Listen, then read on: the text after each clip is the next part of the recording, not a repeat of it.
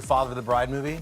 It's drawn to a huge response at HBO Max's audience. We'll tell you what we know about that. And also, we've got an interview with the entire cast of that for you. But last, and certainly not least, we're celebrating the great Danny Glover ahead of his birthday this week with a throwback clip from one of his most beloved films, of course, Lethal Weapon. But first, here's today's Pop Start headlines.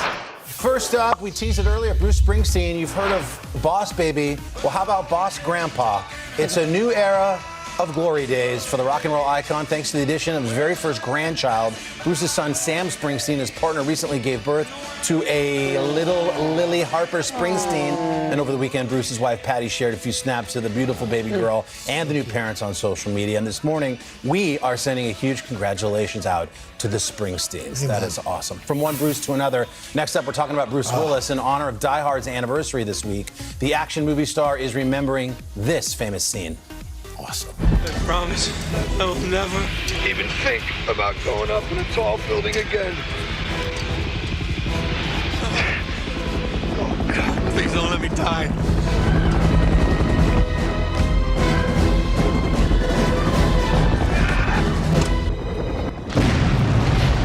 That's such a great movie. It turns out Bruce did, in fact, go back up that tall building again to celebrate 34 years since John McClane jumped from the Nakatomi Plaza roof. He returned to the scene of the crime in a video posted by Bruce's wife, Emma. The actor is seen standing on what now is actually the Fox Building roof in Century City, California. The video is cut together with black and white throwback clips from the movie. Wow. So now it seems like a good time maybe just to reignite that debate. Is Die Hard a Christmas movie or not? You know where he stands. Absolutely. And what's your reason again? It takes place at Christmas. It's a Christmas party. Come on, it's Christmas. There you go. Did you know that was a debate? Yeah, yes, I did. Every year we talk about it. Never resolved it. So you're thrilled about talking about that. Well, it doesn't. Next up, Andrew Garfield, the actor, may be flying high into his next big role. According to Deadline, the award-winning actor is in line to play Richard Branson in a new series about the entrepreneur. It's called Hot Air.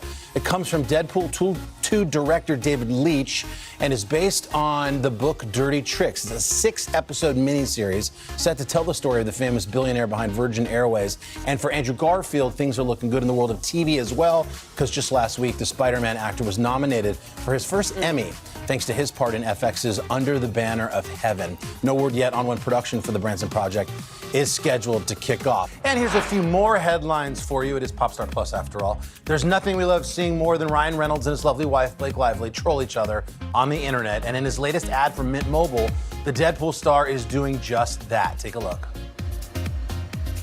It's hard to believe Mint's new family plan is just $15 a month per person. So I've asked my wife and plan member to back me out.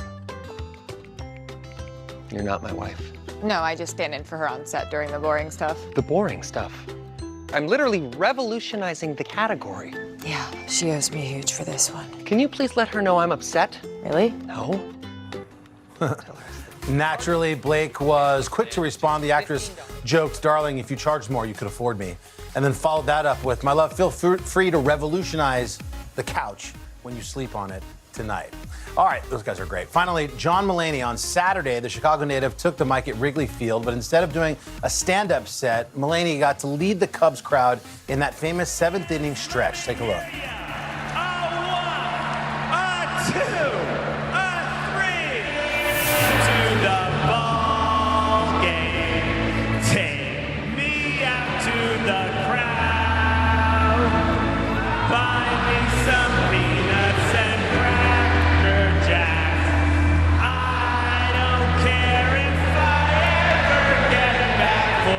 That must be amazing if you're from Chicago and you get to do that. I can't think of anything more iconic for somebody from Chicago. Mulaney's partner, as you saw there, Olivia Munn, pulling the ultimate proud girlfriend move. She was recording from the stands, and maybe if the whole stand-up thing doesn't work out, maybe John could take a shot on the voice. You guys have got a good voice. All right, that's all we've got for you today. Still coming up, our friend Isaac Fitzgerald's latest book. He's not going to tell you about somebody else's book. This time, it's his own book. Coming up.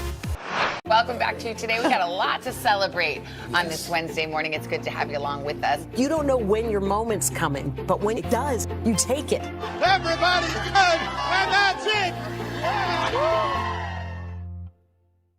Today is now a podcast, available every morning. Listen wherever you get your podcasts. The midterms are here. It's time to plan your vote.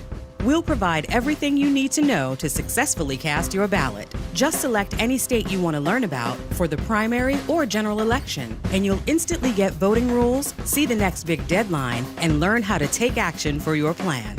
Voting rules have changed since 2020, and those rules vary from state to state. So it's time to get planning for 2022.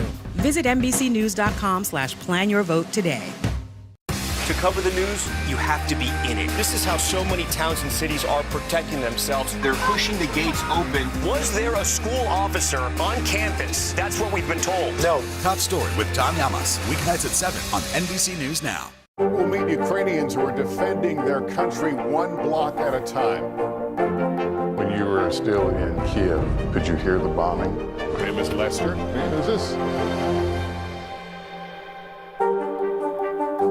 Today is now a podcast, available every morning. Listen wherever you get your podcasts. For breaking news in our changing world, download the NBC News app. Welcome back to Popstar Plus. You know, we love Isaac Fitzgerald around here. He's told us about so many great books, but today we're stoked to share that he has his own book, and he spoke to us this morning about his own memoir called Dirtbag, Massachusetts. Take a look. For years, our viewers have watched Isaac Fitzgerald. He recommends books, and as Carson says, he makes non-readers want to read. Well, he not only recommends books, he writes them. And this project has people talking. It is raw. It is a revealing memoir. It's called Dirtbag, Massachusetts. It's all about the many lives he's lived to become the man we all know and love. Hi, Isaac. Hi, Hoda. Thank you so much for having me on. It's so good to see you. I always looked at you a certain way when you came here as this enthusiastic, bubbly, effervescent guy. I actually didn't know how it all began. Yeah. And to read from the very beginning that you viewed yourself as a little boy coming into this world, and I guess you would have said the words, "I am a mistake." Yeah. I am a mistake. Right. Tell me about that.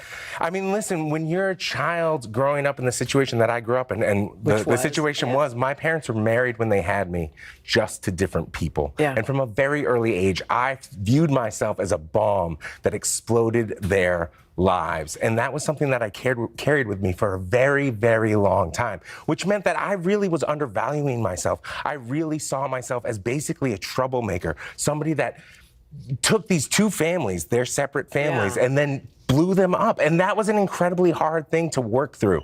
But that's what this book is about. It's about my very tough childhood, but then also about how I reacted to that childhood. And for years and years, there was wildness. There was a lot of things, like you said, that you would not have known because I would not share them publicly. And then it's about the therapy. It's about coming back together as a family. So that's the arc of this book, and that's the journey I've been on. We talk about what happened, and in your childhood, it was difficult. I mean, there was violence, there was poverty. You went through hell and back. And I keep thinking, but you did say the one thing your parents gave you was books. You always had books.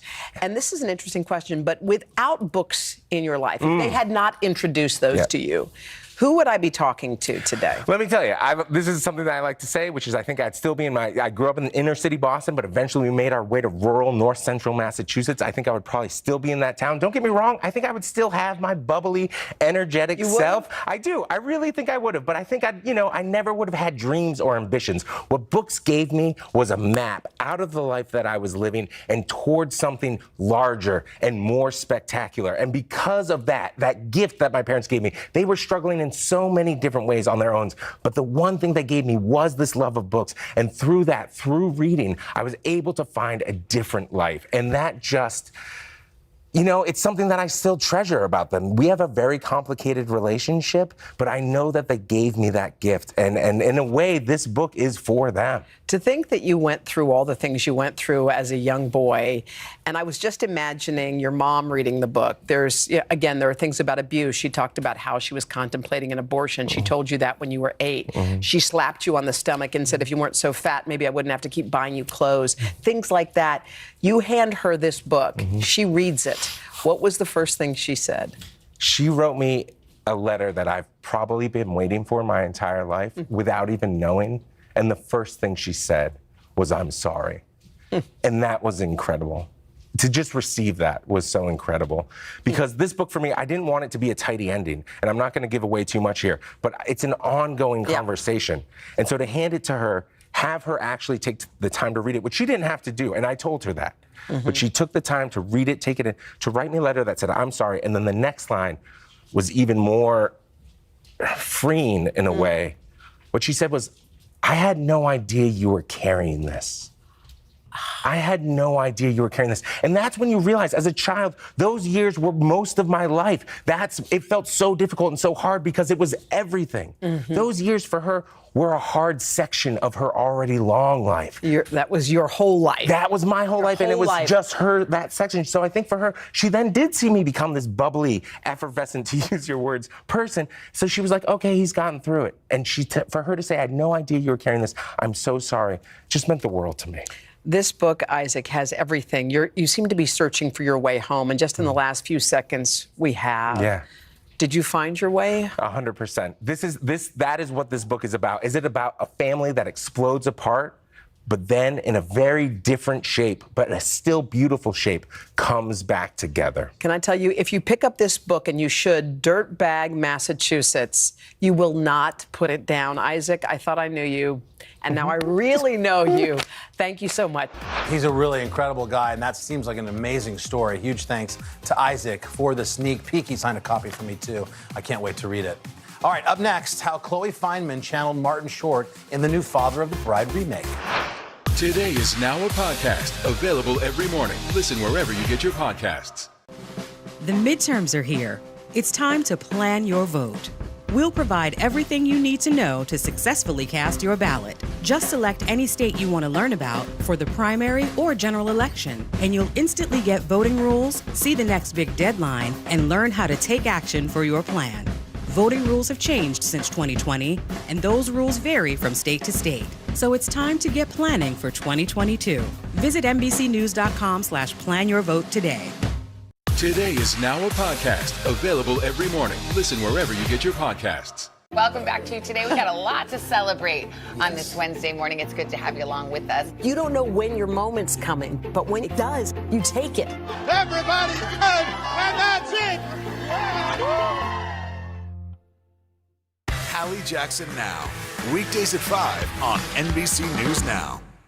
These days, it feels like the news never stops. So let's get into it. What's happening right now, what it all means for you for an hour every day. It can be hard to keep up, so let's get started together. Hallie Jackson Now. Weekdays at 5 on NBC News Now.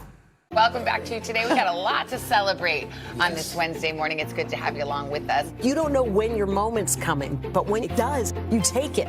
Everybody's good, and that's it. Hallie Jackson Now. Weekdays at 5 on NBC News Now.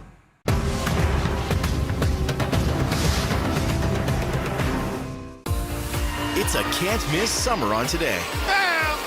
They are walking strong, elegant, and pretty easy to prepare. How to cut costs on your vacation? Vicky has the answers. Every single thing you need for the best summer yet. Only on Today. Now Tonight with Joshua Johnson. Streaming weeknights at 8 on NBC News Now. Welcome back to Popstar Plus. There's a new Father of the Bride movie out, and it's already gathered up a record on HBO Max after its release over Father's Day weekend. It had the biggest audience for a streaming-only film on the service. The film provides a new twist on the original movie, and the cast filled us in on all the fun.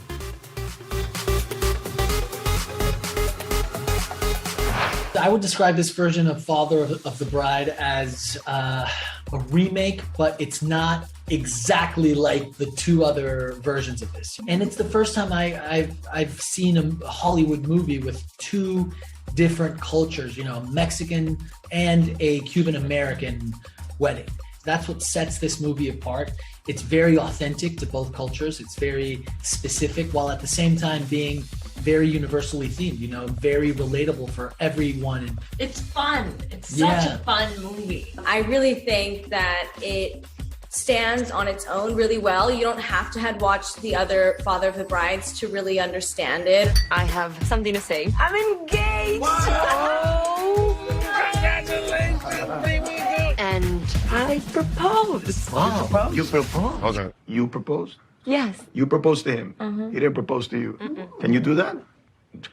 Does anyone do that? I think that the Latin cast will be mainly a flavor of the movie because the central theme is really about how hard it is for the older generations to keep up with the changes happening in these times. For me, that theme feels like something that should speak across all cultures.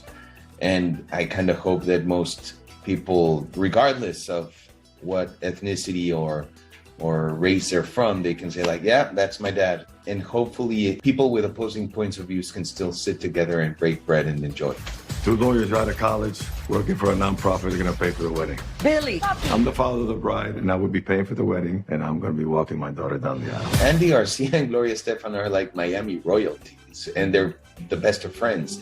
So they were the perfect fit for this roles because, you know, everyone knows who they are, and it just felt like this movie was made for them. To have the privilege of having Gloria there with me as a longtime friend and, of course, admirer of hers, but the fact that we have a relationship, our families have relationships, it's easy to sit and then go, okay, now we're this, and just lose yourself in this imaginary circumstance, but bring all our dynamic that we have in our friendship and in our own marriages that can feed this relationship and this particular couple, you know. I think the best way to describe it is like having your dream family to work with.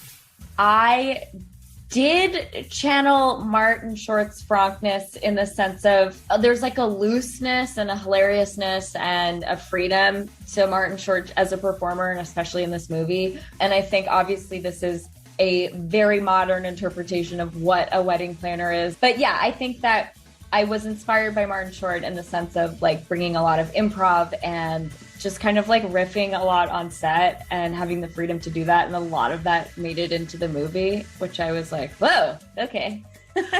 Que me ese es Anamara Vera Wang and Zuhamara. I think what's so beautiful about both of our characters is their fortitude to just get the job done. You know, they both just get it done and then surprise themselves. And I think you really can like be or do anything these days. And I think our characters should be inspiration.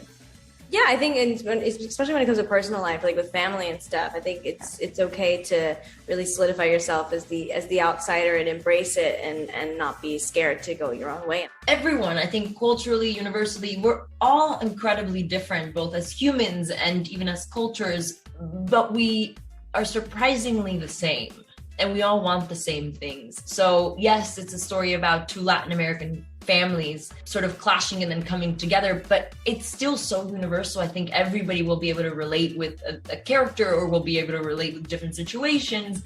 Well, I think that despite our diverse cultures, Latino cultures, because we're all very different, the Mexican from the Cuban, there are things that tie us, such as the love for extended family that is exemplified in this film. You don't see that in any of the other ones. The music, the food, the dancing, the celebratory nature that we share. You know, but we're still in the struggle of having our children growing up in a different time and having different ways of wanting to be and different ways of wanting to celebrate their love stories. Ready? Yes, and you? No. Get ready to think, get ready to dance, get ready to laugh, and maybe shed 1 or 2 tears. All right, very cool. Hey, guys, still coming up, we're going to take a classic look back at Lethal Weapon with the legendary Danny Glover.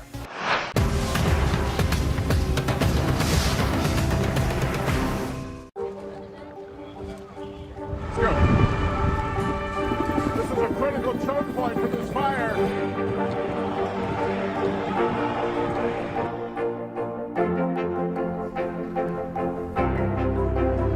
And good evening from New Orleans. Nice to really spend some time with you. Appreciate it.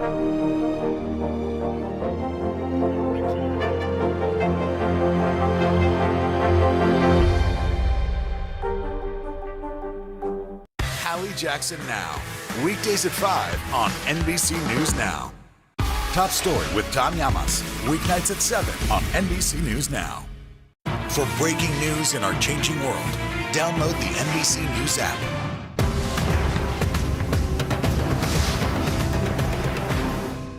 These days, it feels like the news never stops. So let's get into it. What's happening right now, what it all means for you for an hour every day. It can be hard to keep up, so let's get started together. Hallie Jackson Now, weekdays at 5 on NBC News Now.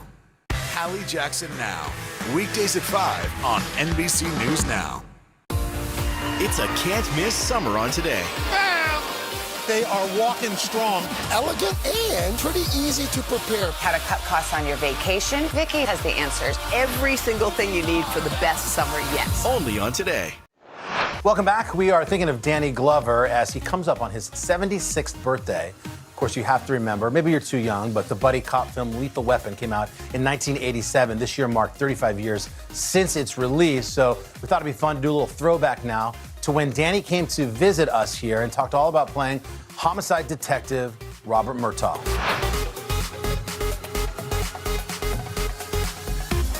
In addition to his significant role as a villainous detective in Witness, Danny Glover has scored as a cowboy in Silverado, what a scene that was, a field hand in Places in the Heart, his powerful portrayal of Mr. in The Color Purple, and now Danny Glover stars with Mel Gibson in the action-packed thriller Lethal Weapon. Good morning. Good morning. It's an action-packed thriller, but it's more than that. Why did you do this movie? What attracted you to Lethal Weapon? One thing was the best script that I read. The second thing, the relationships, what was happening with the family and the relationship with Mel. And I dearly wanted to work with Mel Gibson. You know, I'm an admirer of his, and I love his work. So you knew of Mel Gibson through his work, but what was your reaction when you saw him, when you met him for the first time? Well, we met in the airport at Venice, at the Venice Film Festival, and I kind of suggested, well, I said, I'd like to work with you. And he, but it's something so, so very nice about Mel. He's unpretentious, and it's just real easy. So he said, yeah, I'd like to work with you, too. And then it happened. It happened. We didn't know it was going to happen. Yeah. You know, this is 6 months before I received the script, you know. But, on the Today Show, Richard Donner, the director, said that you both read for him in his house the script. It was funny. We read the entire script. I mean, and I would play my wife, and you know, I play my wife's role, I play the kid's role, you know, I play the kids, daddy. You know, it was just fun. It was so fun, and and Mel would play some of the roles, he would play some of the heavier roles, you know, and some of the cops' roles and whatever. And it's just fun reading and playing and have that kind of fun. And it went from that point on throughout the entire film. Throughout the entire film, it went that way. Well, you and Mel Gibson are cops, and you're in a murder case, and you're investigating the death of this blonde girl, and that's the crux of it. But the real movie is the relationship between you two guys. Yeah. And as you say, there's a real relationship. Yeah. Now, in the movie, he's kind of crazy and young and wild, and you play a 50-year-old man, but you weren't 50 years old. I mean, you're 38, 39 years old. Yeah, 39. So how'd you play a 50-year-old man? I'm approaching 40, so it's pretty easy. I mean, your body changes, you know that, and it's hard to accept. So I use that as my beginning, the acceptance of getting old, getting older. I mean, I started remembering, it's easier for me to remember when I'm 20 now than it was when I was 30 and remembering 20. You know, really? You start to reminisce and you say the body doesn't function the same way as it used to function. So I use that, and you notice it, you know. You spread a little bit, you know, and you get a little bit too old for stuff. You feel good too. Well, here you are, this 50-year-old sergeant. You're dedicated, you're skilled, you're a civilized person, and suddenly you're told you have a new partner, Mel Gibson, but not what you expected. Hey, Raj, you look younger with the beard. Thanks, Captain. Lieutenant Sipple, line 3-3. You shaved the beard. Some detective. Got two more things. Shoot. First, condition of the sheets in the mattress indicate that someone else was in the bed with Amanda just before she died. That's A. What's B? B is I'm supposed to tell you you're breaking in a new partner in on this. Partner again? Yeah, some cat he's on loan from dope. Real burnout, on the ragged edge. Oh, perfect. Gun!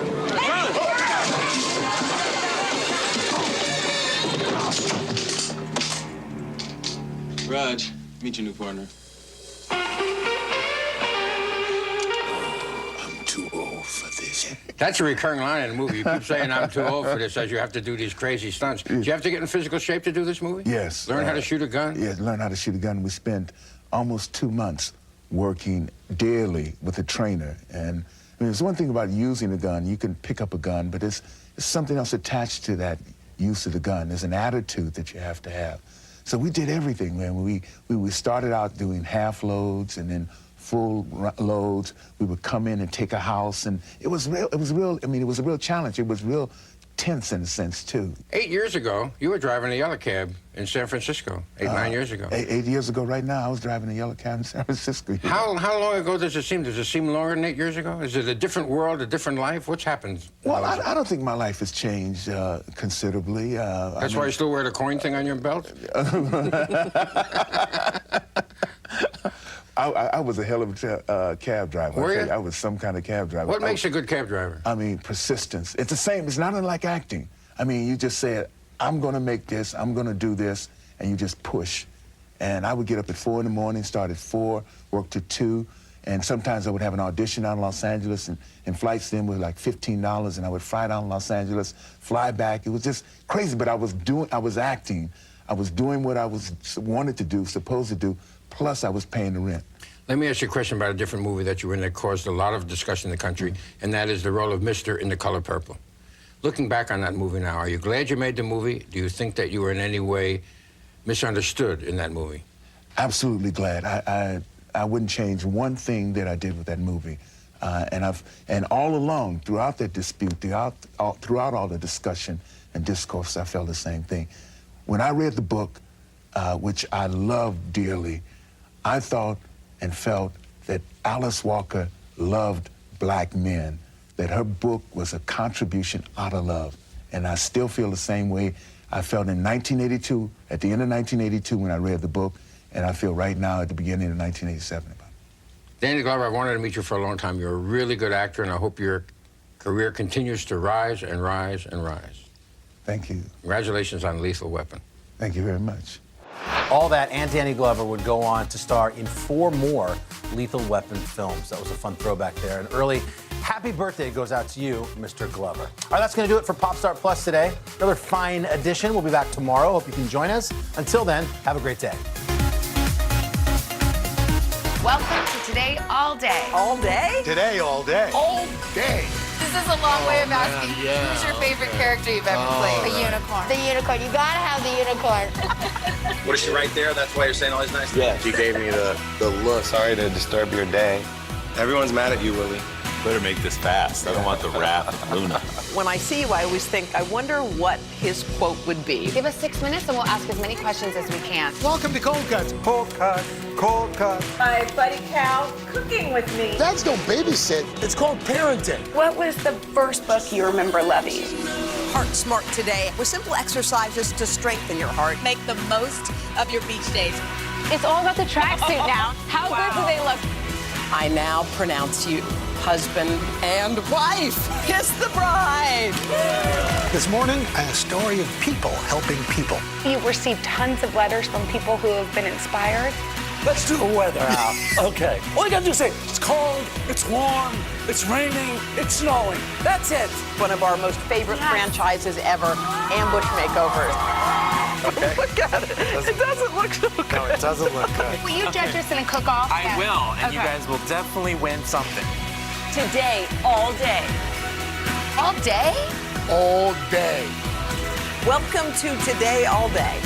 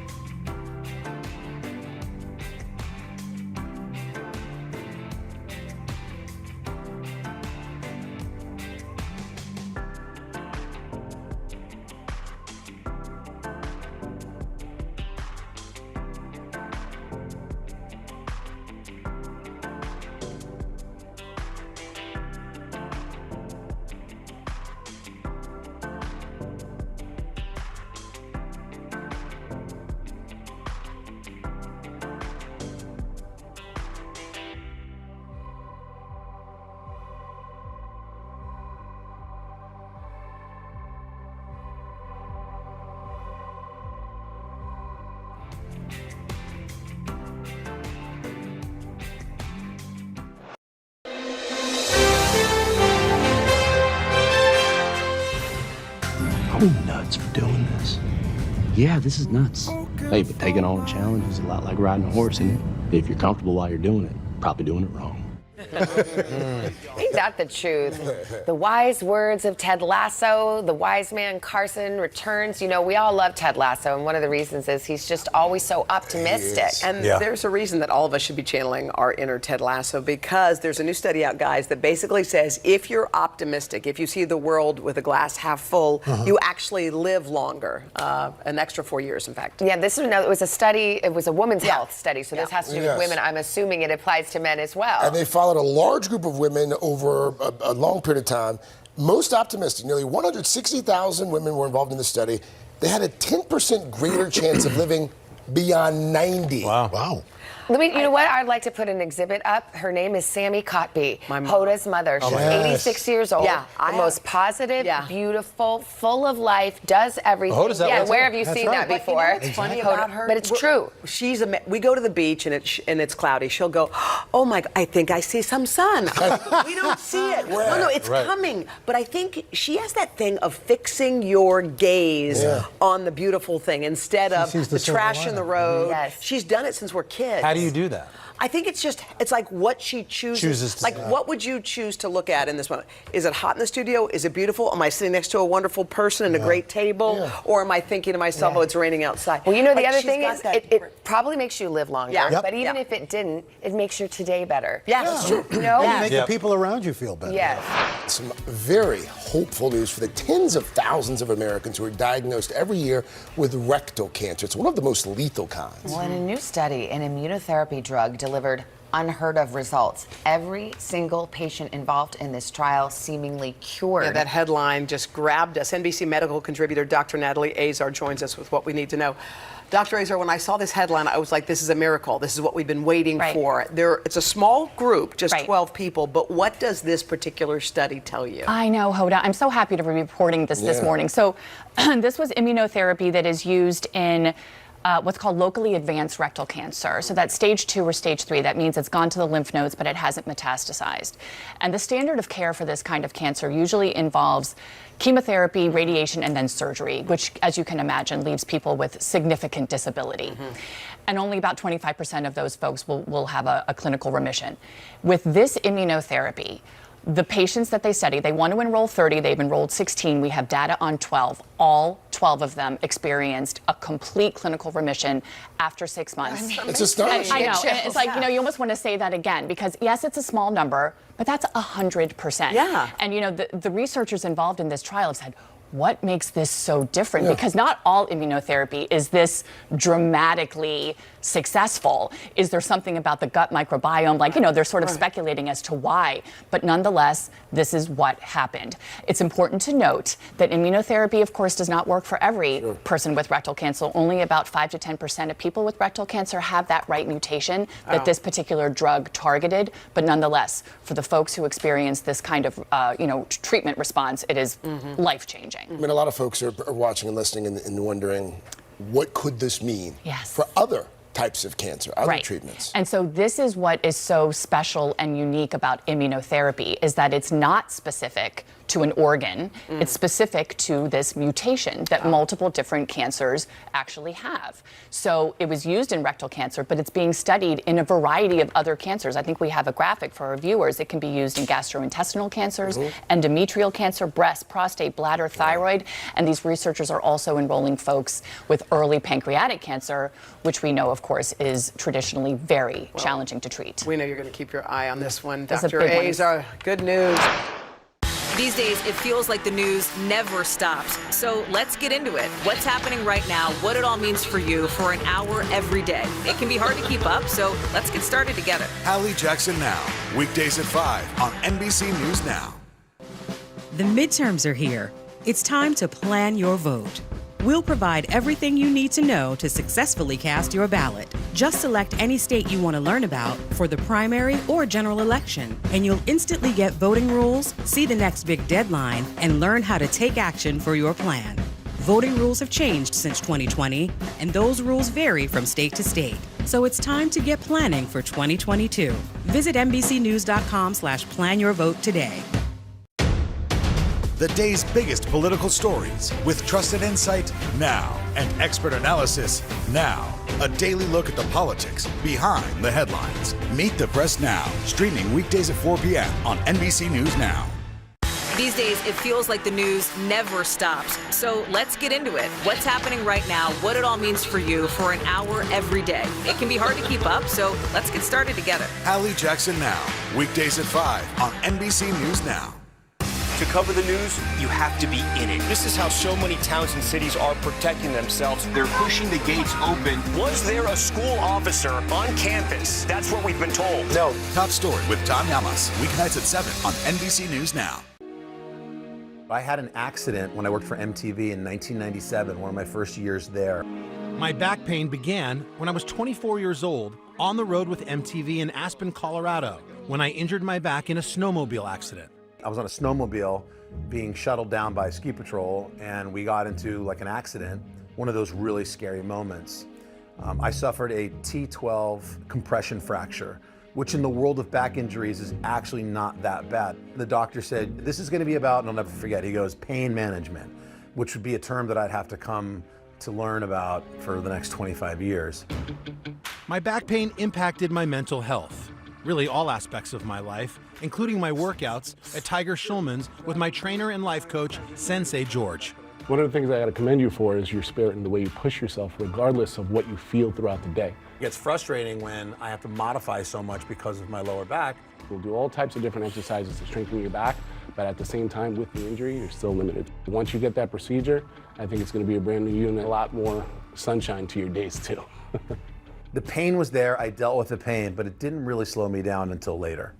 For 25 years, I tried everything you could think of. Physical therapy, sports massages, even yoga and Pilates. Nothing seemed to work. I've tried literally everything. So this procedure is really considered my Hail Mary. It's like the last thing I could do to possibly get relief because honestly, nothing really worked. It's affected my interaction with my family, it really has. The one thing I love to do is just get down on the ground and let them jump on me and roll around and play, and that's the stuff that I can't do, especially with Goldie, my 2-year-old. I'm like, okay, here we go, and I have to get low, and it's like, I ooh and I aw, like, I mean, I've turned into my father. To help solve my back pain management doctor Kiran Patel, who's director of neurosurgical pain at Lenox Hill Hospital in New York, told me about a breakthrough procedure called Intracept. The Intracept procedure is a procedure for patients who have vertebrogenic back pain, meaning the bones in the lower back are what's causing the pain. And these are patients who've had more than 6 months of pain and have failed conservative management. We're able to now see through MRI and imaging a much clearer look as to what exactly is going on in there. So let me actually show you Carson's MRI, and you can see the type of changes that are in the bone. What we can see here at the bottom levels of the spine, L5 and S1, we see that there are these white changes here, and that signifies those modic changes, the changes in the bone that are causing his pain. To stop the pain, the doctor goes in with a probe, heats up the nerve root. That prevents the nerve from sending signals to the spinal cord and then the brain. So you can think of the basivertebral nerve ablation like turning off notifications on your cell phone. And that's gonna essentially cut off the phone call that your back makes to your brain every time you move and you go, ouch. It's just not gonna get that signal. You're just gonna interrupt the phone call from my vertebrae to my brain. On the day of the procedure, I was excited, but also a bit skeptical whether this was really going to work after years of pain. Today's the day. I'm so excited. Are you excited? Yeah. I am I'm too. nervous, but I'm excited for you. Yeah. So they're gonna take you in, and they're gonna have you breathe through a mask and give you general anesthesia. And then what do? You go in very small, 3 millimeter, Yeah. like probe incision. Yeah. So this is very like non-invasive, right? This is very non-invasive. So the incisions are literally the size of a baby aspirin. Have you ever done this before? Of course I've done this before. No, actually today's the first day. Good. You're number one. Perfect. Yes. From somebody who's like suffered from like lower back pain for so long, it's almost too good to be true. Come on, everybody, pump it up. Slow clap. Here we go. Come on. I love you all. It's been nice seeing you. Hope to see you on the other side. Doing jumping jacks. I want to see the. After about 2 hours, I was in the recovery room. Everything went really well. I was very happy with where we put the probes. I think we got to the center of the nerve, and I'm excited. Well, I'm excited. You know, is it normal to feel like a little bit of soreness still from the procedure itself? Yeah, you might feel like some achiness. So we'll see what this, what happens with the sharp pain in the next few days. What is the record number of animal crackers that somebody's eaten? I have hope again that I can kind of ramp back up my physical, activities so that I can get back on a healthy path, which is what we all want to do. We all want to be around for a while for our kids. And for patients who have motor changes and pain with bending and flexing and reaching, that pizza making movement Right. and dishwashing movement that you and I talk about. Yeah. This is really helpful. Well, I got away with years of not having to do the dishes. So now I'm a little worried that Siri's going to put me right back in the kitchen because I'm running out of excuses. Well, I don't know. I don't think I can write your letter for that one. Okay. Well, I really appreciate everything, and I look forward to the recovery. All right. Let's go. Look at you. Carson. Sure, do the dishwasher. Look at you. Feels good. It really does. A couple of things I just want to say about it. First of all, there was a 4-month appeal process. My insurance covered it. Okay. Right? People need access to health care. Yes. And it took a long time. I had to write letters. There was appeals. It was a newer procedure. Some people it takes twice as long as that. So hopefully shining a light on it, that process can get better. Yeah. Because people need to have access to this, number one. Number two, the mental pain, mental illness versus physical illness. For years, I was too scared to ever get an MRI because of my panic attacks, because that's so claustrophobic. So I put this whole thing off for years. I discovered a stand-up MRI. It's a good option for anybody out there they're worried about the same thing. It's not as claustrophobic, and the imaging I got worked for this. It was suffice. Is this a cure-all? It is not a cure-all. But I'm glad I did it. I am like 60 to 70% better. A lot of the sharp pains in my back, like you said, this little bend, almost like at a golf address, this was the culprit for me in the lower back. And this does not hurt right here at all. Wow. So it's really great. I want to thank Dr. Patel, Yael, our crew, Matt, all the guys who had to endure me in a backless hospital gown. Very sorry about that, fellas. There's the crew right there. They were fantastic. Oh my gosh. And what else? Yeah, and it's been really. I'm ramping up the physical activity now, but I mean, it gives you hope. If you have back pain, I mean, you wear pain.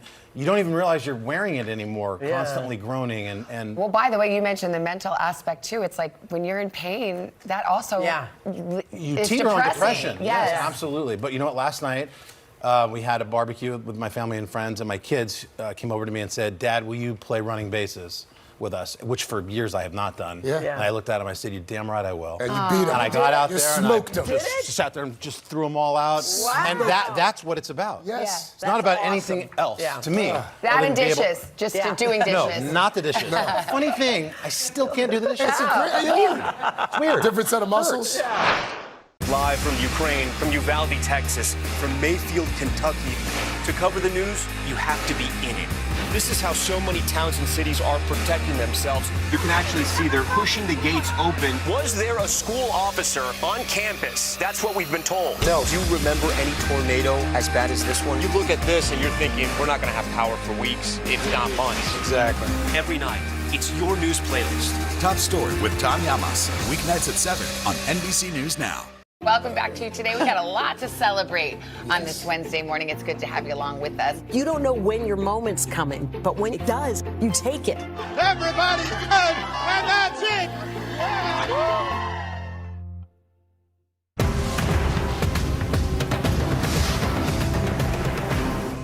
Hallie Jackson Now. Weekdays at 5 on NBC News Now. Welcome back to Today. We got a lot to celebrate on this Wednesday morning. It's good to have you along with us. You don't know when your moment's coming, but when it does, you take it. Everybody's good, and that's it. It's a can't-miss summer on Today.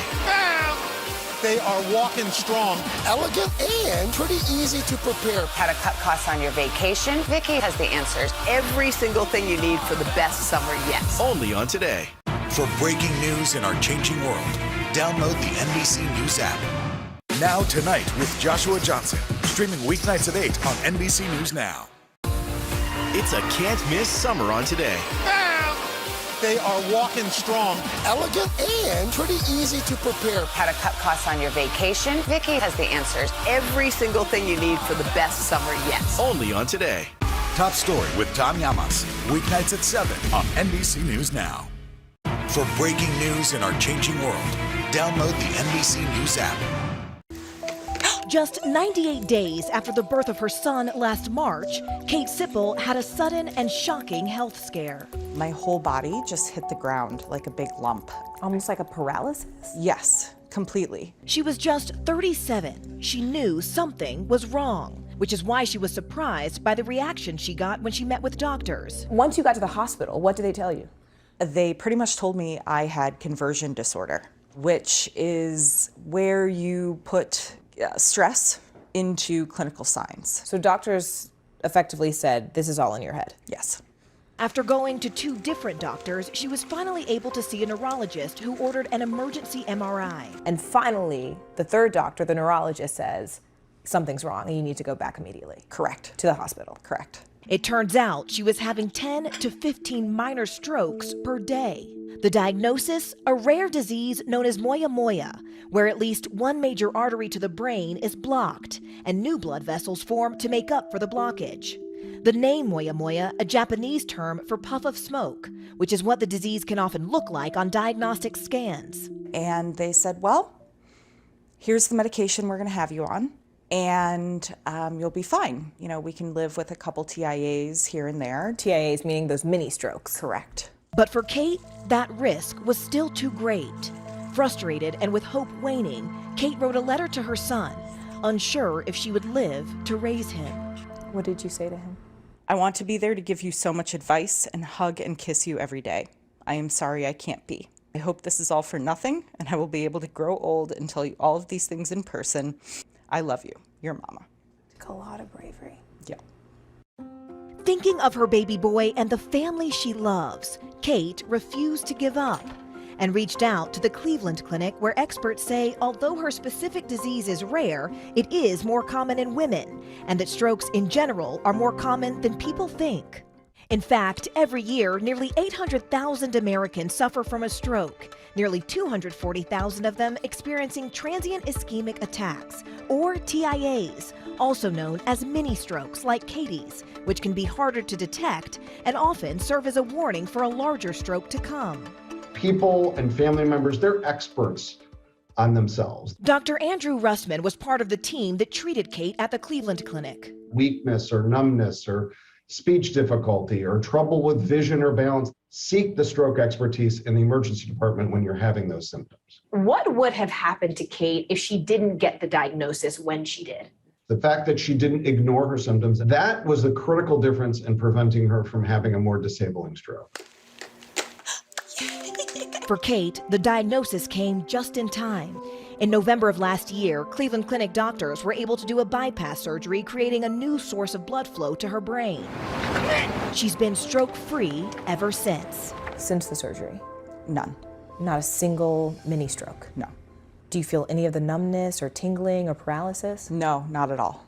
What do you hope that other people take away from your story? I hope that people realize, don't take the first opinion as it is what it is. People need to be their own advocates. They need to find someone that can help them. Do you think that your own persistence saved your life? 100%. If I wouldn't have called, if I wouldn't have had a family support system to say, you're right, you need to do something about this, I truly do not think I would be here today.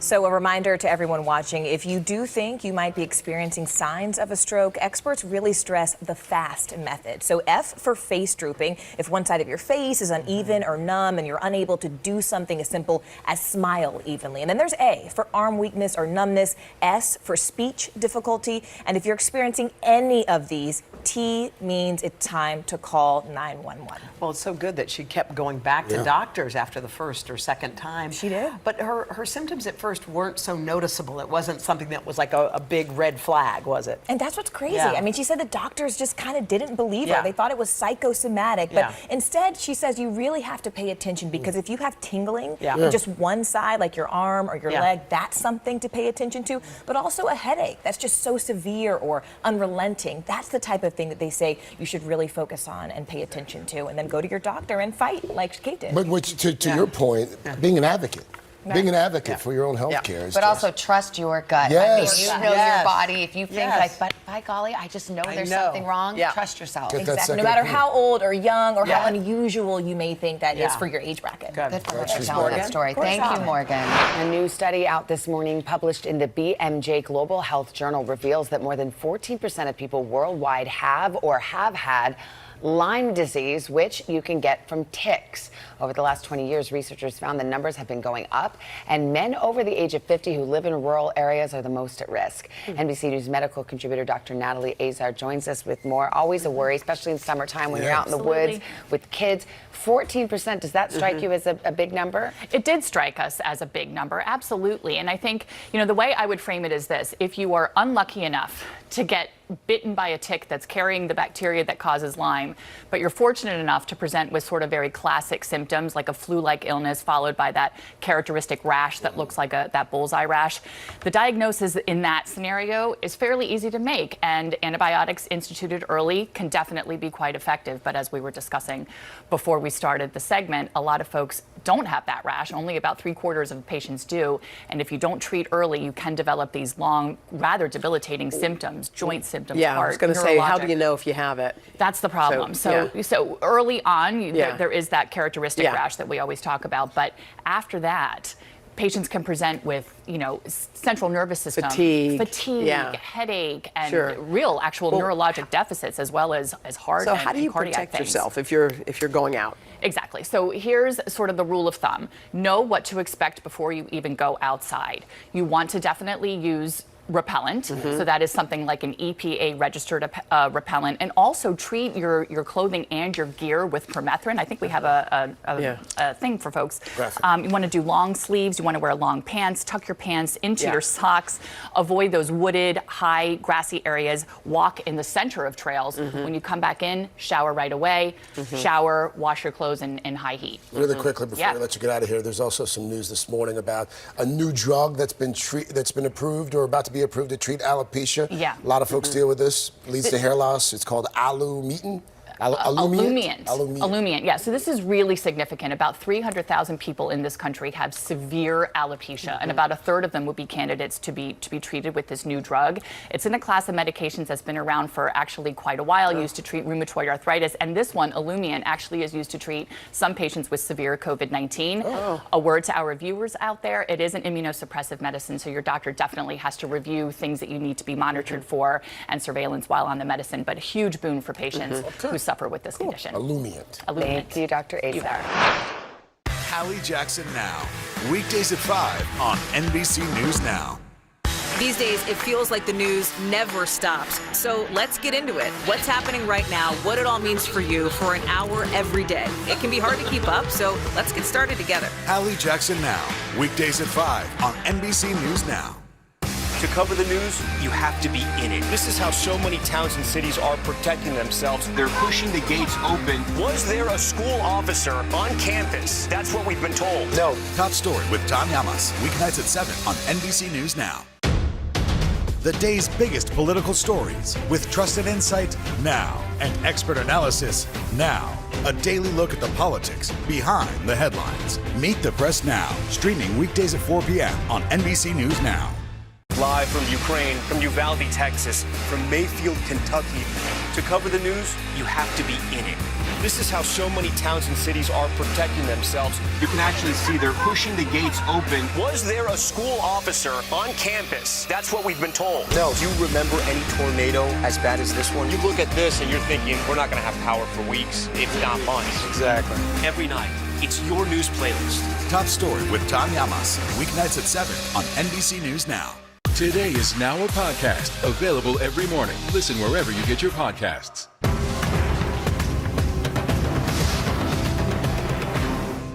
All right, we are wrapping up our series, Try This Today, with a look at some alternative methods of healing. And of course, always check with your doctor before trying something new. But I think this is so important. So here to walk us through integrative wellness is integrative wellness expert, Dr. Taz Bhatia. Good morning to you. Good morning. These are all things that I think can, and it's not a prescription. Nope. It's not, these are just natural methods to, I think, help you thrive, in my opinion. Definitely. So let's start with an alternative healing method of, it's called EFT tapping. Hoda introduced us to this one. I know, I'm so excited that she does this. And you know, this is everything we're going to talk about today is about really managing stress and cortisol. Okay. And these are things you can do at home. They're super cheap. You don't have to pay for them. So face tapping comes from the world of Chinese medicine. Your face is a reflection of your entire body. All your emotions are stored there. So there are key points throughout the face that help us to release emotions if we take advantage of it. So the top of the head, you can start there. You can go right above these eyebrows. Right under the nose here is a powerful one, right here under the eyes, and even under the chin and the collarbone. So Dylan just asked you to do it to yourself. I mean, Hoda did it for some of us. I noticed my shoulders went down. She said a little something as she did it, but I mean, is there a method to it, or? There is a method, and we can get super technical about it, but just start somewhere. And I would say about 3 to 5 seconds per point. Yeah. And go in about 4 or 5 rotations. Spend about 3 to 5 minutes a day on it, doing it yourself, and you have an easy way to really bring the stress down. It centers you, doesn't it? And release a lot of the emotions that we just trap. All right. All over. This is another one that I am a believer. And I know you did this one as well recently. Yeah. So these bowls are often used in sound baths. Is that right? So how does this work? So these are fun. So these basically use the power of sound and vibrational energy to bring cortisol down and to help you really get into a relaxation state. And what is cortisol? So cortisol is a stress hormone. Most of us are just doing this all the time, right? So this is a way to bring it down, to calm the nervous system down a little bit. And the science behind it is using those overlapping vibrations to get you into that state. And it's so easy. Again, something you could do yourself. You just take the stick, hit it on the side. You can drag that sound out. And then you can also do overlapping vibrations. And how hard you go and where you go determines sort of what happens with the sound. And so each vibration has some sort of effect on the body in terms of relaxing you. And how long should you do this one? I mean, even 5 minutes a day can make a difference. Wow. And there's really neat studies here with veterans and PTSD and how it really made a difference for them. That seems really cool. Yeah. All right, dry brushing doesn't seem as relaxing because this brush is a little hard. Well, it has a method to its madness, believe it or not. So the way dry brushing works is really to stimulate our lymphatics. Our lymphatics are so overlooked and so ignored, and they really help us to detox, help us to move things around, improve our circulation.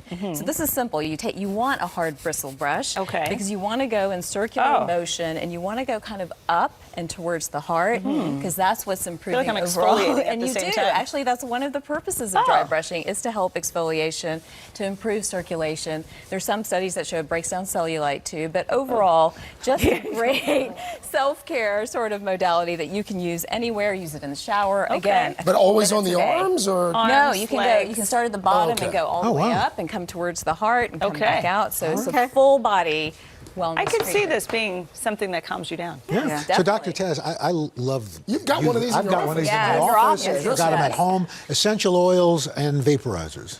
I love this stuff. I have it everywhere. So essential oils. Now it works in a couple different ways.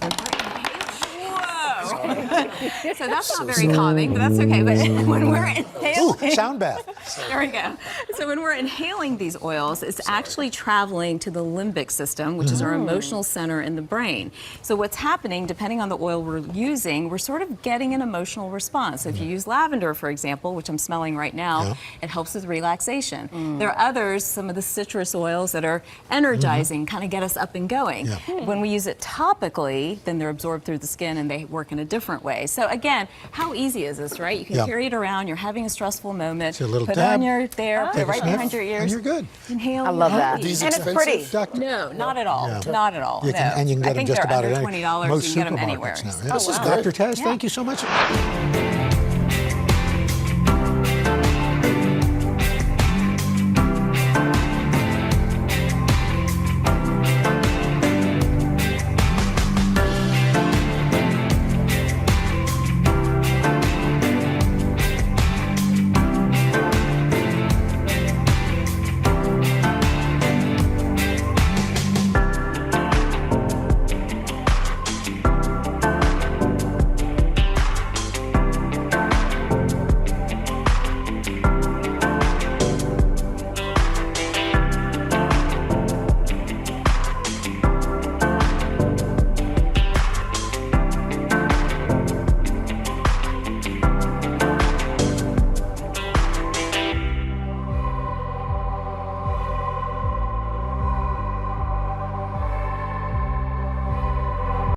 Say there today all day. Are you looking to ditch some dairy? Well, up next on #Cooking, Samadata remaking 2 classically creamy dishes without the cream.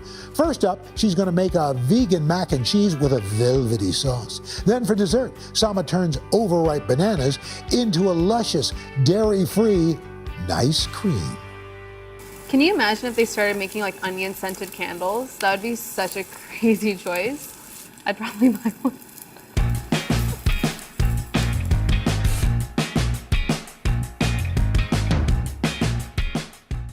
If you can't eat dairy, then don't worry, I got you. I'm always coming up with new ways to make creative, delicious dips, fillings, and desserts without any of the dairy. I really just want to #make dairy free cool. I'm going to show you how to make 2 of my favorite recipes that are traditionally loaded with lots of cheese and milk. First up, my masala mac and cheese, and next, because we can never forget dessert, my banana cardamom ice cream. One of the first ways that I dabbled into cooking, and maybe it's a bit generous to say cooking, was through boxed mac and cheese. I used to love that mildly suspect bright orange powder. But today, we are making my masala mac and cheese. The flavor profile is a little bit more elevated, but still just as creamy and decadent. Let's get started. The first thing that we're gonna do is dice up my onion. So I wanted to add some cooked onions into the sauce because I think it adds a lot more flavor. We want different levels of flavor and spice, and by cooking these onions down in some olive oil, it's really gonna get us there. I'm gonna peel this guy. I am just dicing my onion right there. Little rough, don't worry, because we are going to blend it later. After it's been cooked, of course. I've just diced my onions, and now I'm just gonna heat up some olive oil on my pan. Okay, my olive oil is shimmering, time to add my onions.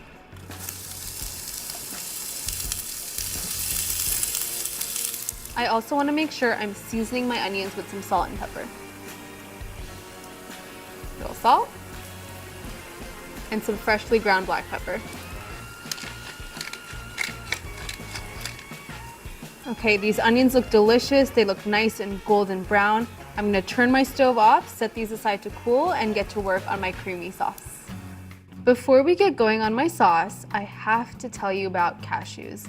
When you soak cashews, they absorb a lot of that water, expanding them and making them a lot easier to blend. Because they're so buttery, when you actually do blend them after they've been soaked, they can create creamy dips, dressings, sauces, desserts, mac and cheese sauce, anything, you name it. But if you skip soaking them, and please don't, you'll get a really crumbly and mealy sauce, and that's just not cute. It's really important that you soak your cashews for at least 24 hours overnight, or you can flash soak them for an hour in hot water. Best part about this mac and cheese is it comes together in this blender. What could be better? Mac and cheese in a blender? I'm on board. We're gonna add our cashews into our blender. Make sure when you're making this recipe that you only use raw cashews. No salt on it, no roasting.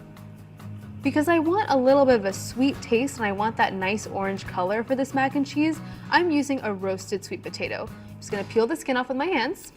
By the way, if you're worried that I'm handling a hot potato, I'm not. This has been cooled. Don't worry about me.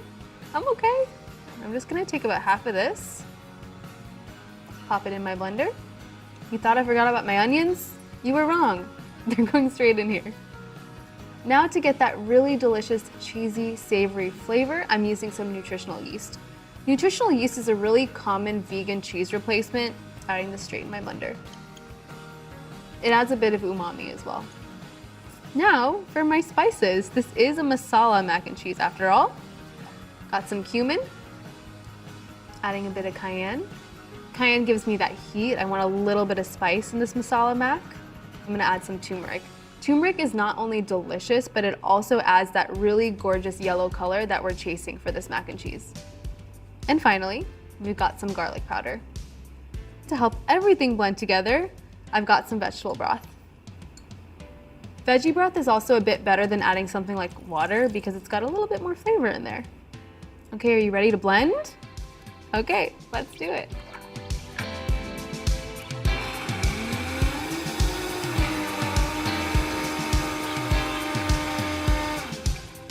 And if you need to, feel free to scrape down the sides of the blender to get everything well incorporated. Boom. I'm gonna add a little bit more salt, a little more pepper. Back to blending we go.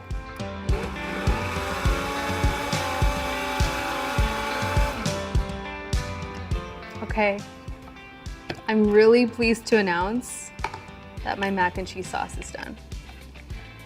Looks amazing. Time to make our pasta. Got my cute little elbows here. My water is boiling. Don't forget, please don't forget to salt your pasta water, okay? We're gonna do that right now. Pasta water is salted. It's time for our pasta.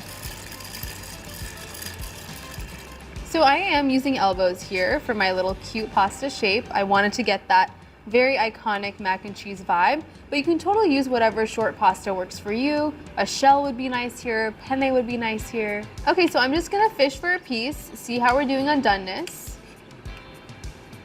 This is the best way to check. Just pinch it with your fingers or just bite into it.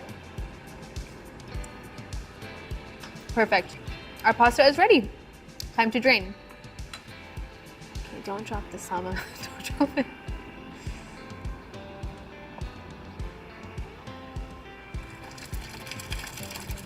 One more thing to do is just add our sauce to our pasta. I'm gonna add this into my bowl. I'm really excited about this sauce.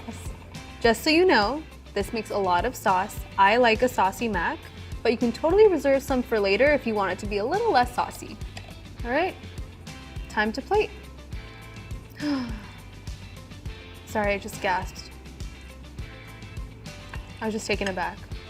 It's so creamy. All right, little fresh parsley just to top. Little bit of color, little bit of green, little bit of herb, just to bring this out. And then I'm just gonna finish it with some freshly ground black pepper. Have you ever seen a more velvety mac and cheese? I just have to capture this. Here I go. This is gonna be an action shot. Okay, think I got it. Time for me to dig in. I've never been more happy than this moment right now.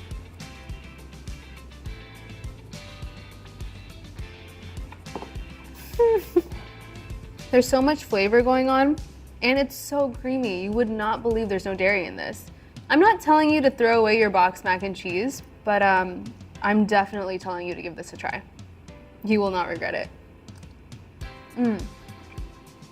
So good.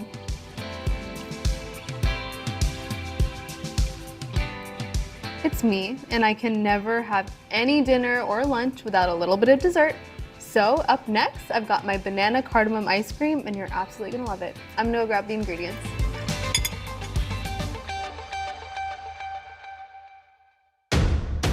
The day's biggest political stories with trusted insight now and expert analysis now. A daily look at the politics behind the headlines. Meet the Press Now, streaming weekdays at 4 p.m. on NBC News Now. Now Tonight with Joshua Johnson, streaming weeknights at 8 on NBC News Now. Live from Ukraine, from Uvalde, Texas, from Mayfield, Kentucky. To cover the news, you have to be in it. This is how so many towns and cities are protecting themselves. You can actually see they're pushing the gates open. Was there a school officer on campus? That's what we've been told. No. Do you remember any tornado as bad as this one? You look at this and you're thinking, we're not going to have power for weeks, if not months. Exactly. Every night, it's your news playlist. Top Story with Tom Yamas, weeknights at 7 on NBC News Now. We'll meet Ukrainians who are defending their country one block at a time. When you were still in Kiev, could you hear the bombing? My name is Lester. Who's this? Welcome back to Today. We got a lot to celebrate on this Wednesday morning. It's good to have you along with us. You don't know when your moment's coming, but when it does, you take it. Everybody's good, and that's it.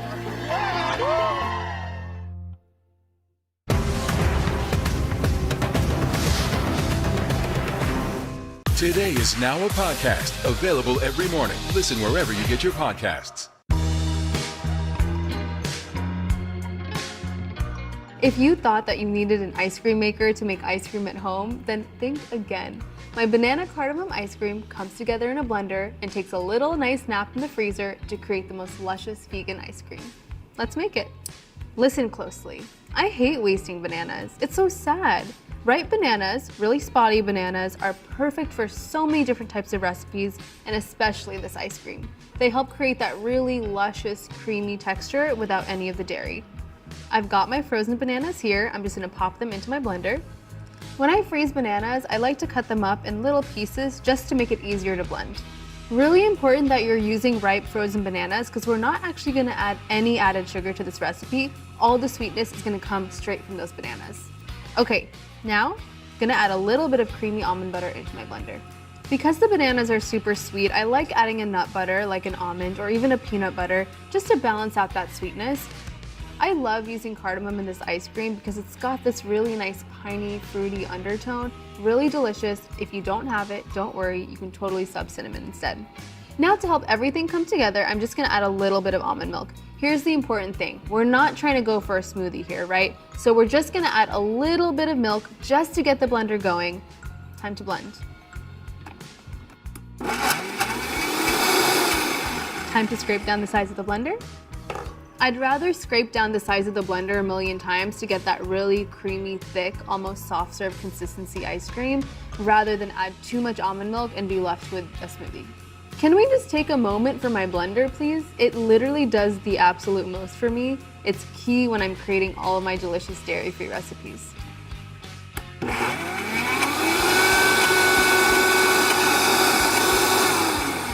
Okay, I think we made it. I could eat this now, and you could too, but I do want a little bit of an ice cream scoopable consistency, so that's why I'm transferring it to the freezer. Okay, ice cream is in my container safely. It's ready for the freezer for an hour or more. I know, I'm sorry, but patience is key here.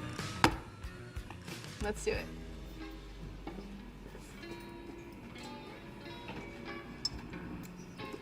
My ice cream is done. A little patience gets us a very long way. I am just gonna cut some strawberries to top my ice cream with, and then I'm gonna enjoy it. No, I did not just sneak a strawberry. I have been waiting for a long time for my dessert, so it is time to scoop my ice cream. I'm very excited. I just gasped yet again. Oh, you thought I was a single scoop girl? Think again.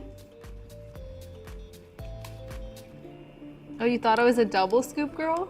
Think once more.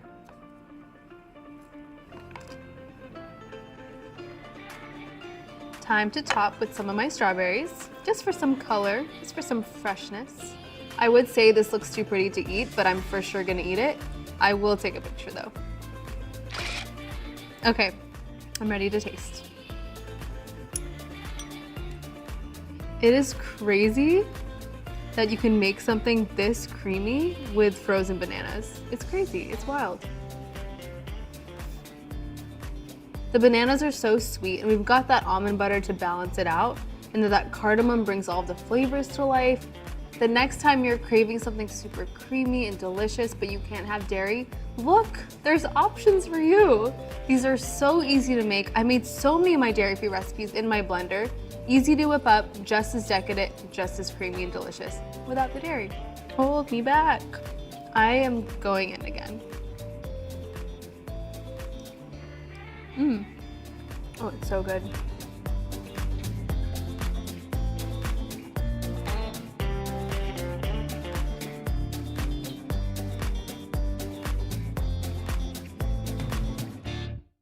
These days, it feels like the news never stops. So let's get into it. What's happening right now, what it all means for you for an hour every day. It can be hard to keep up, so let's get started together. Hallie Jackson Now, weekdays at 5 on NBC News Now. The day's biggest political stories with trusted insight now and expert analysis now. A daily look at the politics behind the headlines. Meet the Press Now, streaming weekdays at 4 p.m. on NBC News Now. Let's go. This is a critical choke point for this fire.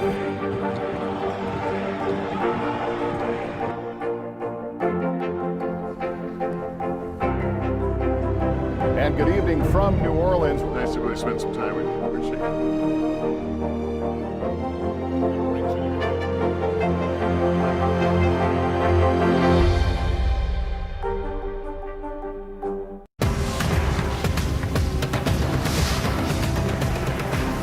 Welcome back to Today. We got a lot to celebrate on this Wednesday morning. It's good to have you along with us. You don't know when your moment's coming, but when it does, you take it. Everybody good, and that's it. It's a can't-miss summer on Today.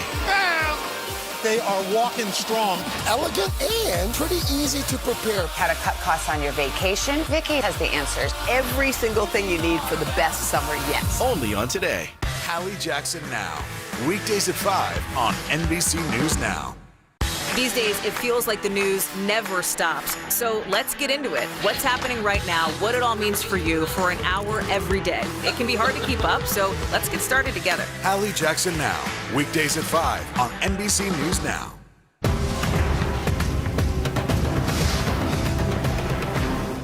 This is seriously so good. It's like, the sweetness is perfect. It's not too much, it's not too little. It's like my little Goldilocks sweetness. It's so good.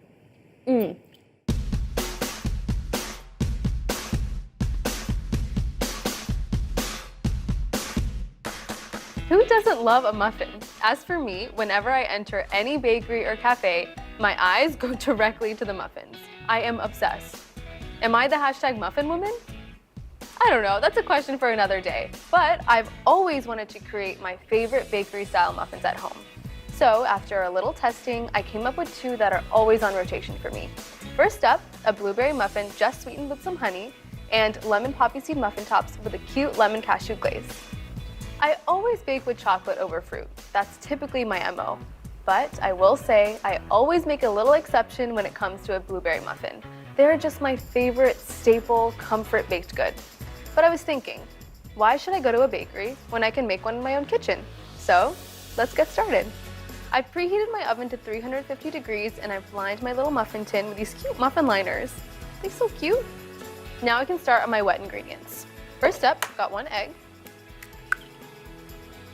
Just cracked my egg in here. Gonna whisk it really well. I want no separation between the yolk and the whites. This looks nice and uniform. Now, I'm gonna add in my almond butter. I find that the almond butter kind of adds a really nice nuttiness to these muffins. It's so delicious. Gonna mix my egg and my almond butter together really nicely so it's well incorporated. And now I'm gonna go ahead and add my melted and cooled coconut oil. This is gonna serve as a nice butter replacement. Okay, and now I'm gonna add a little bit of vanilla extract. And for my star, I cannot have my honey blueberry muffins without the honey. That would simply be wrong. I like to use local honey for these muffins, especially because it's such an important flavor component. I really want to use the good stuff. And finally, I want a little touch of acidity just to bring out all of those flavors, so I'm going to add a little bit of fresh lemon juice. Perfect. Mix the lemon juice in there. It smells so good. Okay, my wet ingredients look perfect. They're well incorporated, they're well mixed, which means it's time for me to move on to my dry ingredients. I'm using almond flour for this recipe, which is honestly my favorite flour to bake with. It's super cakey and dense, so it creates a really nice texture in these muffins. I'm gonna add some baking powder and a little pinch of salt. Just a little, perfect. Now I'm just gonna whisk my dry ingredients together, make sure everything's well incorporated. You know what time it is. It's time to combine our wet and dry ingredients. We want an even muffin batter. It smells so good already. All right, I'm just gonna add a little bit of almond milk to help everything come together a bit better. This is looking great. Now, this is a blueberry muffin. So I've got my gorgeous fresh blueberries here. Just proceed with caution when you're folding your blueberries into the batter. We don't want them to burst. They're precious, they're delicate. Just like, be careful of their feelings, okay? Okay, we look nice and well incorporated here, so it's time for me to add them into my muffin tin. I like using a cookie scoop for cookies, for muffins, because it allows me to just capture even amounts of batter per muffin tin, per cookie, makes it really consistent. And then you get a nice even bake too. Perfect. All right, so all that's left to do is bake them. They're going in the oven 30 to 35 minutes. I'm really excited to see them on the other end of this.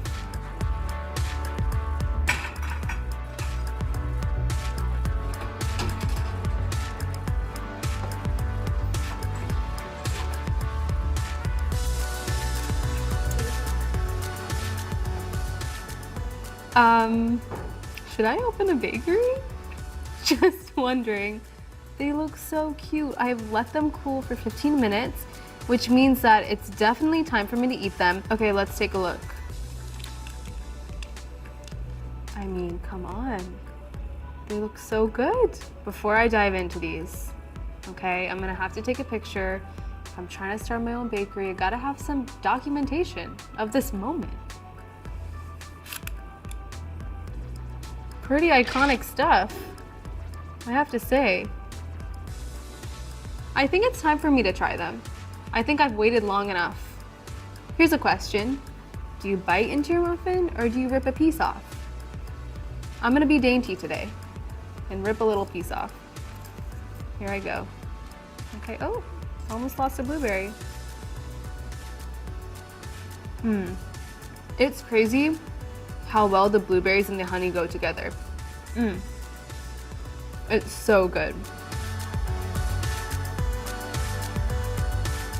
Speaking of muffins, if you only eat the muffin tops, don't worry, I'm not judging you. In fact, my next recipe is for you because I'm gonna be making my lemon poppy seed muffin tops. I'm gonna go grab the ingredients. Today is now a podcast available every morning. Listen wherever you get your podcasts. Live from Ukraine, from Uvalde, Texas, from Mayfield, Kentucky. To cover the news, you have to be in it. This is how so many towns and cities are protecting themselves. You can actually see they're pushing the gates open. Was there a school officer on campus? That's what we've been told. No. Do you remember any tornado as bad as this one? You look at this and you're thinking, we're not going to have power for weeks, if not months. Exactly. Every night, it's your news playlist. Top Story with Tom Llamas. Weeknights at 7 on NBC News Now. Hallie Jackson Now. Weekdays at 5 on NBC News Now. For breaking news in our changing world, download the NBC News app. Uvalde, Texas, a small town that has become yet another landmark. How long do you think it took for all this damage to occur? You telling us what it was like? With our NBC News exclusive.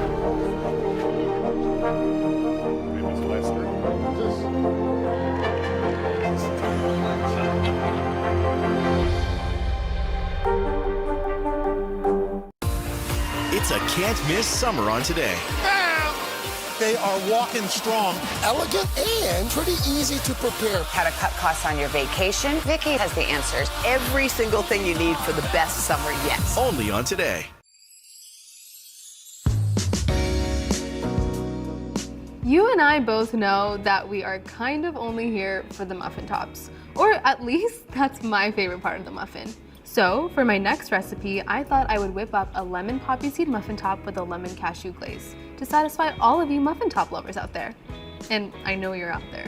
I preheated my oven to 350 degrees, and because I love being prepared, I have lined my pan with parchment paper, and now I get to work on my wet ingredients.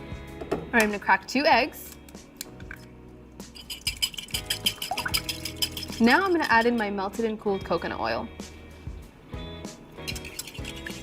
All right, whisking that nicely. I'm using maple syrup and coconut sugar to sweeten these muffin tops. They're my 2 favorite sweeteners. They add a really nice, robust taste, especially when paired together. Adding my maple syrup. Reminds me of pancakes and waffles, but it's kind of better in a muffin. This is a lemon poppy seed muffin top, which means we can't make it without the lemons, right? First, I'm gonna zest some lemons. I love using the lemon zest. It really amplifies that lemon flavor in these muffin tops. Now I'm gonna juice my lemons. Because I love precision, I'm gonna juice my lemons straight into this measuring cup so I know exactly how much I'm using. Okay, we've got our lemon juice, and now we're just gonna add it straight into the rest of our wet ingredients. Mix that up really nicely. And for one more layer of our sweetness, I'm gonna add some coconut sugar. It's super warm, it's rich, it's golden. All right, our dry ingredients, very important, just as important as our wet ingredients. Here, I'm using a combination of almond flour and oat flour. I find that almond flour is pretty dense. The only ingredient is almonds, and with oats, it's a little bit lighter. I'm gonna add some baking powder, a little pinch of salt to bring out all of that sweetness, just a little. I'm gonna whisk this together. Just for a little something extra, I'm gonna add in some rolled oats. I find that this gives a lot of texture. It's really nice to have in these muffin tops. And because I'm really trying to recreate that iconic lemon poppy seed muffin, we have to have our poppy seeds. Okay, this looks really nice. It's time to combine our wet and dry ingredients. Can add this in. Perfect. Just gonna fold everything in super gently. Okay, this looks perfect. Time to use my giant cookie scoop and scoop these onto my pan. I like using these because it allows me to get a really nice uniform muffin top, so they're all even, they're all the same size. You know what's really great about a muffin top? You don't need a muffin tin to make them. Just use your cookie sheet. It's a game changer. These are ready for a little journey in the oven, 350 degrees for about 30 minutes, or until it's nice and golden brown around the edges. Let's go.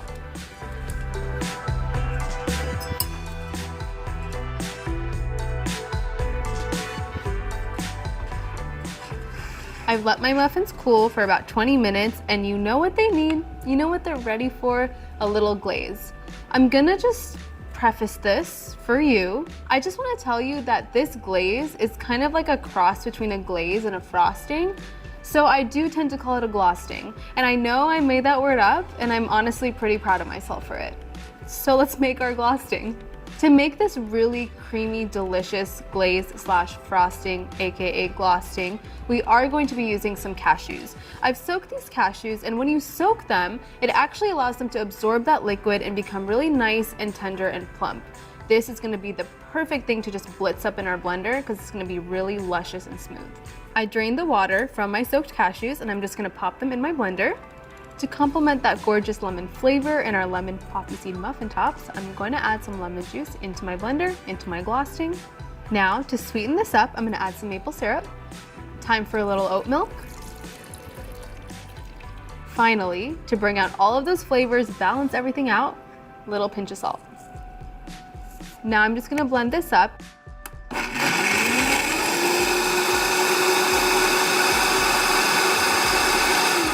Look at this gorgeous glossing. All right, we're ready to put this glaze on. Let me give you some options because we love options. You can do a little drizzle like this. So pretty. It's so thick and creamy. Do a little delicate, unfussy drizzle, or if you want to really commit, you can just gloss that whole thing. Don't be shy. Getting it to really fall over the sides like that. It's really good. One last thing to really finish it off, seal the deal, a little extra poppy seed garnish. Those poppy seeds add some nice nuttiness. Gotta take a picture. I mean, that frosting, it like, who gave the frosting permission to do that right there? It's almost unfair. Now it's my time to eat. My turn to eat. Pretty, right? Okay, I'm ready.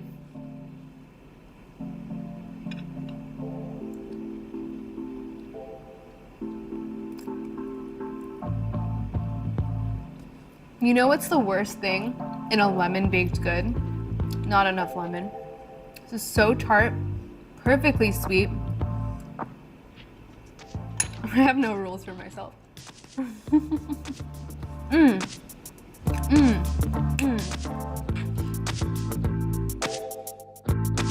I don't know, I feel like I found a new calling in life, and I think it might be to open a muffin store.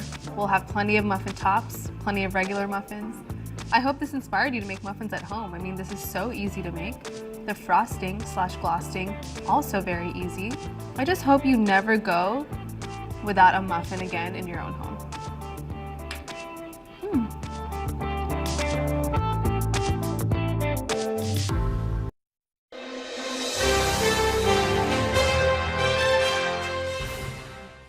Hello and welcome to our Today All Day special, Cracking the Case, America's obsession with true crime. I'm Gotti Schwartz, and we're at Othram Labs in Houston for an incredible story we're going to get to later in our show.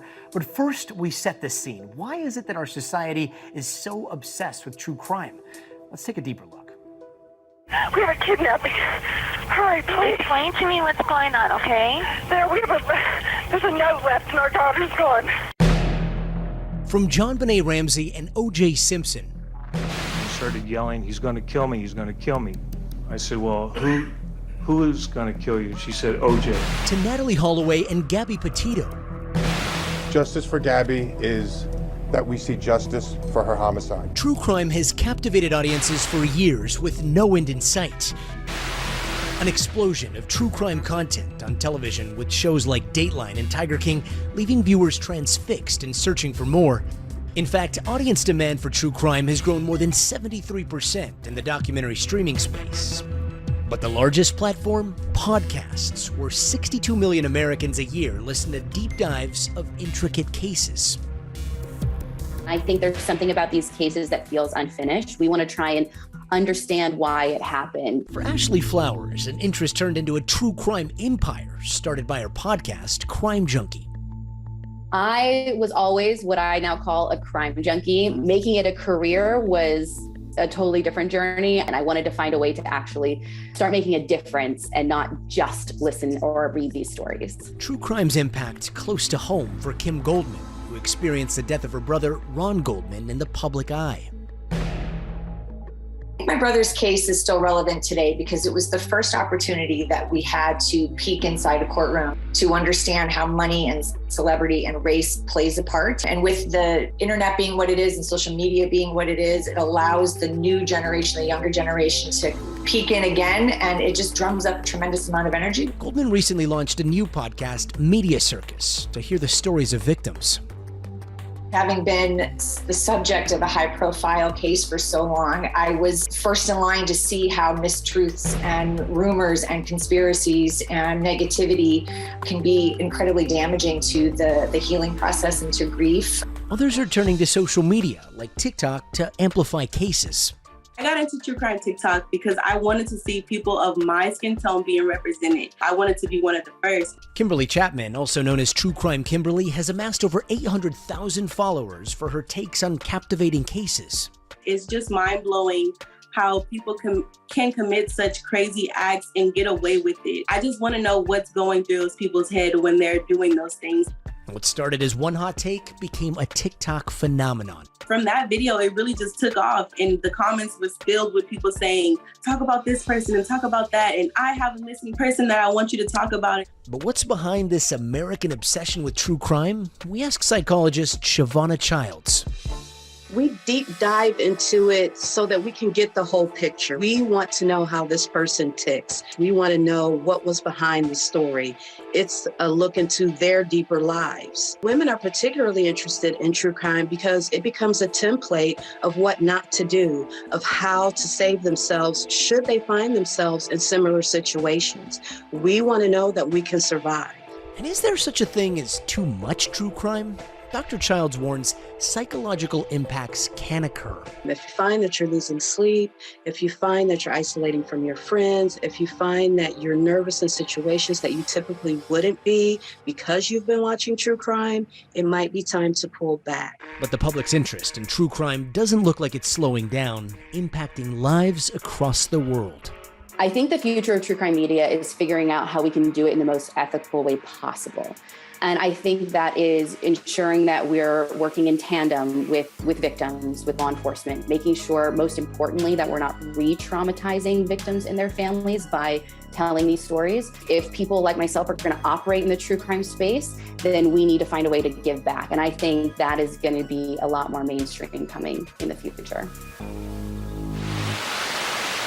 You might know actress Marisol Nichols from the show Riverdale, but far from the glitz and glamour of Hollywood, Nichols has assumed a role of a lifetime, a real-life undercover operative working to end human trafficking. In her acting career spanning nearly 3 decades, Marisol Nichols has played detectives, freeze, hands in the air, principals, okay, I won't suspend her if you do me one favor, and CEOs. I have a ton of work to do. Come with me. Come with you where? She's best known for her work on hit show Riverdale. Your disrespect will no longer be tolerated. Not by me, and certainly not by your father when he comes home. But it's her role out of the spotlight she's most proud of. It's described as an undercover operative. What does that mean? I'm literally undercover pretending to be someone else into a situation where we're infiltrating different scenarios. As a licensed informant, Nichols helps crack down on human trafficking, a $150 billion industry that involves labor and sexual exploitation.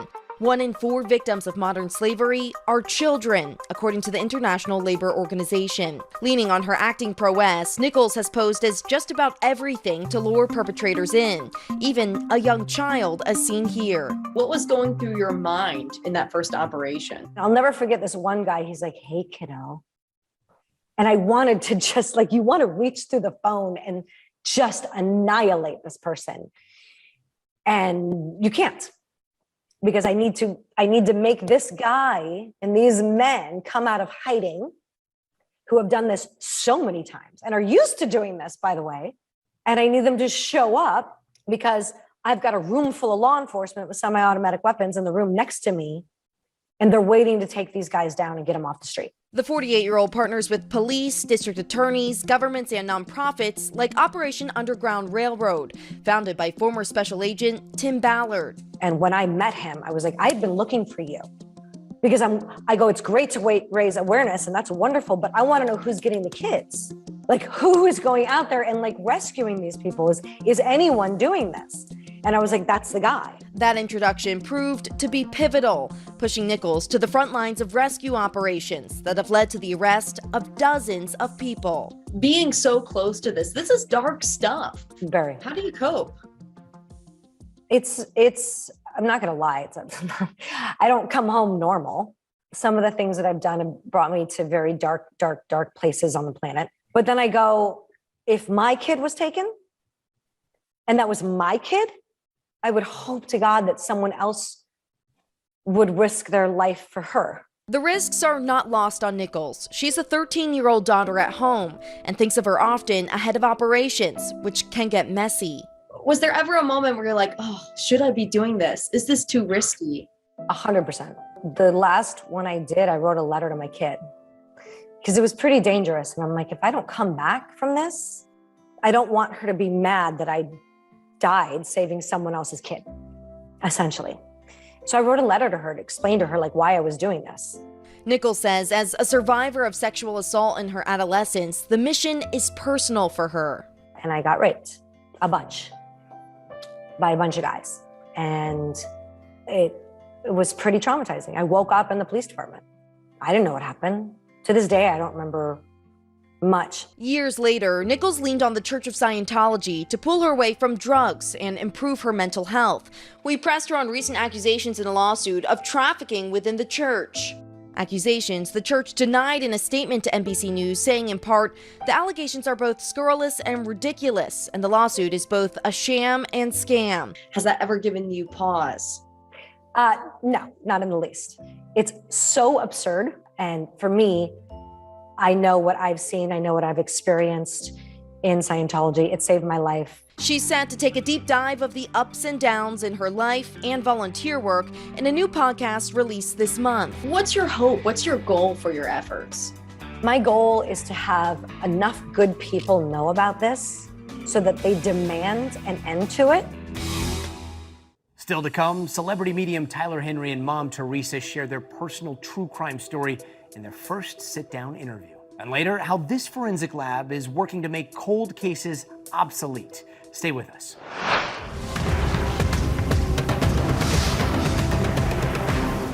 Today is now a podcast available every morning. Listen wherever you get your podcasts. Live from Ukraine, from Uvalde, Texas, from Mayfield, Kentucky. To cover the news, you have to be in it. This is how so many towns and cities are protecting themselves. You can actually see they're pushing the gates open. Was there a school officer on campus? That's what we've been told. No. Do you remember any tornado as bad as this one? You look at this and you're thinking, we're not going to have power for weeks, if not months. Exactly. Every night, it's your news playlist. Top Story with Tom Llamas. Weeknights at 7 on NBC News Now. These days, it feels like the news never stops. So let's get into it. What's happening right now, what it all means for you for an hour every day. It can be hard to keep up, so let's get started together. Hallie Jackson Now, weekdays at 5 on NBC News Now. For breaking news in our changing world, download the NBC News app. The day's biggest political stories with trusted insight now and expert analysis now. A daily look at the politics behind the headlines. Meet the Press Now, streaming weekdays at 4 p.m. on NBC News Now. To cover the news, you have to be in it. This is how so many towns and cities are protecting themselves. They're pushing the gates open. Was there a school officer on campus? That's what we've been told. No. Top story with Tom Llamas, weeknights at 7 on NBC News Now. Hallie Jackson Now, weekdays at 5 on NBC News Now. Welcome back. If you've read the news, odds are you've seen coverage of true crime cases, but most of that coverage seems to spotlight missing and murdered white women. Jennifer Buckley is working to change that. Take a look. Jennifer Buckley carefully applies red paint to her hand. The paint is symbolic. It speaks of violence, of silence, and resilience. It's art intended to have an impact, to awaken a state and a continent to the tragedy of missing and murdered Indigenous women. I think collectively it just doesn't seem like our Indigenous lives are as important as some others. It doesn't matter if it's on the reservation, off the reservation. When people go missing, they're not looked for the same way. Missoula, Montana County Attorney Kirsten Pabst. It's an epidemic. It is a huge problem in Montana. Our missing persons, when you look at the numbers, 25 to 30% of our missing persons are Native. They only make up about 6 to 7% of our population. There are issues of jurisdiction. Whose problem? Tribal or municipal and state, local, or even federal law enforcement. What do you think the roots of it are? I think you have to go back hundreds of years to colonization and cultural degradation of our Native American cultures. And you combine that with this surge of methamphetamine and domestic violence that we're seeing today. We're to the point now where we have to do something different. For an epidemic mostly unnoticed and rarely publicized, that something different fell to Jen Buckley, who is an enrolled member of the Chippewa Cree tribes out of Rocky Boy, Montana. I just came up with maybe I'll just see if anybody wants to get their picture taken with the red handprint on their face to raise awareness. So that's how it started.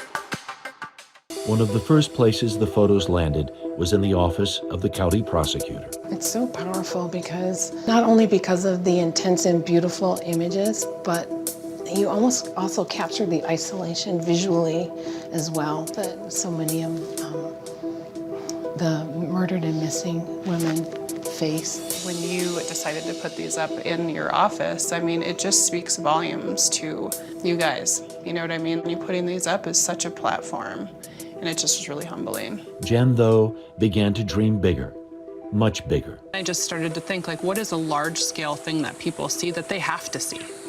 And I just I don't know, there's billboards. Lamar Billboards donates the space, but Jen and her project are on a shoestring budget. I can raise the $200, it's up for a month, and then it comes down because I gotta wait till I have the next $200 to put it back up. Funded by the sales of her photos, the occasional donation, Jen has bigger dreams. My hope is definitely that I can get them up permanently, not only in Montana, but through the United States and into Canada. It's needed because too often the attention goes elsewhere. Just look at that white female that went missing from New York that was found dead in Wyoming and how much national exposure she got. Was it Gabby? And how many Native American females went missing in that same time period and there was nothing. So. Not a blip. Veteran Missoula Police Detective Guy Baker. Those billboards are a great way to bring awareness to this very important issue, and how many thousands of people driving by them every day see it. So Jen has done a good job of kind of making it a personal issue that people can relate to. Important to Detective Baker because maybe a billboard will help him solve a case he's worked on for years. The missing Jermaine Charlo. Jermaine is the niece, sister of Valinda Morjo, who volunteered to be photographed by Jennifer Buckley. The work Jennifer is doing is important. I'm hoping that her work reaches outside of Montana, that we can get billboards in New York, all the way down to Texas and up into Canada. This is crisis and it needs to stop. How is it for you to know your sister has been gone these years now? It's been extremely hard. It's the hardest thing I've ever been through. Maybe this could make a difference. It will. It will. I know it will. Coming up, celebrity medium Tyler Henry and his mom, Teresa, revealed their very own, very personal true crime mystery. She shares her story of kidnapped, being raised by serial killers, and much more after the break. Need your true crime fix on the go? Dateline episodes are available as podcasts. Mysteries with a twist from the True Crime Original. Wow. Listen to Dateline wherever you get your podcasts. Let's go. This is a critical choke point for this fire.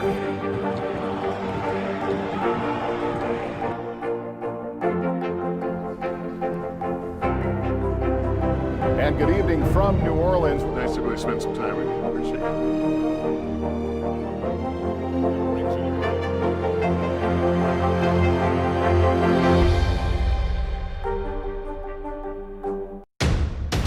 The day's biggest political stories with trusted insight now and expert analysis now. A daily look at the politics behind the headlines. Meet the Press Now, streaming weekdays at 4 p.m. on NBC News Now.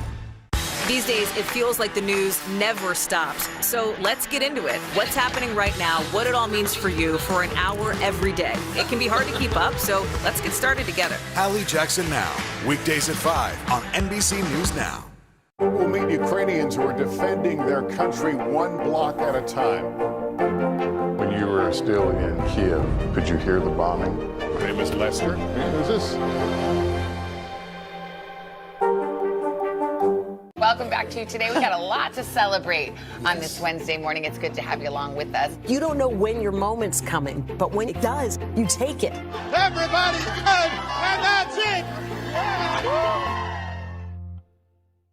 Now Tonight with Joshua Johnson, streaming weeknights at 8 on NBC News Now. For breaking news in our changing world, download the NBC News app. Now Tonight with Joshua Johnson, streaming weeknights at 8 on NBC News Now. To cover the news, you have to be in it. This is how so many towns and cities are protecting themselves. They're pushing the gates open. Was there a school officer on campus? That's what we've been told. No. Top Story with Tom Llamas, weeknights at 7 on NBC News Now. Welcome back. Reality television star Tyler Henry is known for his spot-on psychic readings, helping celebrities, and even working with law enforcement to solve cold cases. But now he's speaking out about a cold case that is very close to his heart. Take a look. How many R names can you think of in the family? 2. Okay. Because they are referencing to 2 R's. It keeps coming up. As Tyler Henry was finding fame as the star of E's Hollywood Medium, helping celebrities communicate with their loved ones from beyond the grave, even helping detectives and investigators solve cold cases. His own mother, Teresa Colwyn, was coping with a dark secret of her own. 3 years ago, my mom discovered that she was taken as a baby. Before then, Teresa believed her mother was Stella Guidry Nessel, a career criminal who murdered and tortured 2 people in the Central Valley Motel. I still just can't come to terms with that part. I mean, it's one thing to murder someone, but to torture them. I think one of the important things we learned in this is really just the intergenerational effect of trauma. Stella's crimes devastating the lives of not only her victim's family, but Teresa's own family too. This traumatic history revisited in Tyler's Netflix series Life After Death. So your middle name was Wava, but this has you down as Java. So I know my birth certificate has been doctored. Teresa learning Stella was not her birth mother. Her birth mother, now deceased, had been tricked by Stella. The exact circumstances still unknown. And she raised me and used me in a way that she needed to benefit herself. The series capturing Teresa's emotional reunion with her biological family. My feelings when I met with my biological family were actually bittersweet as well, because while I loved them and adored them immediately, they're just wonderful, wonderful people. I also felt a loss because I felt like, well, what if I had been able to be raised with them? Ironically, Tyler says his psychic abilities weren't able to reveal much about those closest to him. Really, for me, my process has to not be impeded by logic or by information. And so because it's me, because I have my own feelings and thoughts and expectations, that bias basically prevented me from being able to kind of connect intuitively. It was surreal, he says, to be on the other side of the reading for the first time.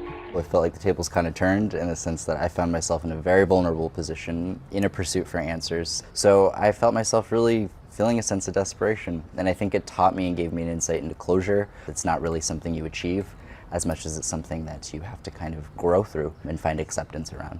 For Teresa, the revelations brought an emotional release. Because I know I'm not related to her and I'm not like her. I know I'm a good person. But also raised new questions about the nature of family. It made me happy that Tyler doesn't have a grandmother who's a murderer.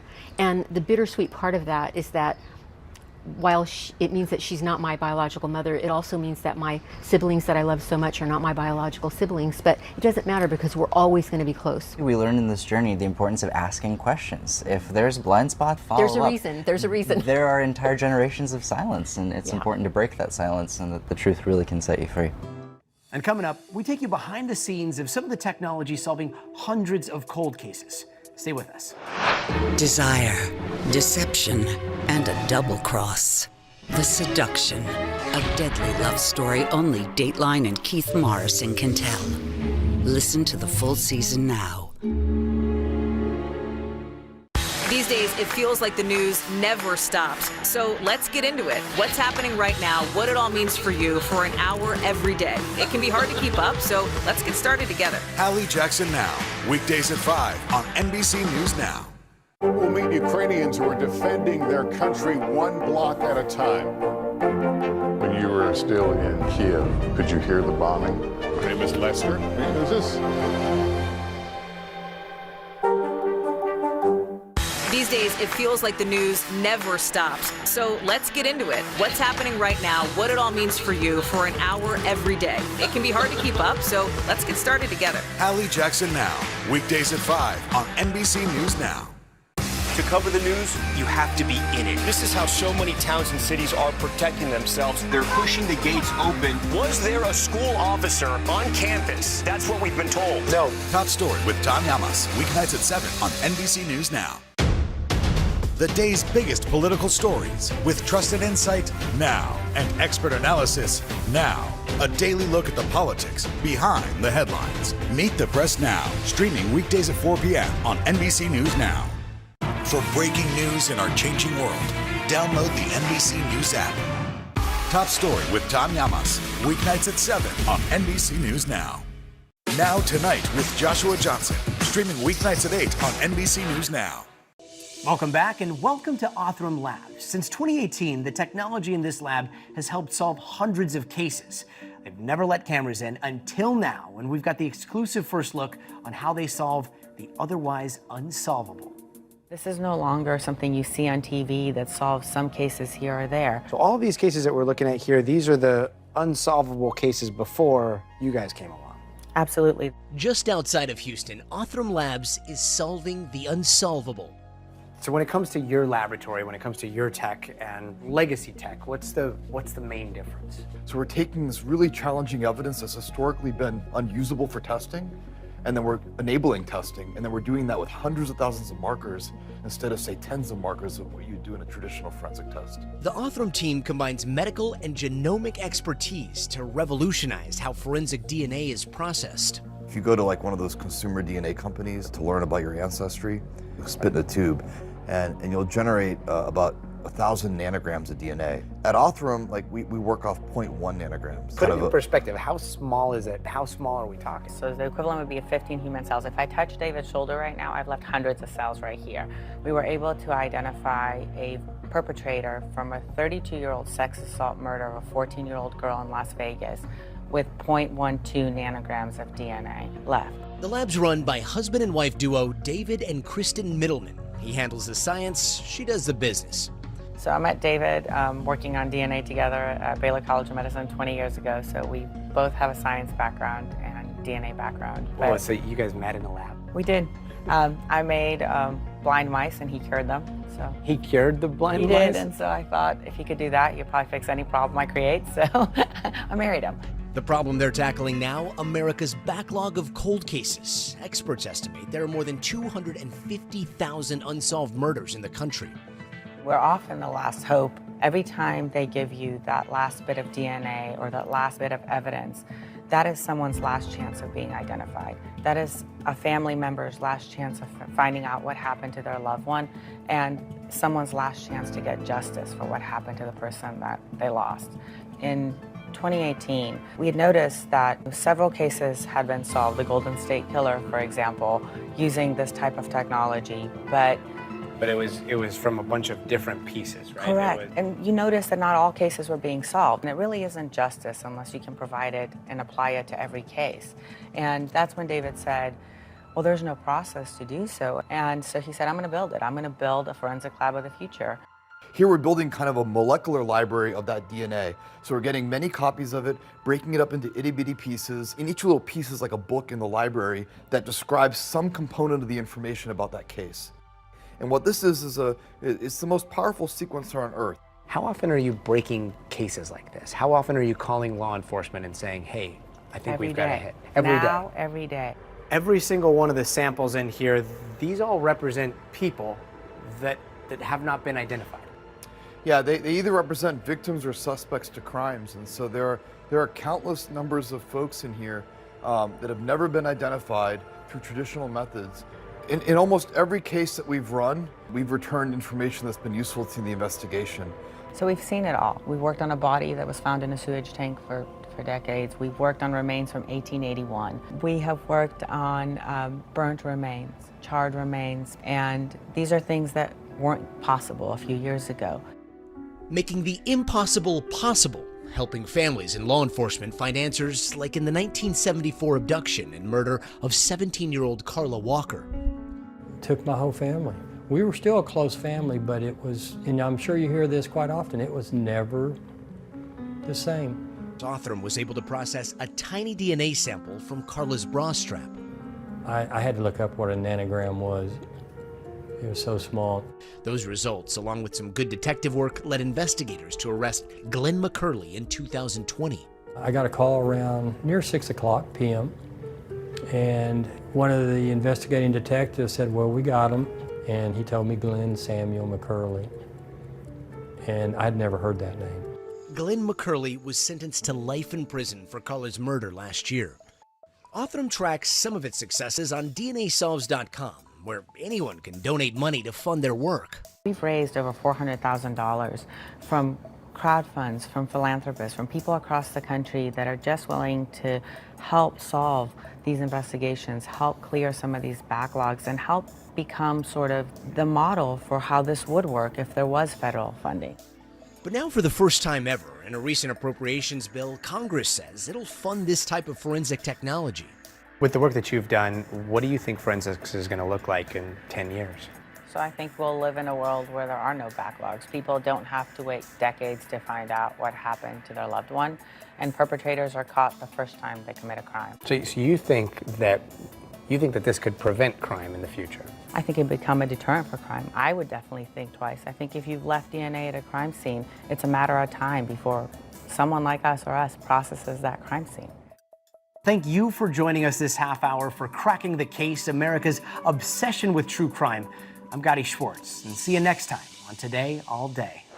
Ooh, the answers come when you need them most. Ooh, let it go. The Today Show's newest fan. Little Al Roker. What am I doing here?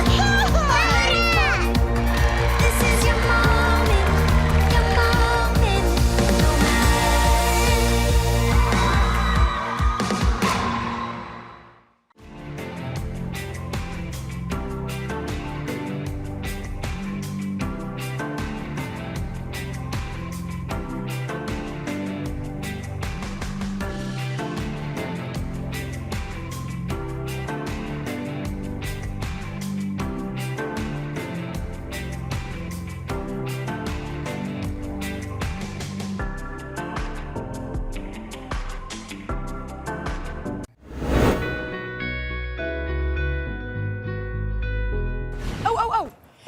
Hello! Have you ever heard that before? Not from you. How are you? Good, nice to see you. I mean, this day in this garden is just for you. How beautiful is it up here? Incredible. Thank you for coming. Thank you for having me on. Let's talk Legos. Legos. Legos. Was that hello, like, sounded deep enough for it to be belly button talk or not really? You have to kind of bring it down from here. Okay. You have to Hello. go. No, not your hand. Hello. Then you go up high. Oh, okay. You start low and go high. Hello. Yeah. No. Hey. Hello. What's that? Oh, it's just a stupid thing. Well, I'm sure it's stupid. It's not about me, is it? No. Not at all. No, me. All right. You know this girl, Claire, I'm seeing? Yeah. Well, he and I started joking that when she falls asleep, her stomach stays awake all night and talks to me. How's he talking? Well, the belly button's like a mouth. I'm bored. Okay, so you've played a lot of different Jerrys. Do you know what I mean? You've had the big puffy sleeve Jerry. Yes, on the Today Show. Yes. We debuted the puffy shirt on the Today Show with Bryant Gumbel. That is a very, very unusual shirt you have on. Yeah. You're all kind of puffed up. Yeah, it's a puffy shirt. You look kind of like a pirate. Yeah, like a pirate. Anyway, we're hoping to raise enough money with the with this. Look, I'm sorry. It is just a very unusual shirt. It could be kind of a whole new look for you. You could put a patch over an eye. You could kind of like be the pirate comedian. Yeah. Exactly. You've had some iconic looks. Yeah. What made you think, okay, it's time naturally to be a Lego Jerry? Well, who doesn't want to be a Lego? It's Lego Seinfeld. He's blocky, he's stoppy, he has C hands. What are we selling here? Lego, the reason people love Lego is because it clicks together. And once it clicks, it fits, it's tight, and it makes sense. Yes. And the world doesn't make sense, but Lego, you can order the universe with Lego. You can make sense of something. Yeah. If you follow the instructions and you complete the model, it makes sense. Yeah, I mean, I have 3 little kids. Have you ever stepped on a Lego in the middle of the night? It's painful, yeah. It's not a great thing. You're No. right that they make sense. There's moments where you want to throw them, though. Yeah. They're fun to throw, too. Is that sort of you? They're like, Jerry, you make sense, but there's moments where you're like, no, that doesn't I've never stepped on a Lego, but it does seem like a killer. Okay, in this short, you say, but I don't want to be a Lego. Right. But you actually wanted to be a Lego. This was I your did, idea. yeah. What was the genesis? The genesis was Lego made a model of my TV show set, and Netflix bought the TV show and wanted to do a promo, and I went, hey, wait a minute. Why can't I be a Lego? And then I really wanted to do the line again. I don't want to be a pirate. But I don't want to be a Lego. I don't want to be a Lego. I know. Somehow that is a hard octave to match. There's a whininess to that that's really hard to do. These are some of the little subtle things of comedy that are very important. So what did your wife and kids think when you told them you were turning into? They loved it. I got the idea from my son, who wanted to build his last Lego. He's 16. He said, I think I got one more Lego left in me. One more. I go, why don't you do the set from my TV show? We were walking along, and I went, that's the promo. That's what I'm going to do. I'm going to make Netflix shrink me down. Shrink you down and pour actual Lego cereal into your mouth. The set is incredible. It's exactly like your amazing. set. Tell me some of the details you loved. I love the couch, and I love the refrigerator and the stove. And I love wearing the costume. Some of those bits, like when I skate out in the end, that took an hour and a half of moving an inch at a time. And when I sit down on the couch, that took an hour and a half. Because stop motion is not done with humans. Yeah. It's done with props. The last person to do it was Peter Gabriel, Sledgehammer. Oh, really? Yes. Humans don't do stop motion. We do it with toys and props. You don't ask a person to do this. And now this. And now this, But the fact that, so first of all, somebody told me about this and I thought like, no, Jerry Seinfeld's not becoming a Lego. And then they told me you shot it last week. Yeah, last week. So how much fun was it? There was a lot of laughter. It was insane. It was just this crazy, everybody, we had to hire an animation company to do the stop motion, because I wanted it to be stop motion. And then to build that set, it was all custom made out of foam and then paint and then the plastic finish to make it shiny. I mean, we worked so hard on it. Well, it was so much fun. I bet it was. Yeah. So the amazing Bryan Cranston, who is a Tony winner, an Emmy winner, Yeah. Oscar nominated. Yeah. You call him on the phone and you're like, hey, you want to be a Lego? He's not a Well, Lego. he's an announcer. He's an announcer. Coming this fall to Netflix. Seinfeld. You call him on the phone and say, want to be in a Lego short? Yeah, And his response was, love to. He says, I don't know what you're talking about, but I trust you. That's what he said. Did you notice the little dentist chair at the end? I sure did. That's Was the that little, a nod to him? I think that's a cookie, what we call a cookie. Okay, I thought maybe that would have been a stranger conversation, but it was just pretty basic. Want to be in a Lego short? Let's do it. If you're a comedy person, which Brian is, even though he's done a lot of Yes. drama, and someone gives you a crazy idea, you go, yeah, that sounds crazy. Now Tonight with Joshua Johnson, streaming weeknights at 8 on NBC News Now. The midterms are here. It's time to plan your vote. We'll provide everything you need to know to successfully cast your ballot. Just select any state you want to learn about for the primary or general election, and you'll instantly get voting rules, see the next big deadline, and learn how to take action for your plan.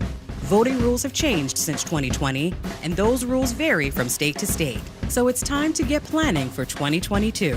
Visit NBCNews.com/planyourvote today.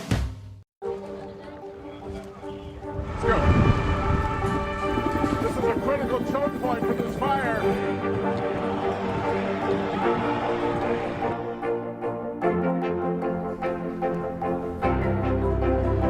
And good evening from New Orleans. Nice to really spend some time with you. I appreciate it.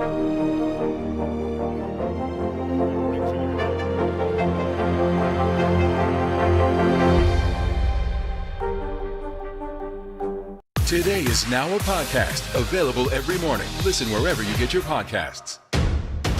The day's biggest political stories with trusted insight now and expert analysis now. A daily look at the politics behind the headlines. Meet the Press Now, streaming weekdays at 4 p.m. on NBC News Now.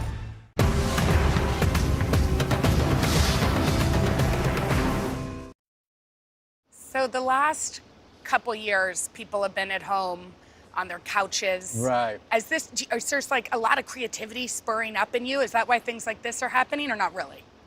Maybe. I didn't think about that, but maybe.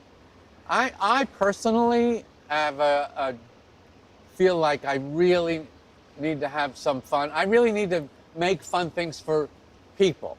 Yeah. That's why I wanted to do this. I go, this is just fun and silly. And I don't see enough of that. Yeah. I like that. It will make people laugh for Yeah. sure. So Netflix has picked up all of these episodes. Yes. Do you think the world's ready? I don't know. They weren't when we started back in '89, that's for sure. It took a number of years before people said, what are they talking about? How do they talk? I know, that's kind of interesting. So it didn't catch on right away? No, it took 4 years. The first 4 years of the show, it was poorly received, very poorly received. That's forgotten now. Yeah. Yeah. And so how did you all have the patience just to wait it through? Well, in those days, on television, if you got a good demo, the advertisers wanted to be on your show. So even though we were not good, we got a certain audience that was buying like BMWs. So that kept us on the air. Tell me about being a Lego, transforming. It did not look comfortable, I have to tell you. It was okay. I was fine with it. I just wanted to be it so bad. I wanted to be in the toy. Seems like, So if you bought that toy, yeah, and you could get me shrunk Yes. down in it. Wouldn't that be the ultimate? I'd be very into having you as a Lego, but I have to tell you, I was worried about you because it looked like there was a little bit of a wedgie in this area. Yeah. There's lots of. Just between you and me, was there a little wedgie? A lot of issues below the waist. It looks like it. Yeah. I mean, that round area. You know what I mean? Okay. I loved Netflix's press release. It was brilliant. Did you read it? The new show thing? Yeah. Yeah. It said Netflix will launch 180 episodes of a situational comedy called Seinfeld, created by rising New York comedian Jerry Seinfeld and Larry David, who wrote for Saturday Night Live for a single season. That's right. So how did you feel about, the fact that they would take a chance on a young New Yorker just like you? Did that feel good? Yeah. It Yeah. did. And to make that many shows, not knowing if anyone was going to like it, it was quite a gamble. It really was. Thank you, Netflix. Yeah. Sitting here with this beautiful view in Rockefeller Center, New York's been through a lot. Yes. You wrote a really beautiful article that I feel like everybody posted online. What does it feel like to be here on this day, beautiful fall day in a city that you love so much? I am humbly proud of that I stuck up for my town. Yeah. I just love this town. Yeah. And, I know, I grew up all around here, so you know the people, you know what they're made of. You're not getting rid of this. There is nothing like this anywhere in the world. There's a resilience. to it. Yes, yes. And on a day like this, there's nowhere better to be. No, it has New York on a beautiful day is really magical. It really is. Yeah. Okay, I'm just wondering, as a Lego, could Elaine do her dance? Like, what would that look like? There'd be a lot of clicking and clacking. Kind of like in the knee area? Yeah, some of the plastic might crack. Now, does a Lego have a belly button? No, So, just shirt buttons. How would you talk from your belly button? That'd be a really hard thing. Well, we're not going to do the whole series. I have to tell you the truth. It was really just a joke. Oh, you're not I thought you were doing the whole series as a Lego. Yeah, that's kind of the way it looks, but no, we couldn't do it. Too expensive, right? Yeah. These days.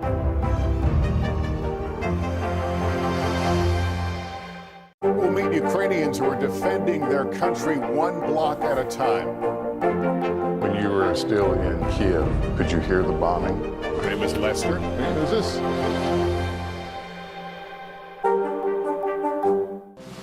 The midterms are here. It's time to plan your vote. We'll provide everything you need to know to successfully cast your ballot. Just select any state you want to learn about for the primary or general election, and you'll instantly get voting rules, see the next big deadline, and learn how to take action for your plan.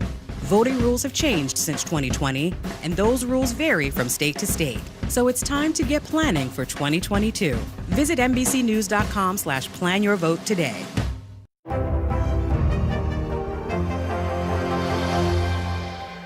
Uvalde, Texas, a small town that has become yet another landmark. How long do you think it took for all this damage to occur? Can you tell us what it was like? With our NBC News exclusive. It was Lester.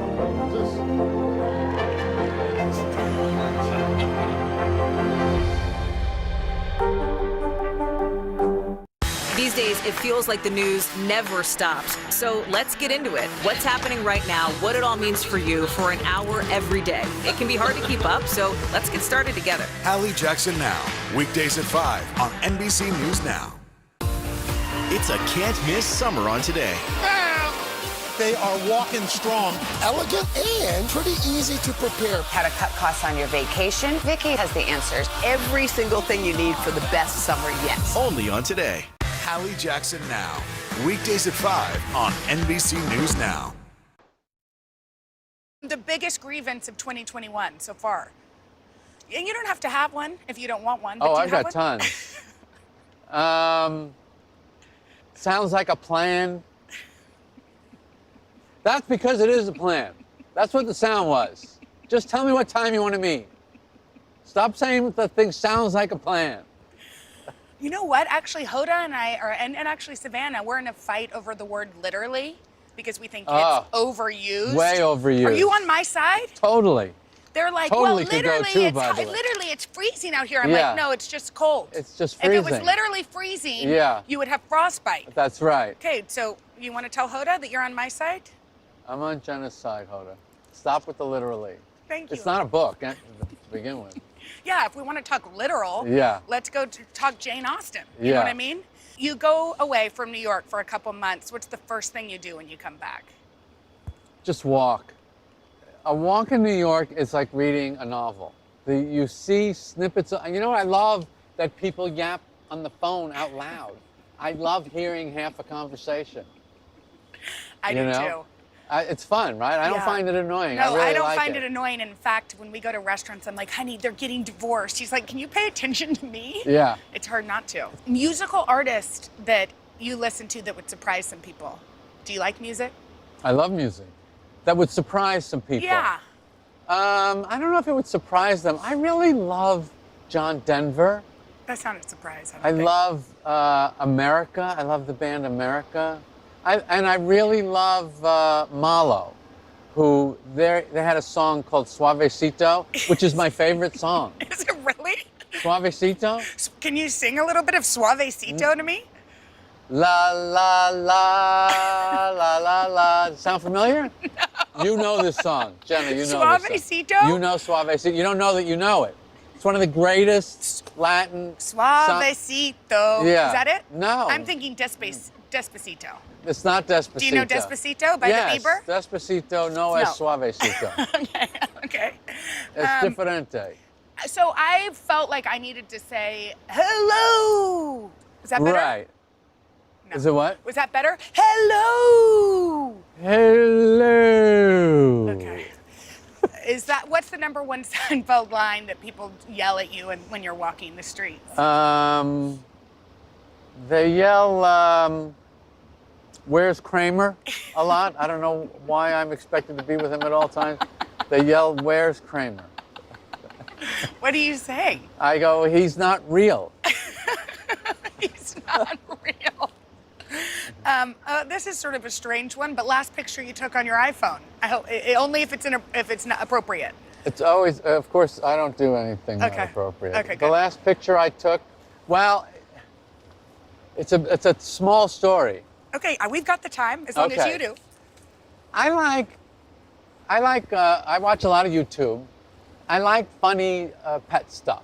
Yeah. And I saw know you do. a There's your bulldog wife. riding a skateboard. And it was so cute, and I was so fascinated. And I just thought that they just showed how this bulldog, he just loves his skateboard. He loves it. And I go, that explains so much of life right there. He just loves it. There's no reason why. No one will ever understand why. He loves that skateboard. So later on that day, I was walking from 69th in New York to Columbus and 81st. And as I was getting up to Columbus and 81st, I saw a bulldog and a woman, same day, a woman carrying his skateboard. Was it the same bulldog? No. And did you take a picture of it? Yes. And did you send it to your wife? No. Okay. I thought maybe you'd share it. I know she likes funny pet videos I told the story. The picture wasn't great. A little blurry. Yeah, but it was amazing. So I just have to go back to the fact that you like funny pet videos. Do you find comfort in them, humor? What is it? I don't really have a pet. I know You do have a pet. You have Javier. I'm not. It's not. He and I have no real relationship. Wait, your wife is going to take real offense to this. No, it's her thing. You don't like cats? They're okay. But Javier is marrying my sister's cat. That's fine.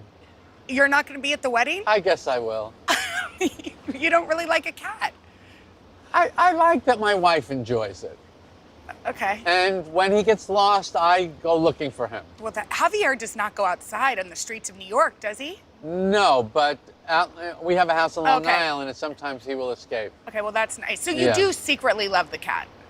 Okay, secretly. Okay, I thought Let's keep it a secret. All right, don't tell anybody. Welcome back to Today. We got a lot to celebrate on this Wednesday morning. It's good to have you along with us. You don't know when your moment's coming, but when it does, you take it.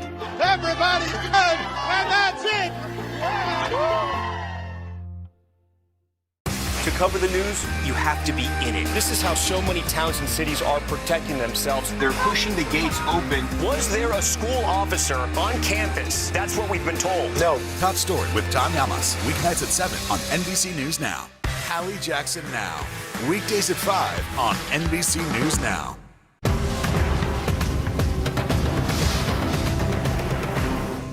Now Tonight with Joshua Johnson. Streaming weeknights at 8 on NBC News Now. Top Story with Tom Llamas. Weeknights at 7 on NBC News Now. For breaking news in our changing world, download the NBC News app.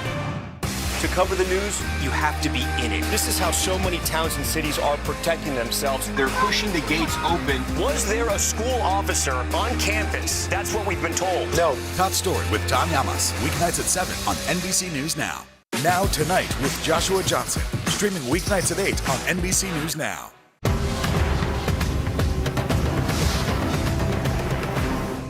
Hallie Jackson Now. Weekdays at 5 on NBC News Now.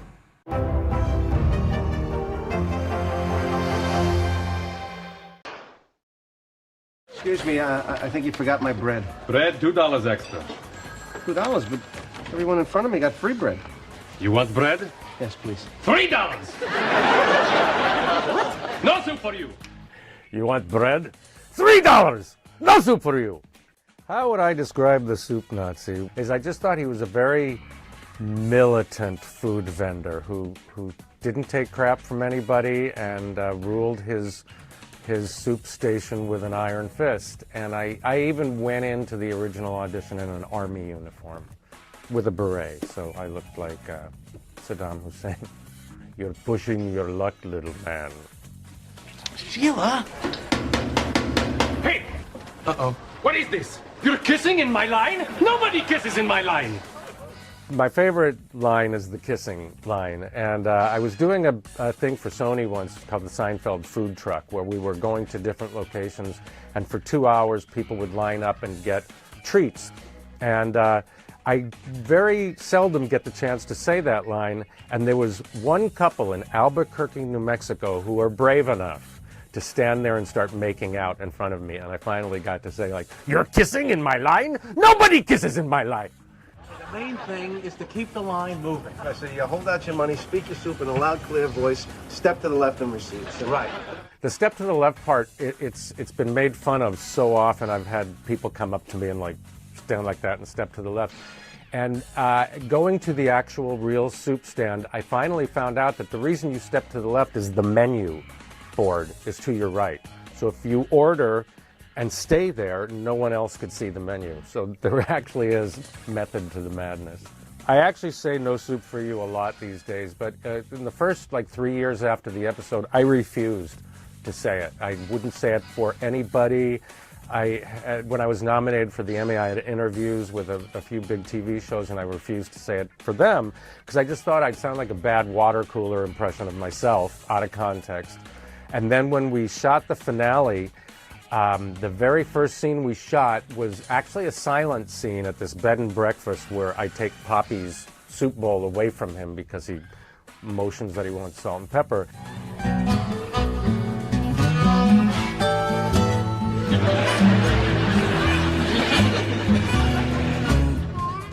And Jerry and Larry David decided that I should say No Soup for You out loud, even though you weren't going to hear it in the show, which absolutely terrorized me. But I said it, and as we walked away from that scene, Larry David walked over to me. He goes, "Hey man, you say it the same way you said it 3 years ago."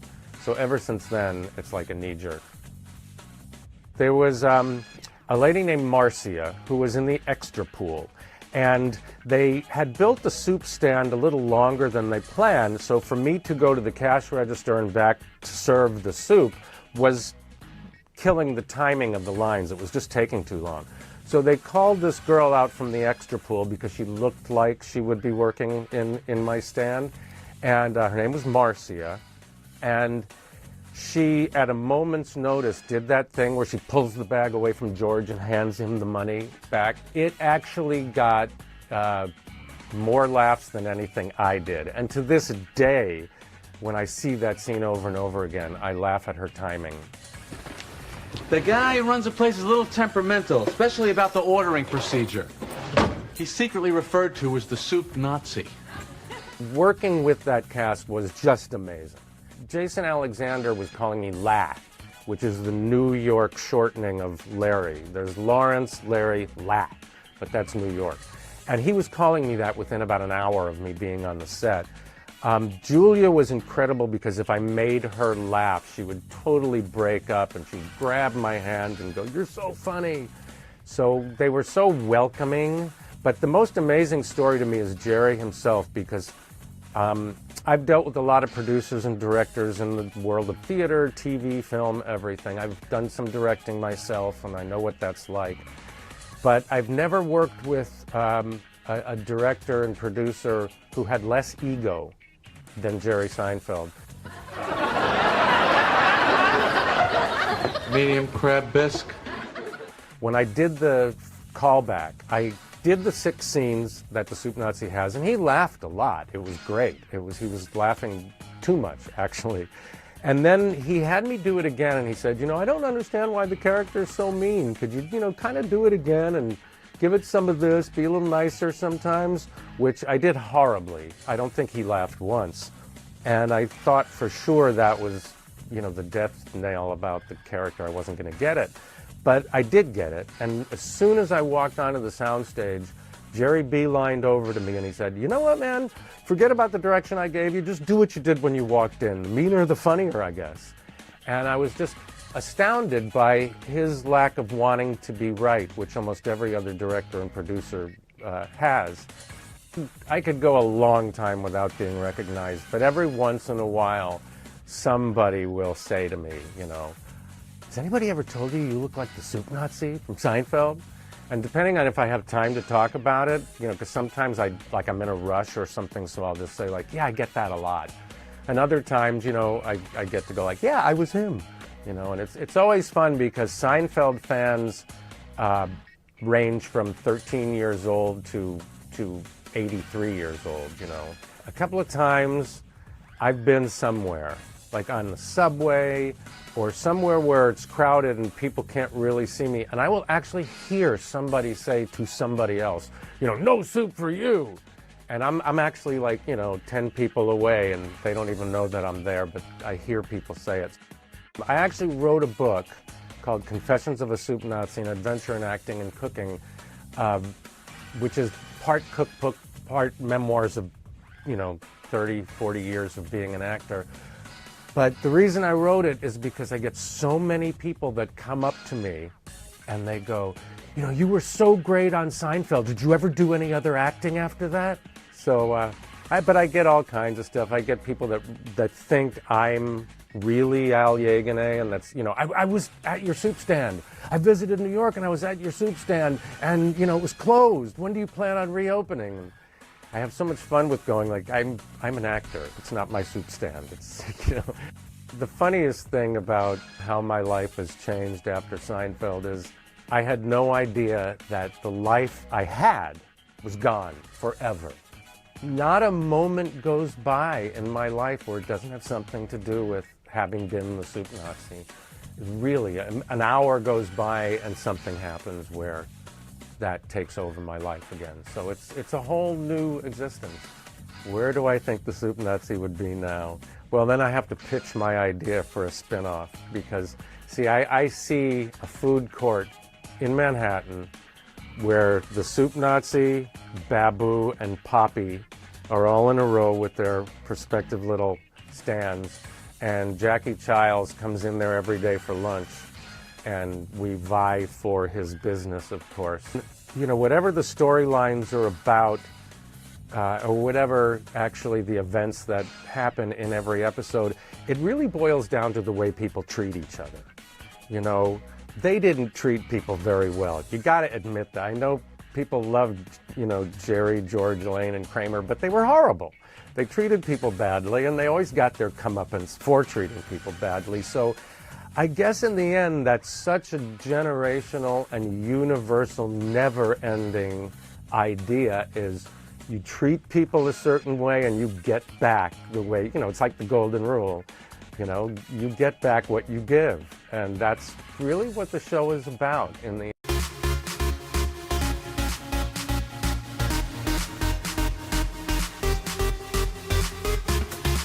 What is happening, friends? Thanks for being here for today's Pop Start Plus.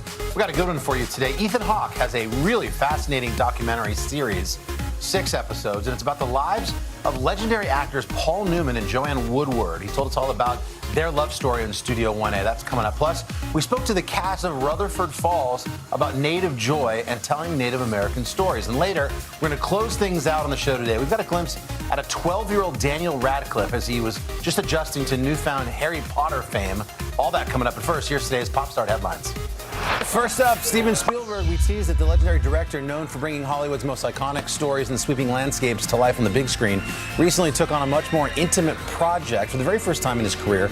Steven Spielberg directed a music video, and he released the project yesterday with Mumford & Sons singer Marcus Mumford. Now, they shot the video earlier this month in a New York City high school gym. Spielberg's wife, Kate Capshaw, is credited as the producer, art director, and dolly grip. The song's called Cannibal. Let's take a look.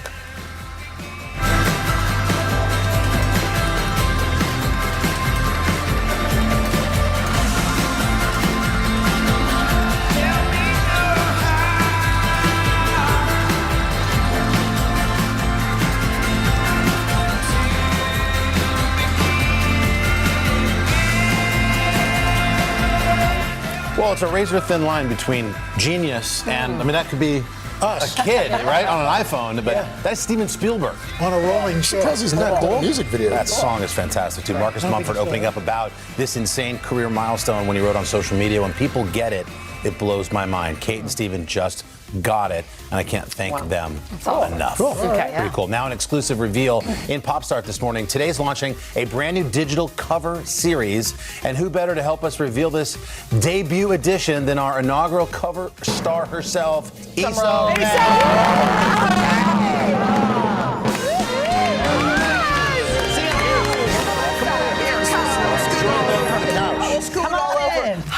How are you? Our cover girl is here.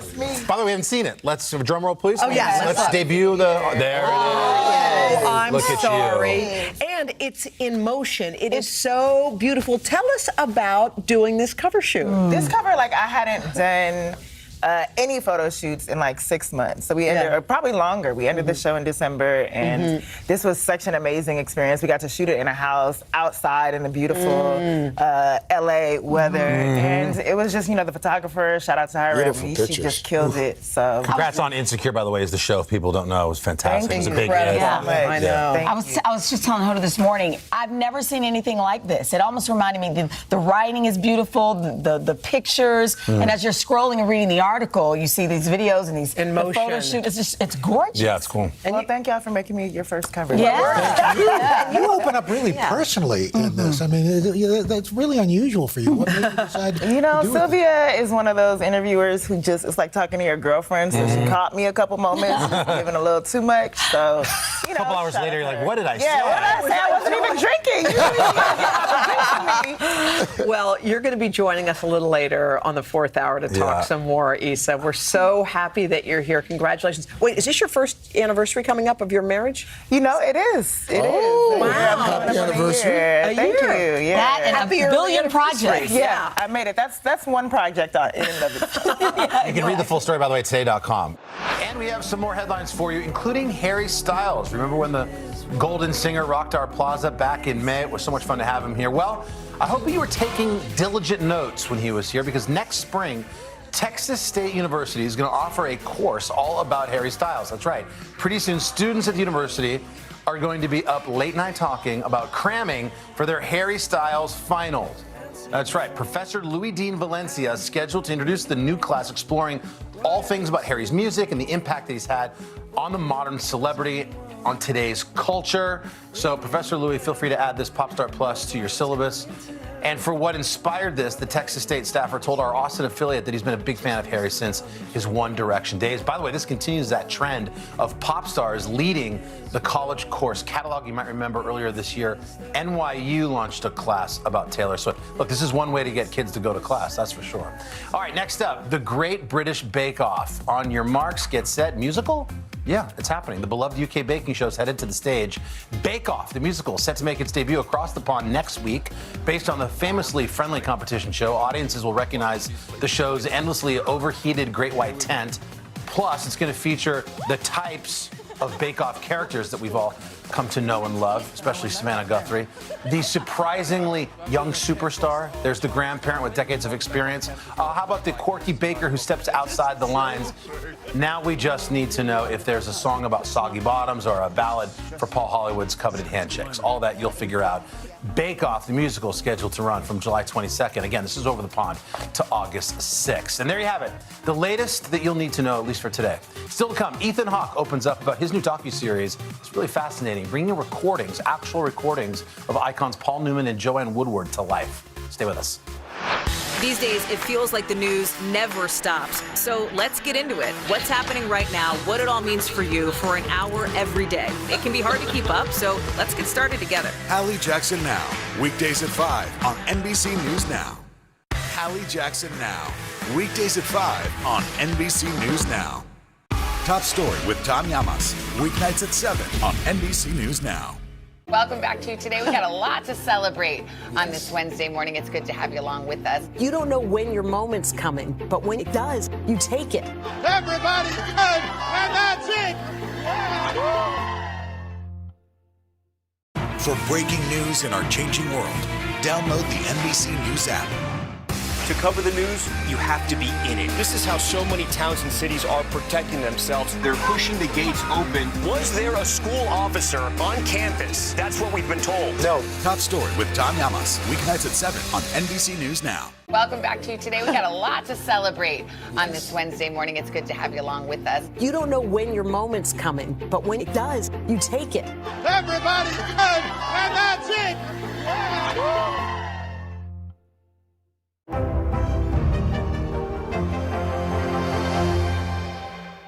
Hallie Jackson Now, weekdays at 5 on NBC News Now. Now Tonight with Joshua Johnson, streaming weeknights at 8 on NBC News Now.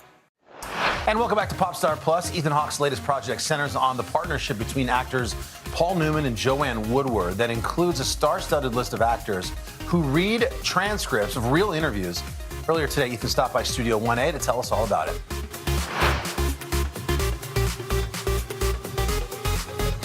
Paul Newman and Joanne Woodward were two Hollywood icons who shared a rare 50-year marriage. Their real-life story just as captivating as the decades of performances in movies and TV and on Broadway.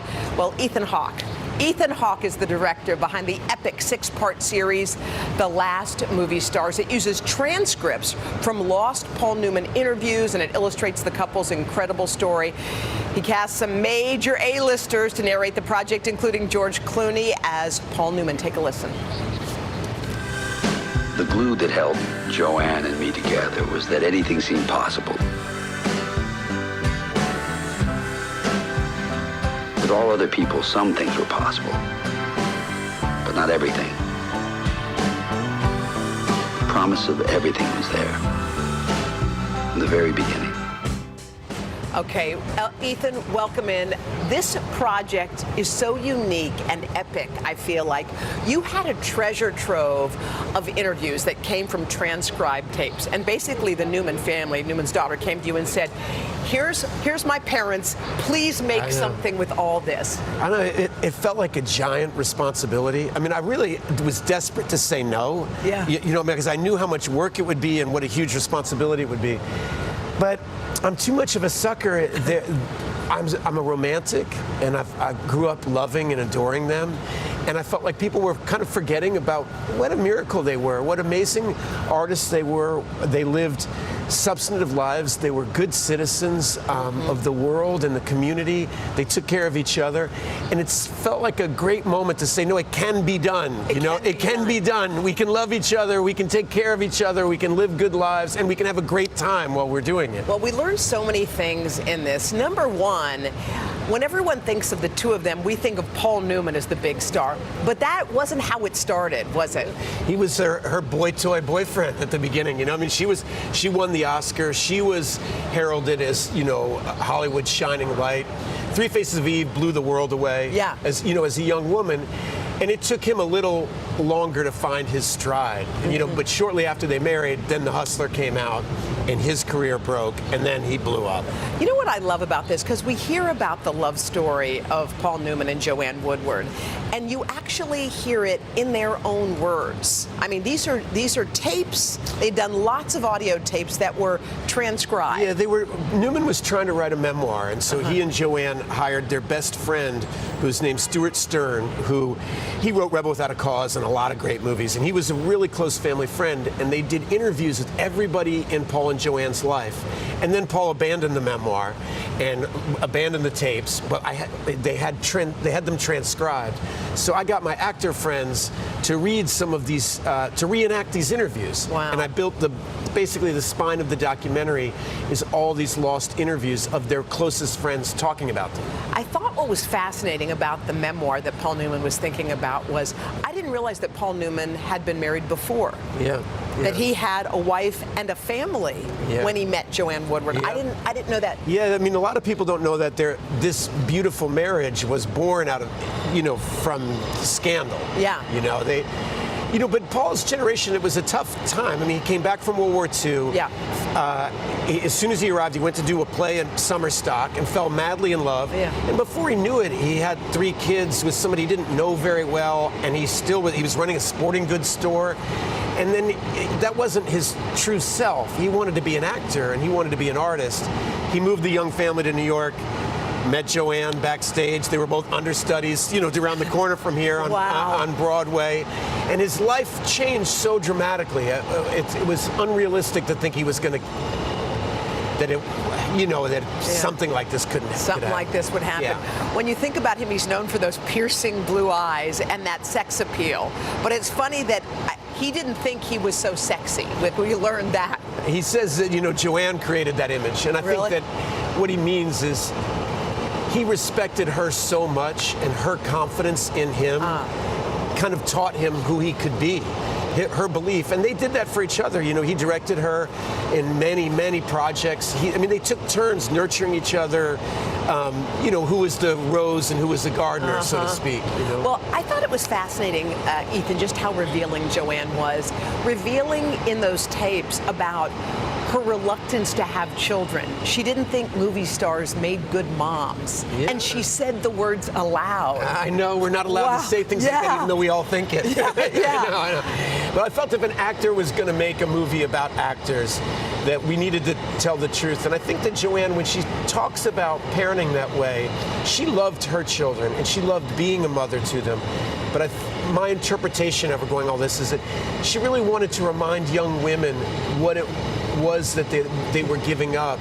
That her life, she got strong-armed into a certain lane. Yeah. Her whole dreams of being the movie star that Paul got to be were really pushed aside, and that's what society does to a lot of young women. She was warning them, hey, before you go gonzo in love, make sure you know what you're doing. And I think the end of their life was fascinating, that she had dementia, he had cancer, and yet in the end, she was distant from him because she didn't, I guess, she was in that different state, but she ended up going to him in the end, as their daughter described, and seeing him take his last breath.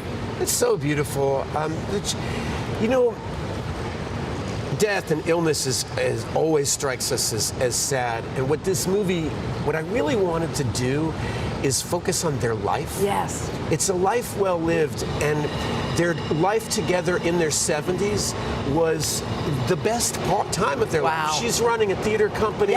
She's really her fully realized version of herself. They're giving away hundreds of millions of dollars. He's doing Color of Money, Verdict, Nobody's Fool, some of the best work in his life. And when you think, right around the corner from here is the Actors Studio. And Paul Newman, Joanne Woodward were in class there with James Dean, Marlon Brando, Marilyn Monroe. And when you look at their peers in their 70s were not in full blossom the way Paul and Joanne were. Well, Ethan, this is an incredible project. It is unique. It's all by itself. You have George Clooney, Lara Linney, and so many others. Congratulations on this. We encourage people to check it out. Yeah, I'm grateful to all my friends for helping. I'm so grateful. Thanks for having me on your show. You can check out all the episodes of The Last Movie Stars. It's streaming this Thursday on HBO Max. That's such a cool concept. Great to have Ethan here with us, telling us all about it. You can catch The Last Movie Stars on HBO Max on July 21st. Coming up next, Ed Helms and the rest of the Rutherford Falls cast on how the show tackles representation. Uvalde, Texas, a small town that has become yet another landmark. How long do you think it took for all this damage to occur? Can you tell us what it was like? With our NBC News exclusive. My name is Leslie.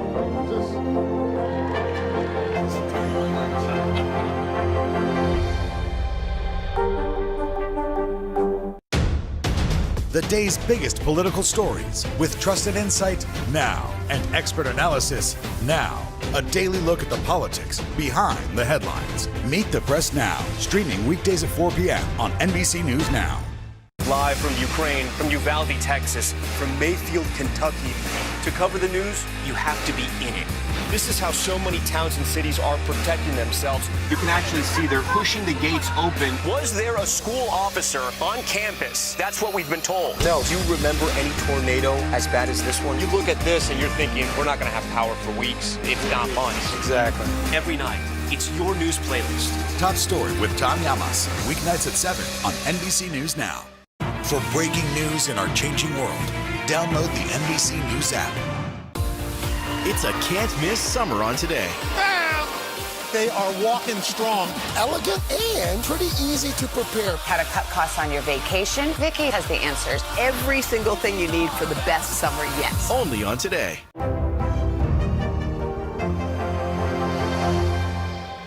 We'll meet Ukrainians who are defending their country one block at a time. When you were still in Kiev, could you hear the bombing? My name is Lester. And who's this?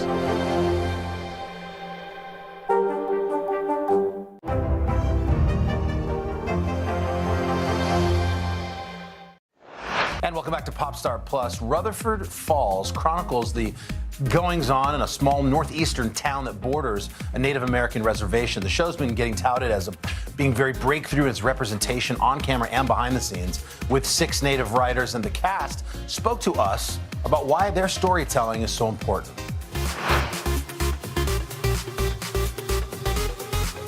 Rutherford Falls, in a nutshell, is... It's a small northeastern town with some kind of colonial pride that exists on the border of the fictional Minneshanka reservation.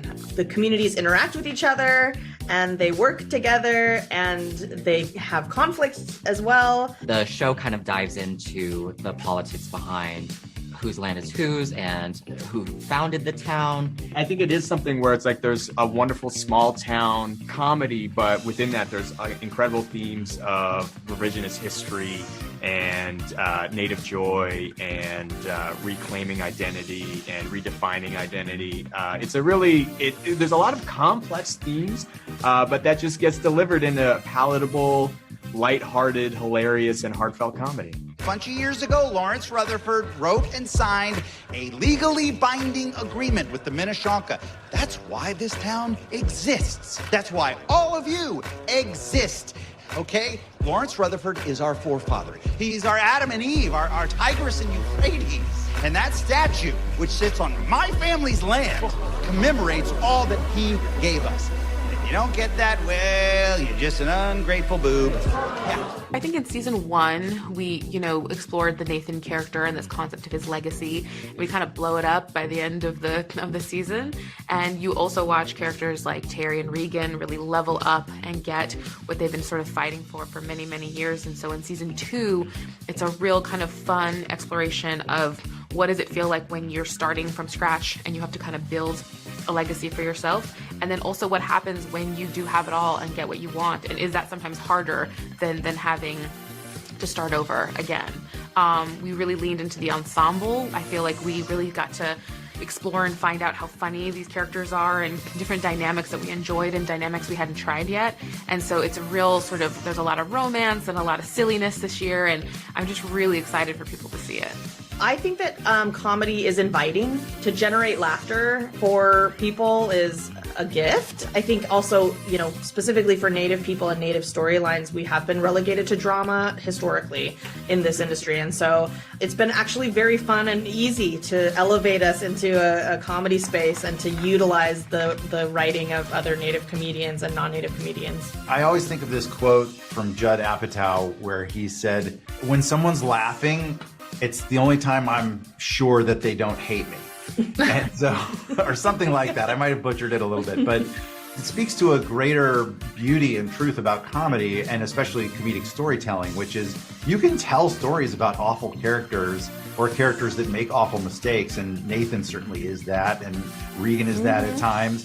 But if you're keeping the audience laughing, then they're also kind of empathizing, and they're also connecting, and they're not hating that character for making these mistakes. And that's, I think, a very powerful thing that without articulating it that clearly, we have strived for in making Rutherford Falls.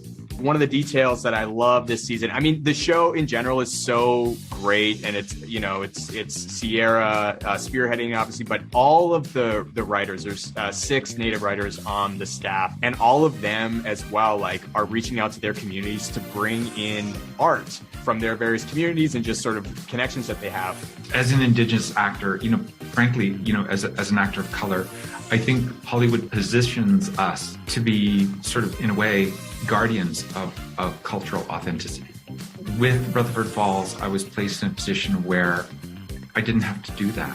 The writing was authentic. The writing came from our communities. So that allowed me to sort of just really be a better actor. To be very clear, all the success, that I've had, as an actor, being recognized for my work on season 1, came because Sierra and the rest of the creators were shouldering the load, carrying things that would allow Chana and myself and the other Indigenous actors to really just level up.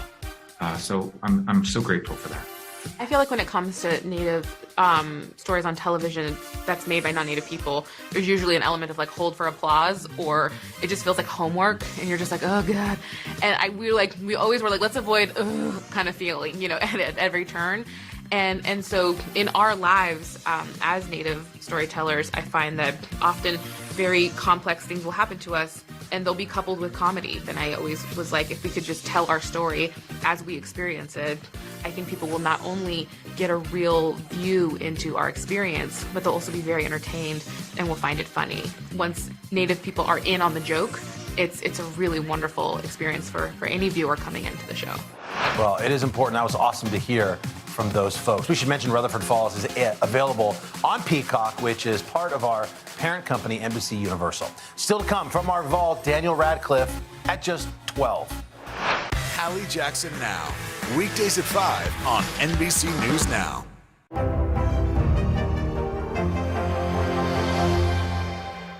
Now Tonight with Joshua Johnson, streaming weeknights at 8 on NBC News Now.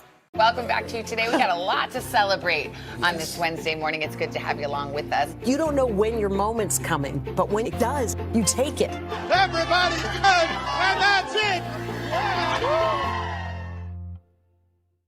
These days, it feels like the news never stops. So let's get into it. What's happening right now, what it all means for you for an hour every day. It can be hard to keep up, so let's get started together. Hallie Jackson Now, weekdays at 5 on NBC News Now. Today is now a podcast, available every morning. Listen wherever you get your podcasts. Top Story with Tom Llamas, weeknights at 7 on NBC News Now.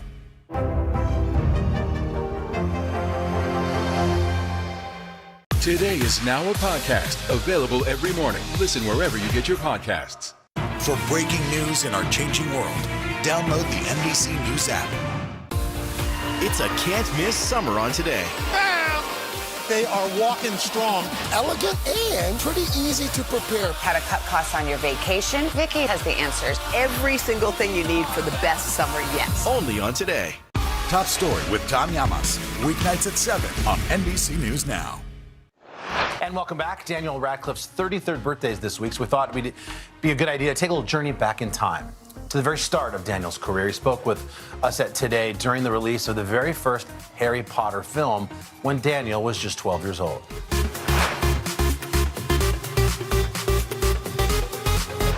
Hi, Dan. How are you? I'm very well, thanks. How are you? I'm fine, thanks. Well, let's talk about the whirlwind your life has been recently. Yesterday was the premiere here in the Big Apple. A week before that was the London premiere. Red carpets, flashing lights, entertainment reporters. I mean, what was it like? It was pretty scary, but it was pretty scary, but it was really good fun. And everybody there, like Chris Columbus, he was there and he just makes you feel like really at ease. Was it exciting though, just to kind of finally, I mean, this was the product of 9 long months of very hard work, frankly, by you and the rest of the cast and everybody involved in the picture. So it must have been just wonderful to kind of have the weight off your shoulders and be able to sort of have a good time.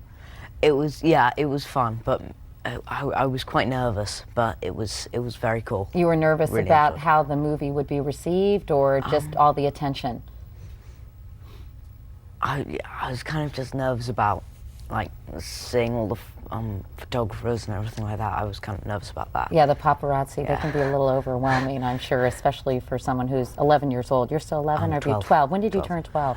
July 23rd. Oh, that's right. Oh, that's my daughter's birthday. Happy birthday. Anyway, let's go back, because I know that at first, I feel it right now, Dan, as you must understand, I feel like the official Harry Potter historian / Warner Brothers flack.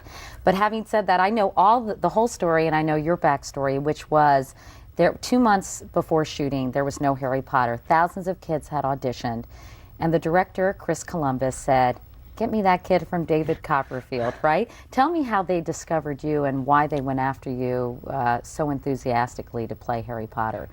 I have no idea. Well, obviously, they're pretty captivated by your performance in David Copperfield. I really don't know why they chose me, but I'm glad they did. And at first, your parents weren't that enthusiastic, right?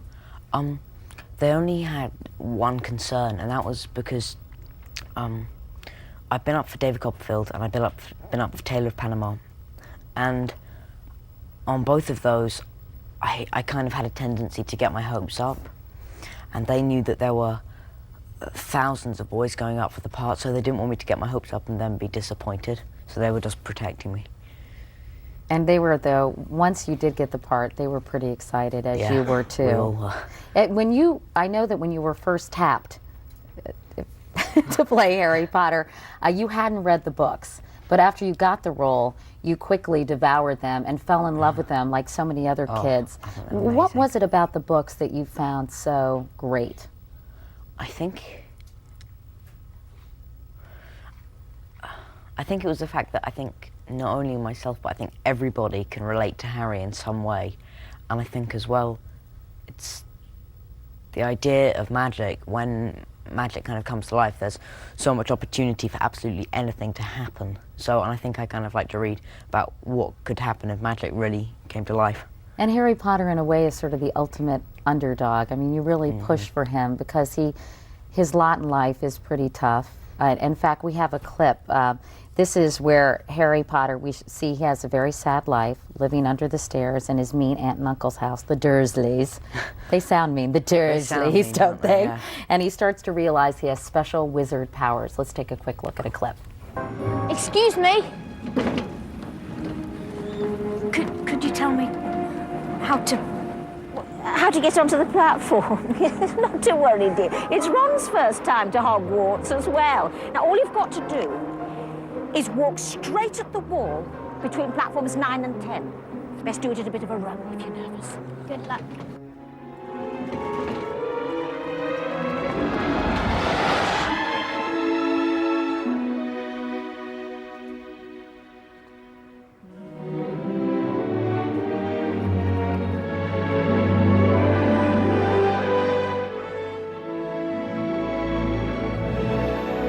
It's the Hogwarts Express. That's not the Dursleys at all, Dan. I'm so sorry. Anyway, you did a great job as Harry Potter. I know you're already shooting the second film. And the first one opens this Friday. Thanks so much for coming by. Great to see you again, Dan. We appreciate it.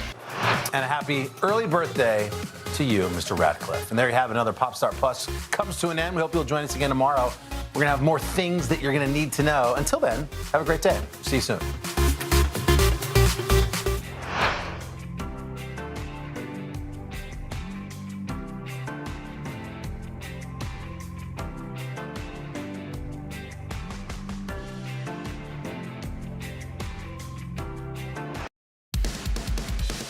Well, hello. Thank you for joining us for Today All Day.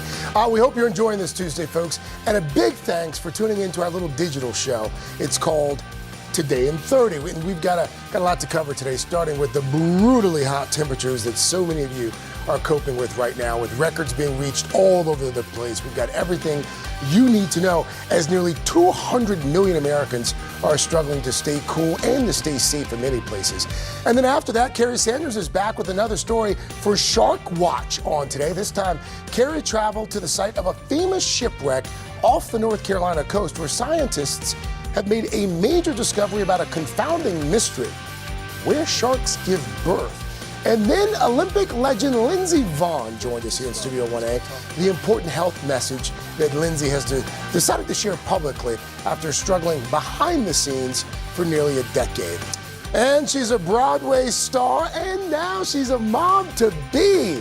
We caught up with Ali Stroker. We talked about her growing family and her really cool new children's book as well. It's all coming up right now, right here on Today in 30. First, NBC's Emily Aketa joins us from the Jersey Shore. Hey, Emily, good morning. Good morning to you guys. This is the place you want to be amid sweltering heat. As you guys know, the East Coast has briefly escaped some of those scorching temperatures we've seen in other parts of the country. But now those high temps, they're coming for us too. This morning, millions of Americans are struggling to stay cool and safe as these dog days of summer usher in weather that can be downright dangerous. This morning, Americans are waking up to blistering temperatures with an oppressive heat wave stretching from coast to coast. It's just been brutal heat. 89 million people across at least 23 states are under heat advisories, watches, or warnings.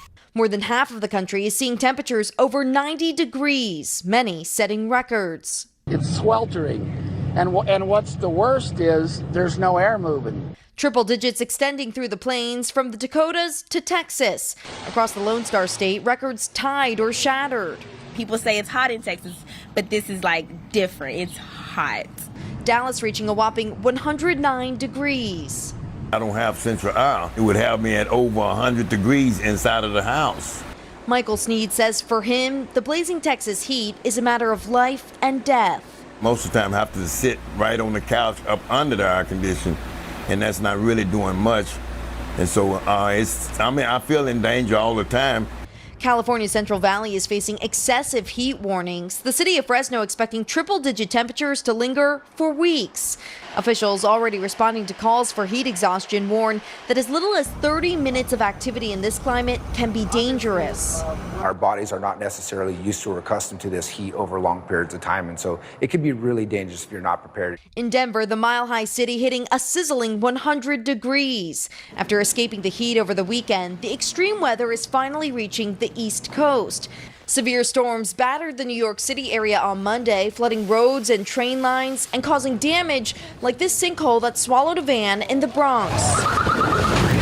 With summer just hitting its stride, this is likely only a preview of even hotter days to come. And we could see temperatures eclipse more records today. If you're in one of those areas with oppressive heat, a few things to keep in mind. Make sure you're hydrating. If you have to be outside, try to limit your time in the sun. Close your blinds throughout the day to try to prevent some of that extra heat from coming into your homes. And if you've limited access to air conditioning, identify those areas where there are cooling centers or access to water in case you need to seek refuge from just this brutal weather. Guys, back to you. All right, some good advice there. Emily Ikeda for us on Long Branch. Thanks, Emily. This morning, a confounding mystery about these creatures. So where do sharks give birth? It's a good question, Huda Copy. In the wild, spotting a shark giving birth, apparently quite rare. But this morning, what may be a breakthrough in understanding where at least one type of shark has its babies. The babies are called pups. NBC's Carrie Sanders joins us now with a closer look at the little understood sand tiger shark. Carrie, good morning.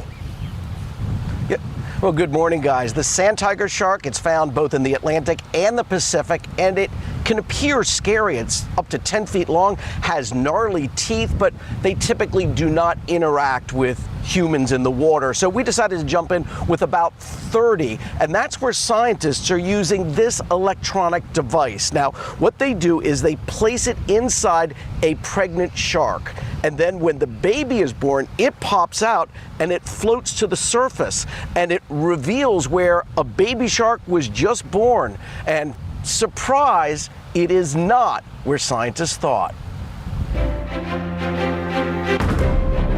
We're 15 miles east of Cape Lookout, North Carolina. It was long believed sand tiger sharks gave birth much closer to shore, in shallow waters. But today, our target depth is 60 to 90 feet, where the mystery location for giving birth may now be solved. It's here during World War II, a German U-boat sank the freighter Carib Sea. Now an artificial reef, it's where we find more than 30 sand tiger sharks circling, some up to 10 feet long. Do they want to hear? They look terrified, but they don't want to eat us. Arizona State University Natural Sciences researcher Dr. James Sulukowski is hoping to confirm a theory that some pregnant mother sharks find their way to wrecks like this to gestate their pregnancies and then give birth. You've never seen one give birth, have you? But that's the holy grail of shark science. If we can find that out, then we can protect that area. New evidence that these deep waters harbor a special place for mother sharks begins not with science, but rather with Tanya Hoppermans, an underwater photographer and natural historian. She snapped this photo of a shark she named Claude on a wreck, a newborn, where a newborn would not be. Up until that point, current conventional wisdom said that sand tiger sharks are probably giving birth inland, shallow water, but here was a baby shark on a wreck 100 feet down offshore. That wasn't expected. And that evidence, the picture itself, caused scientists to say, let's take another look. That and a lot of other evidence that I had been gathering over the previous years between observations, photographs, and just things that I had seen in sand tiger behavior that said maybe the story that is out there right now really isn't what's going on. Tanya's a former mathematician who had made numbers her life, so it was only natural to begin counting sharks and use lasers to measure their sizes. Then she connected with shark expert Sulukowski. What was your reaction when you first heard about this coming from the non-scientific community? My first reaction is, let's go check it out. Let's go find out if this is actually happening. Together, they found a pregnant sand tiger shark, inserted a birth alert tag, and performed an ultrasound. We're looking at a baby shark in mom, teeth, body, everything. It's looking back at you. It's absolutely incredible. The next day, the tag alerted. The shark gave birth over a wreck.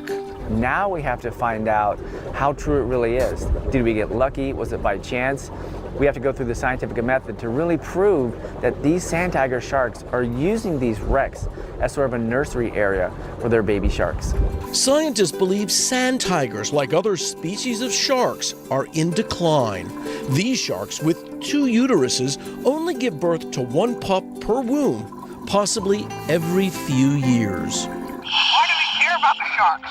Without sharks, we don't have a healthy ocean. Without a healthy ocean, we don't have a healthy Earth. One other surprise, scientists thought that sand tiger sharks gave birth in spring, but this device signaled a birth in December, so clearly so much more to learn. Guys? So many questions, so little time. Thank you. Finding a pregnant tiger. Welcome back to Today. We got a lot to celebrate on this Wednesday morning. It's good to have you along with us. You don't know when your moment's coming, but when it does, you take it. Everybody's good, and that's it. Now Tonight with Joshua Johnson, streaming weeknights at 8 on NBC News Now. To cover the news, you have to be in it. This is how so many towns and cities are protecting themselves. They're pushing the gates open. Was there a school officer on campus? That's what we've been told. No. Top Story with Tom Llamas, weeknights at 7 on NBC News Now.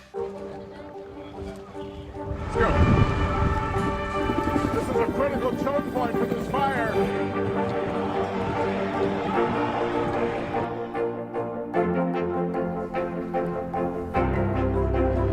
And good evening from New Orleans. Nice to really spend some time with you. Appreciate it.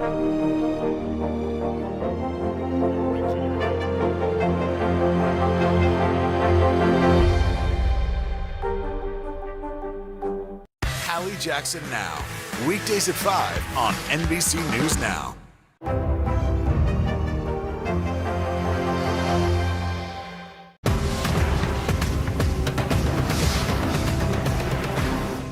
Hallie Jackson Now, weekdays at 5 on NBC News Now. Top Story with Tom Llamas, weeknights at 7 on NBC News Now. We're back with the greatest female skier of all time, Lindsey Vonn. 82 World Cup wins, 20 World Cup titles, 3 Olympic medals to her name, and lately she's really been peeling back the curtain on her remarkable life and career so far. Always good to have you. Thanks for coming back. Thanks for having me. So you're here to start at least by talking about this health struggle that you've been dealing with for a long time that a lot of folks who are watching and listening can probably relate to. What have you been struggling with? I've actually had insomnia for quite some time, and it started when I had my first big knee surgery. And, as an athlete, you know how important sleep is. And I was, laying in bed after surgery in a lot of pain and trying to sleep, and I couldn't, and the anxiety behind it just really got me down this really bad path of repetitively not sleeping. And I approach my sleep just like I approach my skiing career, and I've tried so many different things to try to rectify that, and I hadn't found anything until now. And I'm so excited to be partnered with Idorsia and to be able to share my sleep story with everyone. I think insomnia is something that so many people struggle with, and I think, to your point, lately I've been really talking more about, different things that I've encountered in my life, and through my book, I feel like I've gotten so much good feedback, positive feedback, and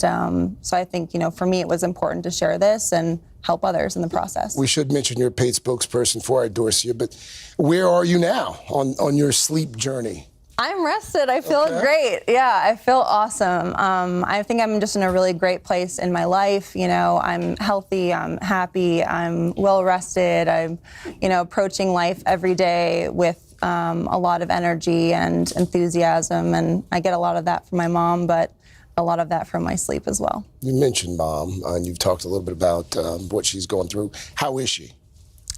She's struggling, but my family is amazing, and they've all really come to her side, and we're doing the best that we can. Please send along our thoughts and our prayers from the show as well. Thank you.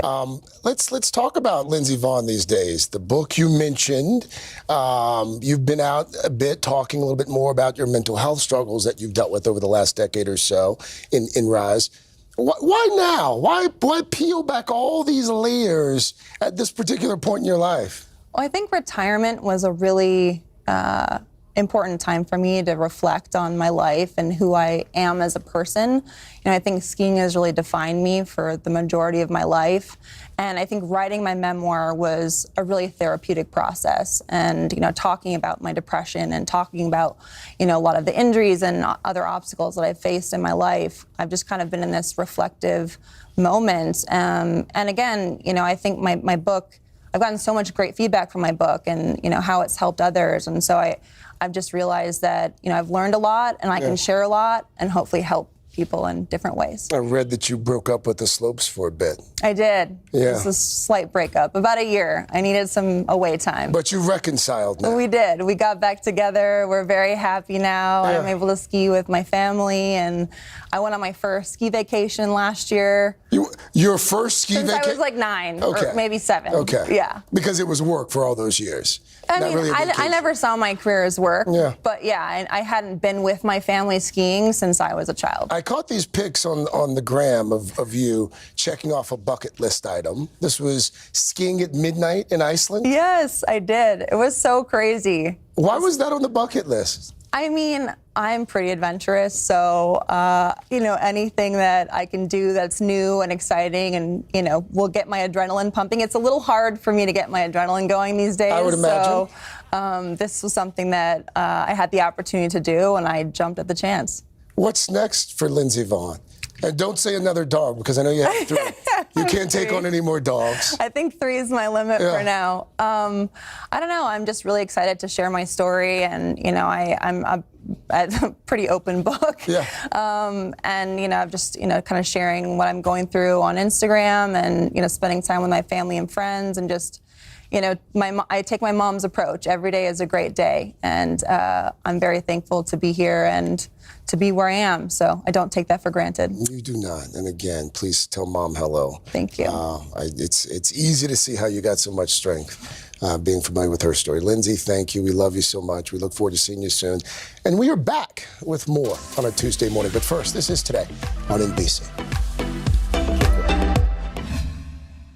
Uvalde, Texas, a small town that has become yet another landmark.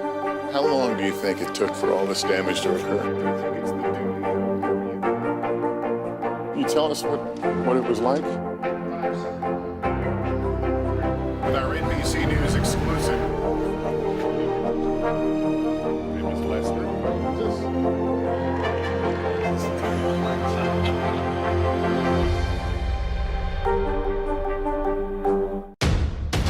The day's biggest political stories with trusted insight now and expert analysis now. A daily look at the politics behind the headlines. Meet the Press Now, streaming weekdays at 4 p.m. on NBC News Now. It's a can't-miss summer on Today. They are walking strong, elegant, and pretty easy to prepare. How to cut costs on your vacation? Vicky has the answers. Every single thing you need for the best summer yet. Only on Today. Uvalde, Texas, a small town that has become yet another landmark. How long do you think it took for all this damage to occur? Can you tell us what it was like? With our NBC News exclusive. It was less than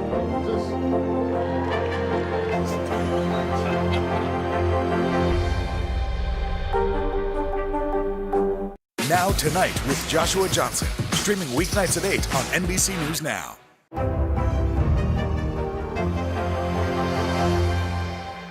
Now Tonight with Joshua Johnson, streaming weeknights at 8 on NBC News Now. Today is now a podcast, available every morning. Listen wherever you get your podcasts. For breaking news in our changing world, download the NBC News app.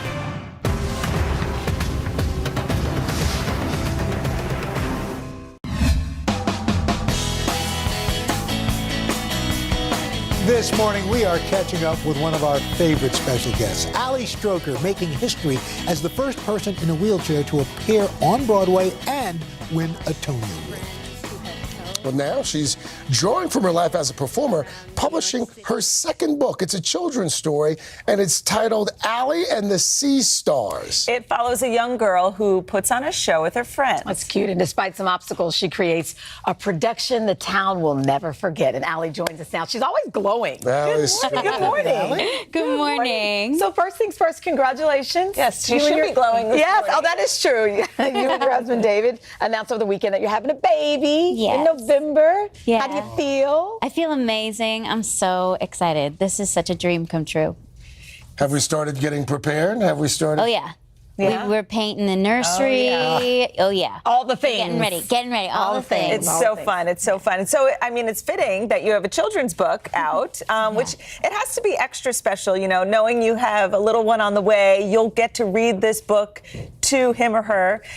So tell us about it. So Allie and the Sea Stars has been a project that we've been working on for a long time. And it's based on my story of how I was introduced to musical theater. And I wanted this book to have a character named Allie who uses a wheelchair, but the story's not about her being in a chair. It's about her love and dream of putting on a show on the beach. That's fantastic. And what's interesting is, as you mentioned, Allie's character is in a wheelchair, but it's never really mentioned. It's just, she just happens to be somebody who is in a wheelchair, and obviously that was intentional. Absolutely. That's the progress that I want to see, that we can have characters with disabilities and they don't have to explain themselves. One of the themes in the book, not to give away too much, we want folks to actually go out and buy the book, but one of the themes is, why wait? Why wait? Why was that theme so important for you?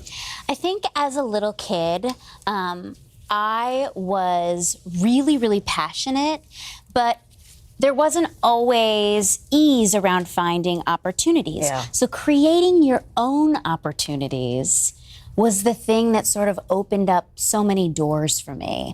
And why wait also reminds me that it doesn't have to be perfect to put something out into the world. If you have a dream, if you have something that you're dying to do, go do it. You don't know what's going to happen next. Well, you actually practice what you preach. I mean, you went from doing plays in your backyard to winning a Tony. I mean, hello. Is it still a dream for you? I mean, is it real for you? And I can't even imagine, as a role model, all of the young people, and not just young people, who are looking at you for hope.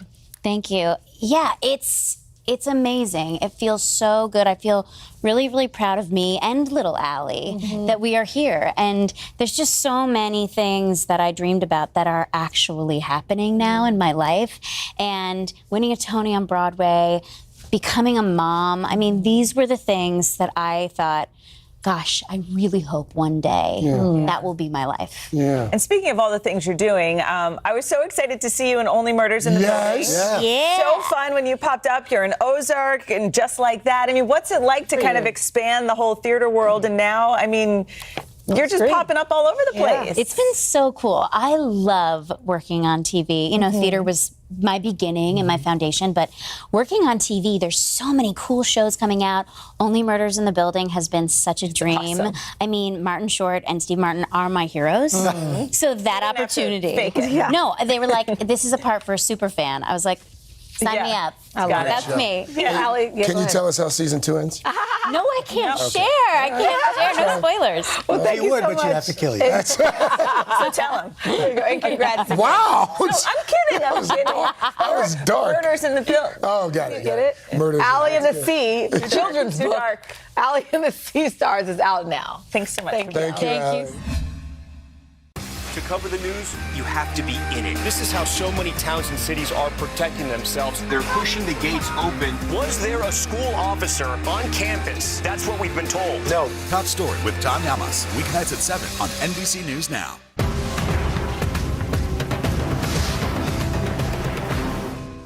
To cover the news, you have to be in it. This is how so many towns and cities are protecting themselves. They're pushing the gates open. Was there a school officer on campus? That's what we've been told. No. Top Story with Tom Yamas. Weeknights at 7 on NBC News Now.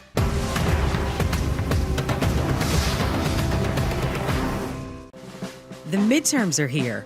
It's time to plan your vote. We'll provide everything you need to know to successfully cast your ballot. Just select any state you want to learn about for the primary or general election, and you'll instantly get voting rules, see the next big deadline, and learn how to take action for your plan.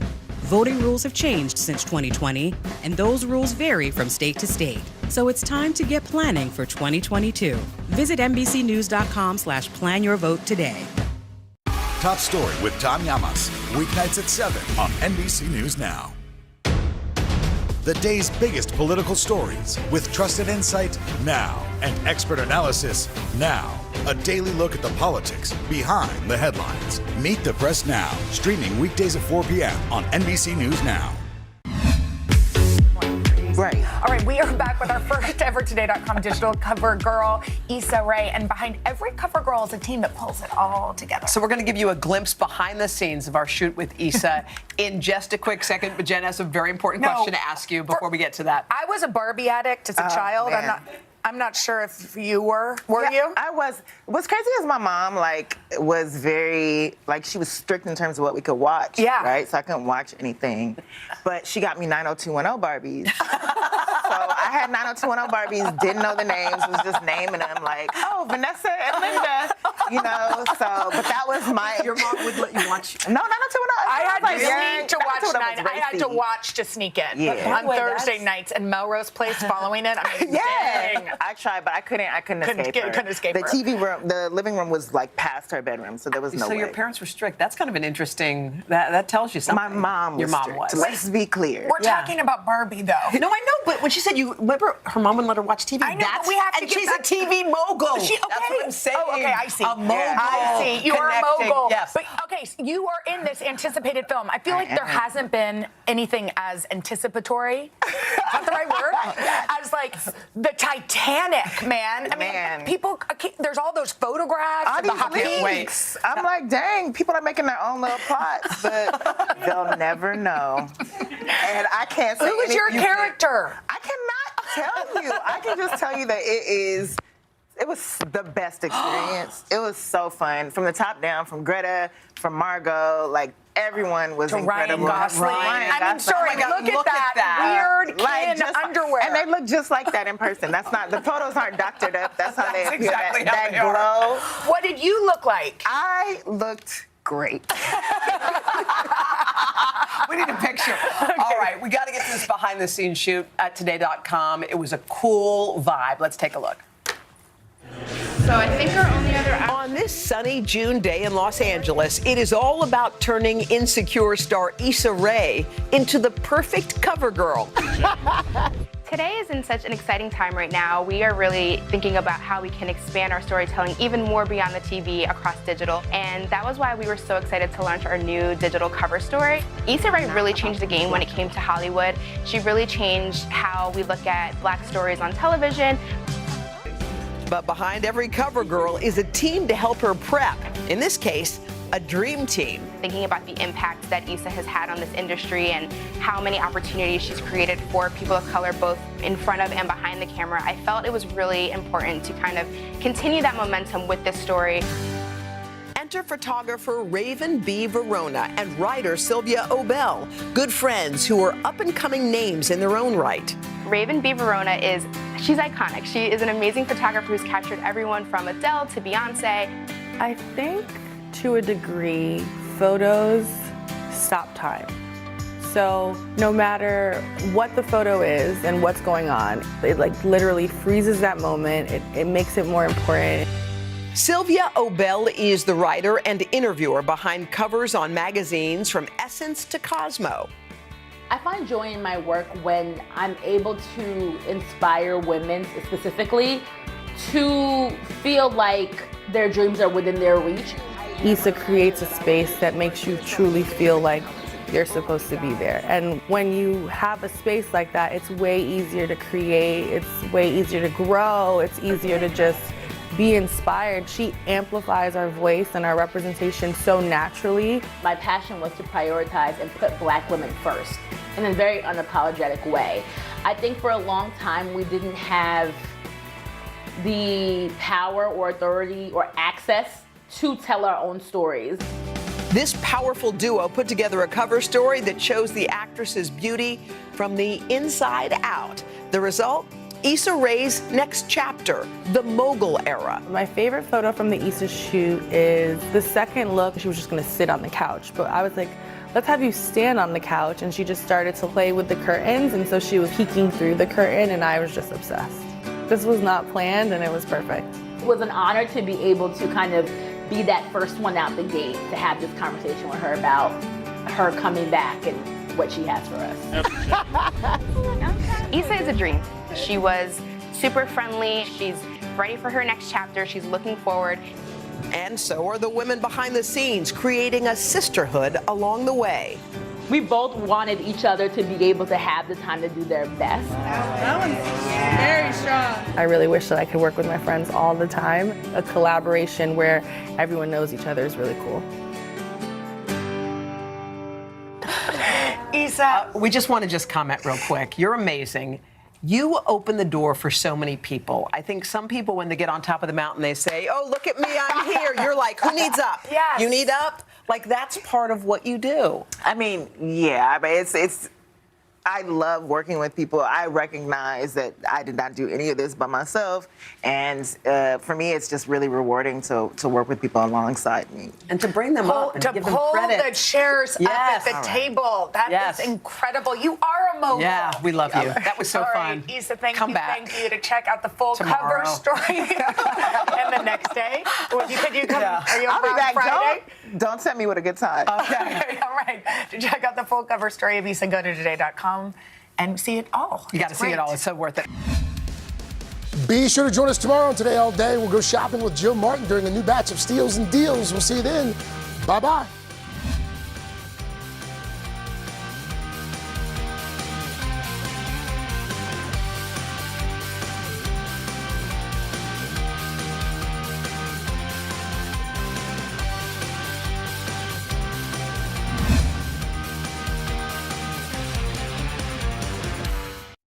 Hello, Today All Day. Up next on Hashtag Cooking, Samadata making 2 protein-packed recipes with a pantry staple, canned chickpeas. First, she's going to use the chickpeas to make a hearty dinner with a Chana masala and roasted sweet potatoes. For dessert, she's going to turn the legume into ooey gooey chocolatey brownies.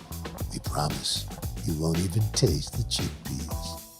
Just get out your aggression on these sweet potatoes, okay? If you have any stress in your life, don't take it out on your friends. Make this recipe. Take it out on these potatoes.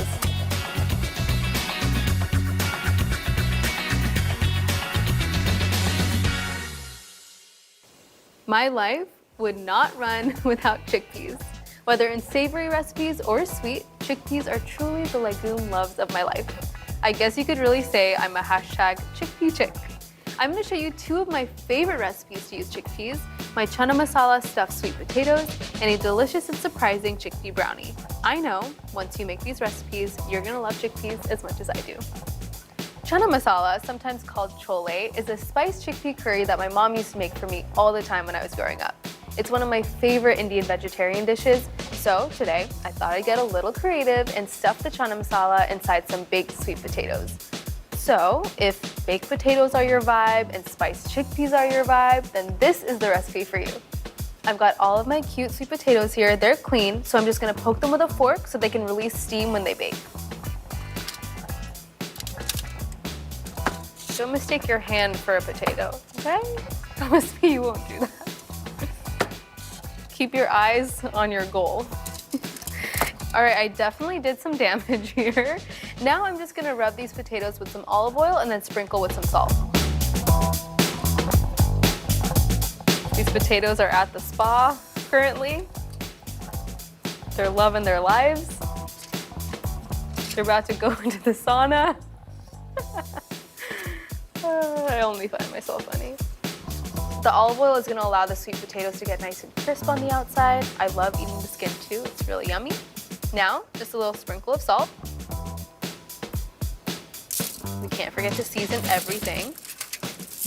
We need flavor everywhere. My cutie little potatoes are ready. They're going in the oven 40 to 45 minutes at 425 degrees.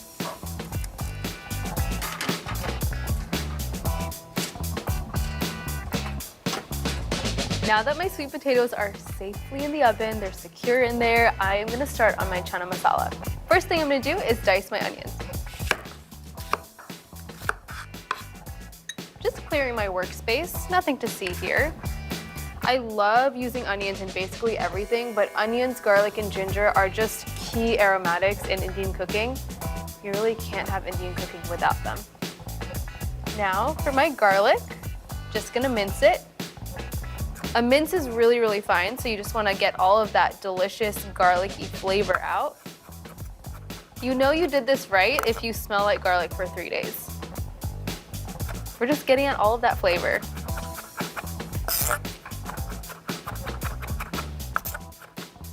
Now I'm just gonna use some ginger.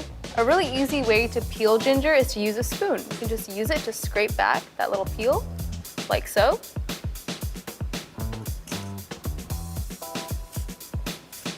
See how easy that is? Super easy. And I'm using only an inch here.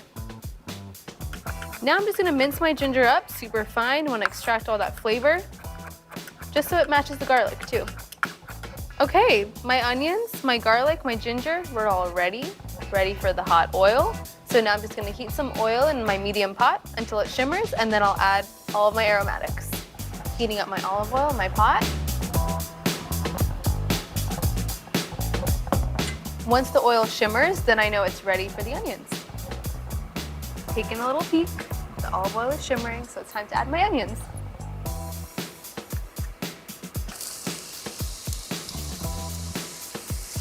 I want to cook these onions in the olive oil until they're tender, translucent, and starting to brown around the edges. I want to get some color on them before I add the ginger and the garlic. And the reason that we're not adding the garlic and the ginger in with the onions is because those take a lot less time to cook. So you want to get the onions going, and then we'll add the ginger and garlic so those two don't burn. I think these onions are ready to meet their garlic and ginger companions. Garlic.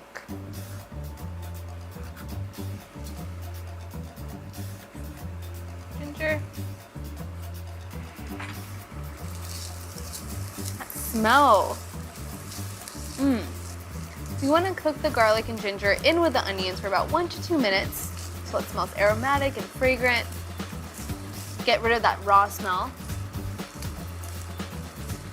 This is my masala box, my masala dabba, my prized possession. I have literally never lived a single day in my kitchen without it. It's how I store all of my favorite spices. It's also how my mom taught me to store all of my spices. Let me show you a little reveal.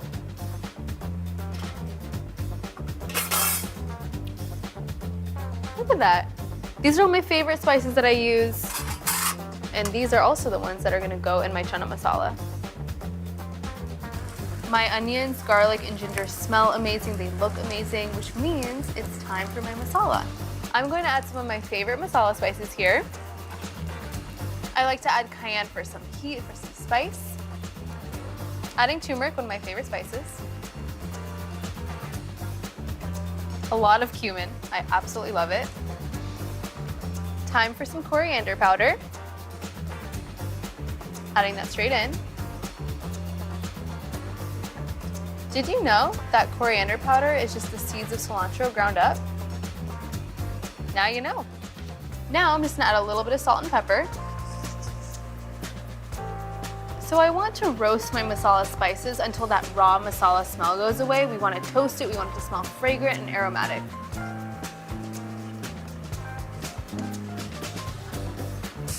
And finally, my little secret ingredient, amchur powder, or dry mango powder.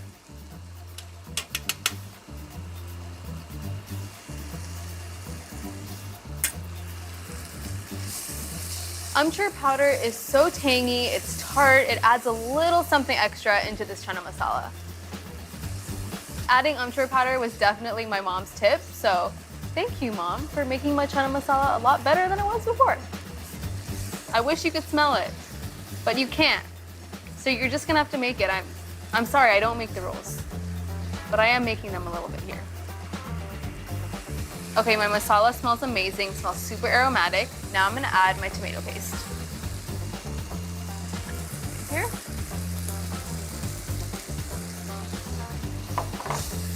I wanna cook the tomato paste in with my onions and spices until it deepens in color. Now I'm gonna add my tomatoes. You can use fresh tomatoes for sure, but I'm using canned and crushed tomatoes because I think convenience is the most gorgeous thing.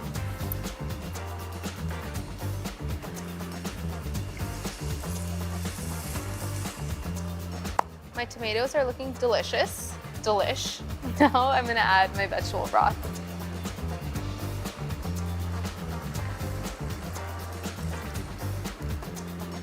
Okay, I've brought everything to a boil. Now I'm just gonna reduce to a simmer and cook uncovered for 5 minutes. we have to add a very important friend to the party. Our chickpeas. I could never forget about them. How could you think that? Adding them straight in here.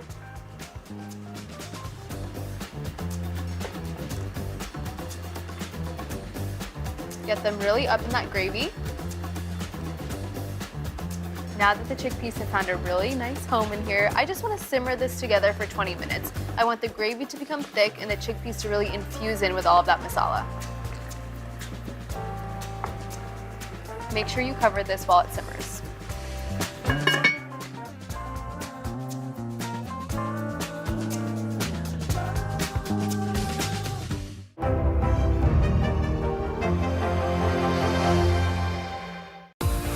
It's a can't-miss summer on Today. They are walking strong, elegant, and pretty easy to prepare. How to cut costs on your vacation? Vicky has the answers. Every single thing you need for the best summer yet. Only on Today. Now Tonight with Joshua Johnson. Streaming weeknights at 8 on NBC News Now.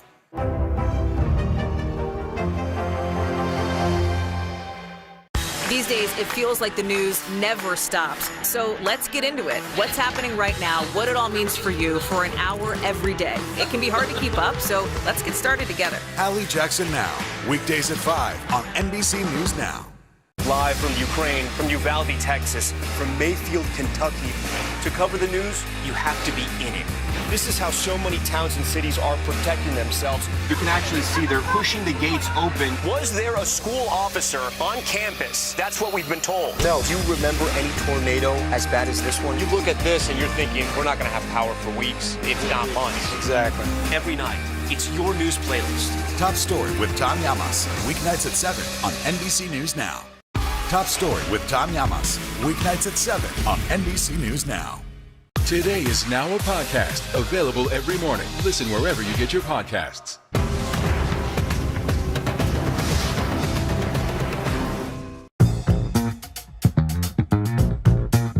Okay, 20 minutes has passed.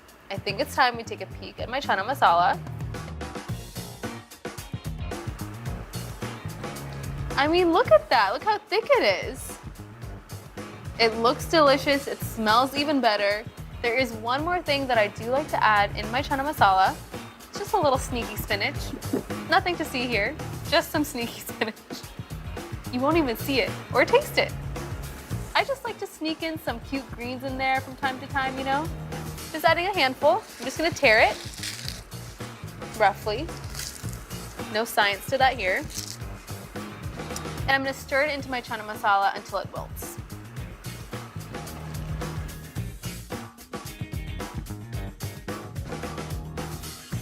Speaking of something green, I do like to add a little bit of cilantro in here as well. Something zesty, herby, brings all of the flavors to light.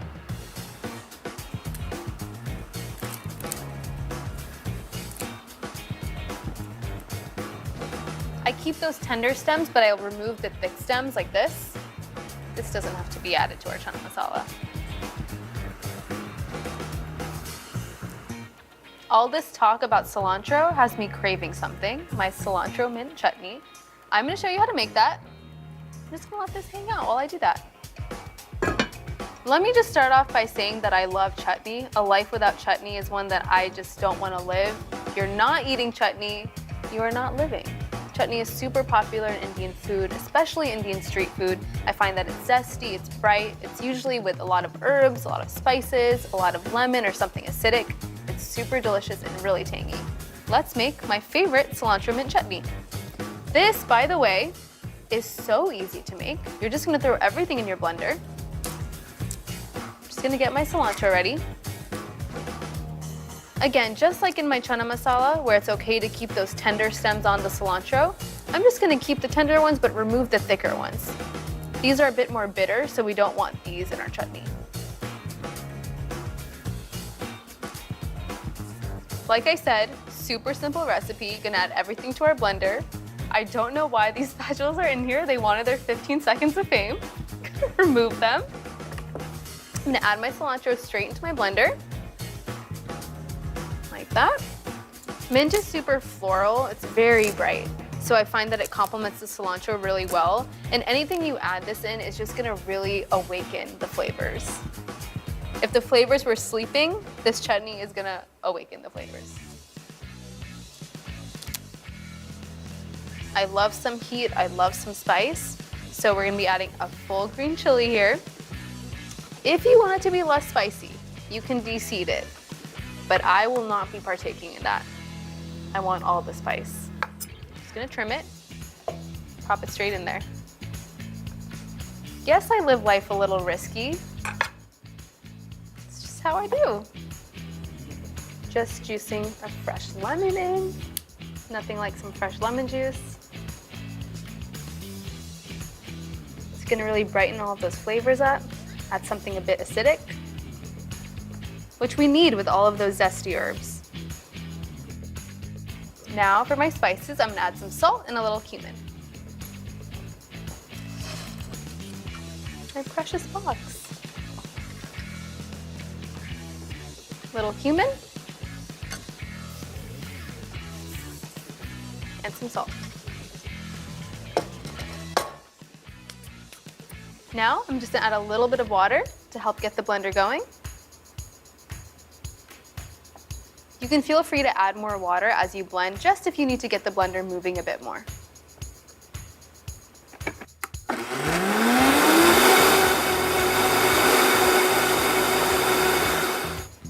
Texture looks great.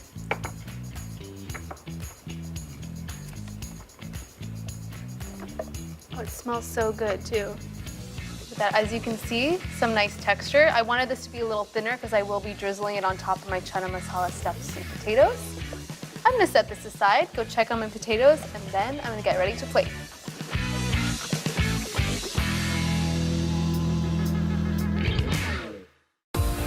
It's a can't miss summer on today. They are walking strong, elegant, and pretty easy to prepare. How to cut costs on your vacation? Vicky has the answers. Every single thing you need for the best summer yet. Only on today. For breaking news in our changing world, download the NBC News app. Welcome back to Today. We got a lot to celebrate on this Wednesday morning. It's good to have you along with us. You don't know when your moment's coming, but when it does, you take it. Everybody's good, and that's it. It's a can't miss summer on today. They are walking strong, elegant, and pretty easy to prepare. How to cut costs on your vacation? Vicky has the answers. Every single thing you need for the best summer yet. Only on today. We'll meet Ukrainians who are defending their country one block at a time.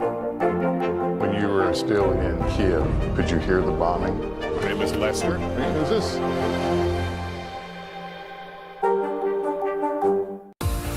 It's a can't miss summer on today.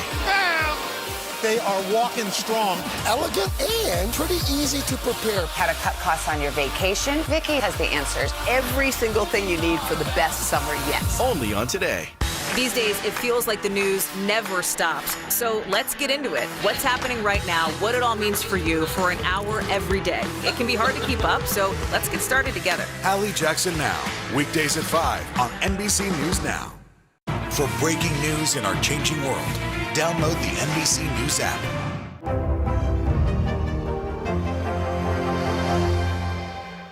Hallie Jackson Now, weekdays at 5 on NBC News Now.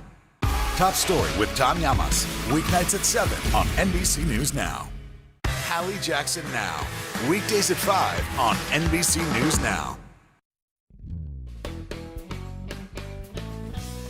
I mean, it is literally oozing sweetness. Look at that caramelization. Okay, so I have to tell you something. Chana masala is typically served with roti, naan, or rice, but I wanted to get a little fun here, a little creative, so I'm gonna stuff my chana masala into my sweet potatoes. And I'll take a bath now. Thank you, thank you. Okay, I think we're ready to plate. I think I'm ready to eat. That I know for sure. I'm gonna get this potato right here. That is the one that I want. This is the chosen one. Look at all of that sugar that's just caramelized around the edges.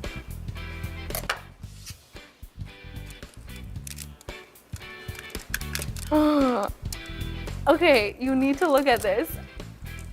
Do you see this? Do you see it?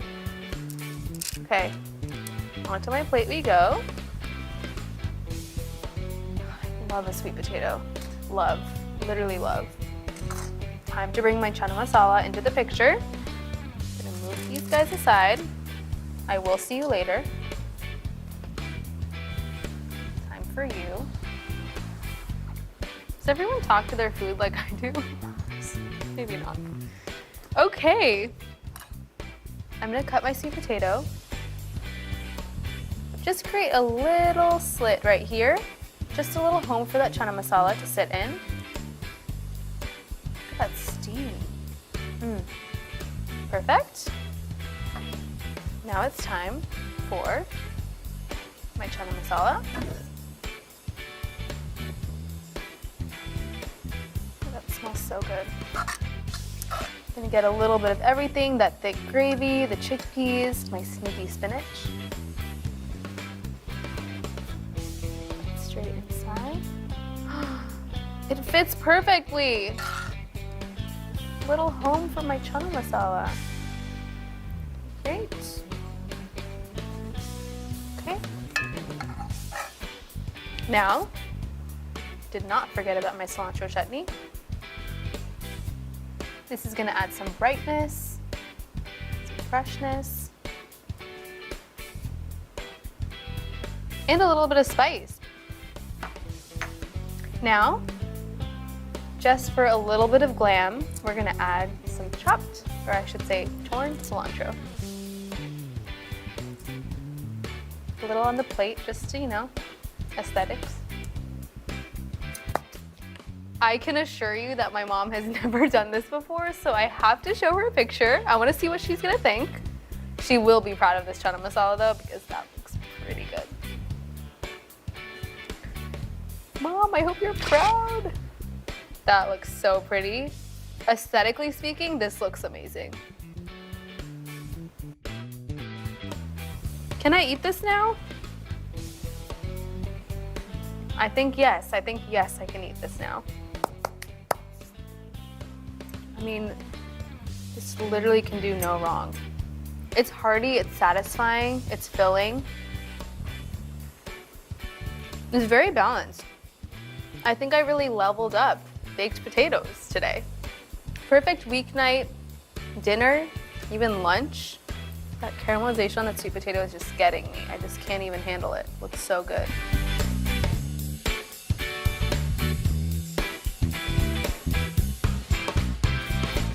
We all think of chickpeas in something like a chana masala, right? But here's the secret, I really like to bake with them in my desserts. I know you're questioning my life choices right now, but just you wait. I'm gonna go get the ingredients for my chickpea brownies.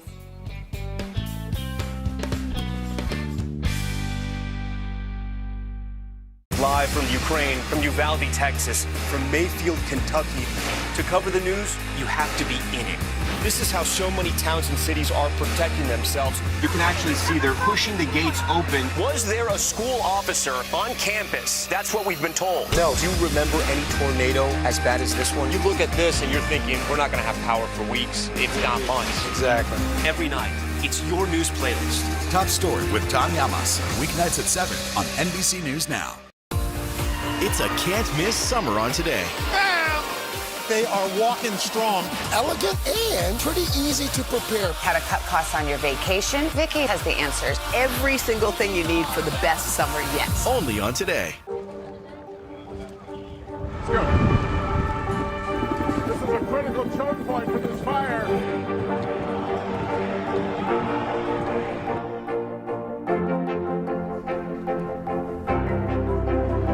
And good evening from New Orleans. Nice to really spend some time with you. Appreciate it.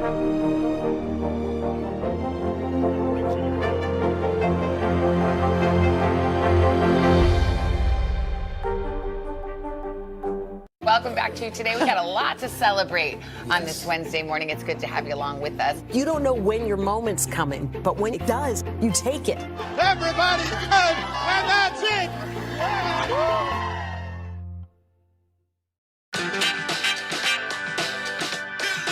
These chickpea brownies are one of the most popular recipes on my blog. And because I know you're wondering, I know you're asking the question, can you taste the chickpeas? All I have to say to you is no. All they do is simply create an irresistible fudgy texture. And with chocolate involved, everyone wins. So let's get to it. First thing I'm gonna add in here is some almond butter. I like this because it's kind of rich, it's nutty, it adds a lot to these brownies.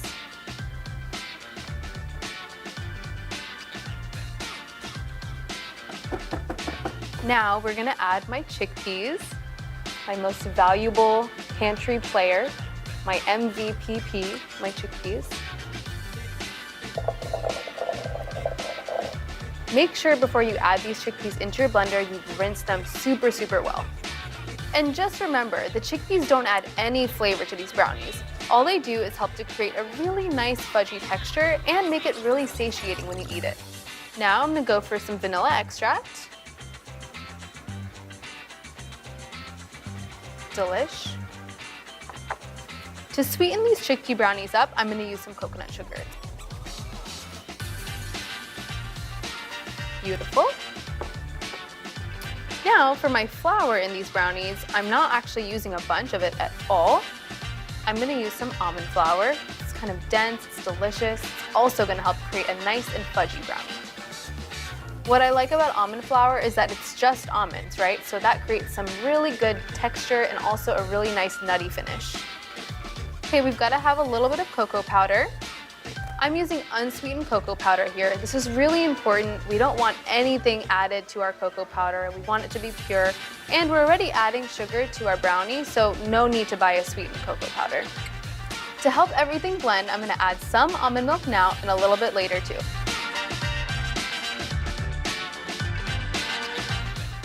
Are you ready for the blender brownies of your dreams? Are you ready to not make a smoothie and make brownies instead? Same. Okay, here we go.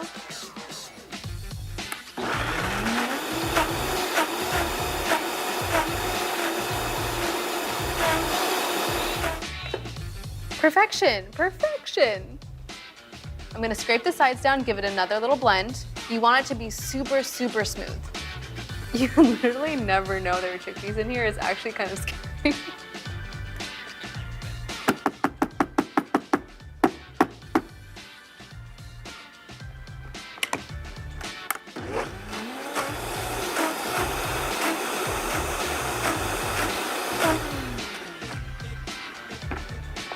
Okay, you gotta look at this texture.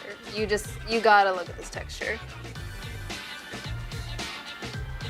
Come on now, that's just not fair. Super velvety, really smooth.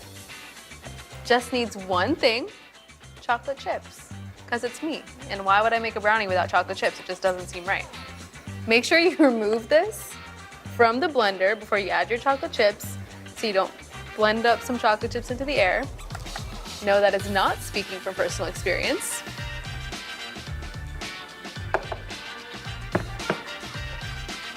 I'm gonna fold in my chocolate chips. I do not measure this with anything but my heart and my soul. Now it's time to transfer into my pan. Gotta get a shot of this. The texture is luscious. I know, there's chickpeas in here. Isn't that crazy? You really could fool a lot of people. I'm not saying do that. I'm not saying trick people, but like, I'm just saying you could. Have you ever wondered what the difference is between a chickpea and a garbanzo bean? Well, I have news for you. There is no difference. They're the same thing. Garbanzo is just the Spanish term for a chickpea. This just looks nice, honestly, plus a little extra chocolate never hurt anyone.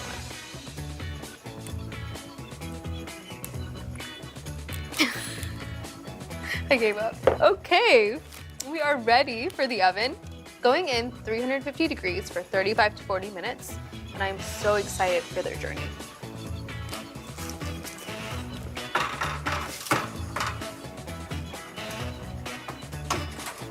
My pride and joy, my chickpea brownies. I've let them cool for 25 minutes. This is important because it lets them firm up. And when they come out of the oven, you know that they're done when they start to pull away from the sides of the pan. Look at how easy parchment paper makes my life. All right. I mean, look at how fudgy that is. Delish. All that has to happen, it's time for me to eat it. Okay, I think I'm ready to taste. Oh, it's so fudgy. Mmm. This is my party trick, putting chickpeas into brownies. I just need to take a picture of that interior, that fudgy bit. It's too good.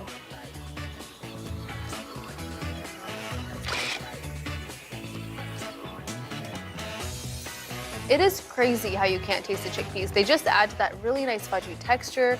We've got some rich chocolate, so they taste super decadent, but they're also super satiating. And so fudgy, melt in your mouth.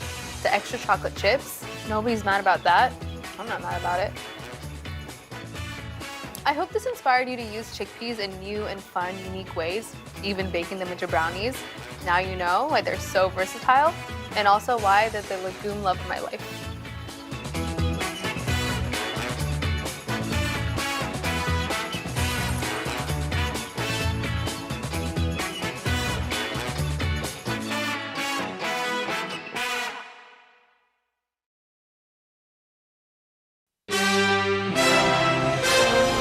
Good morning. A scorcher, brutally hot temperatures now expanding from coast to coast.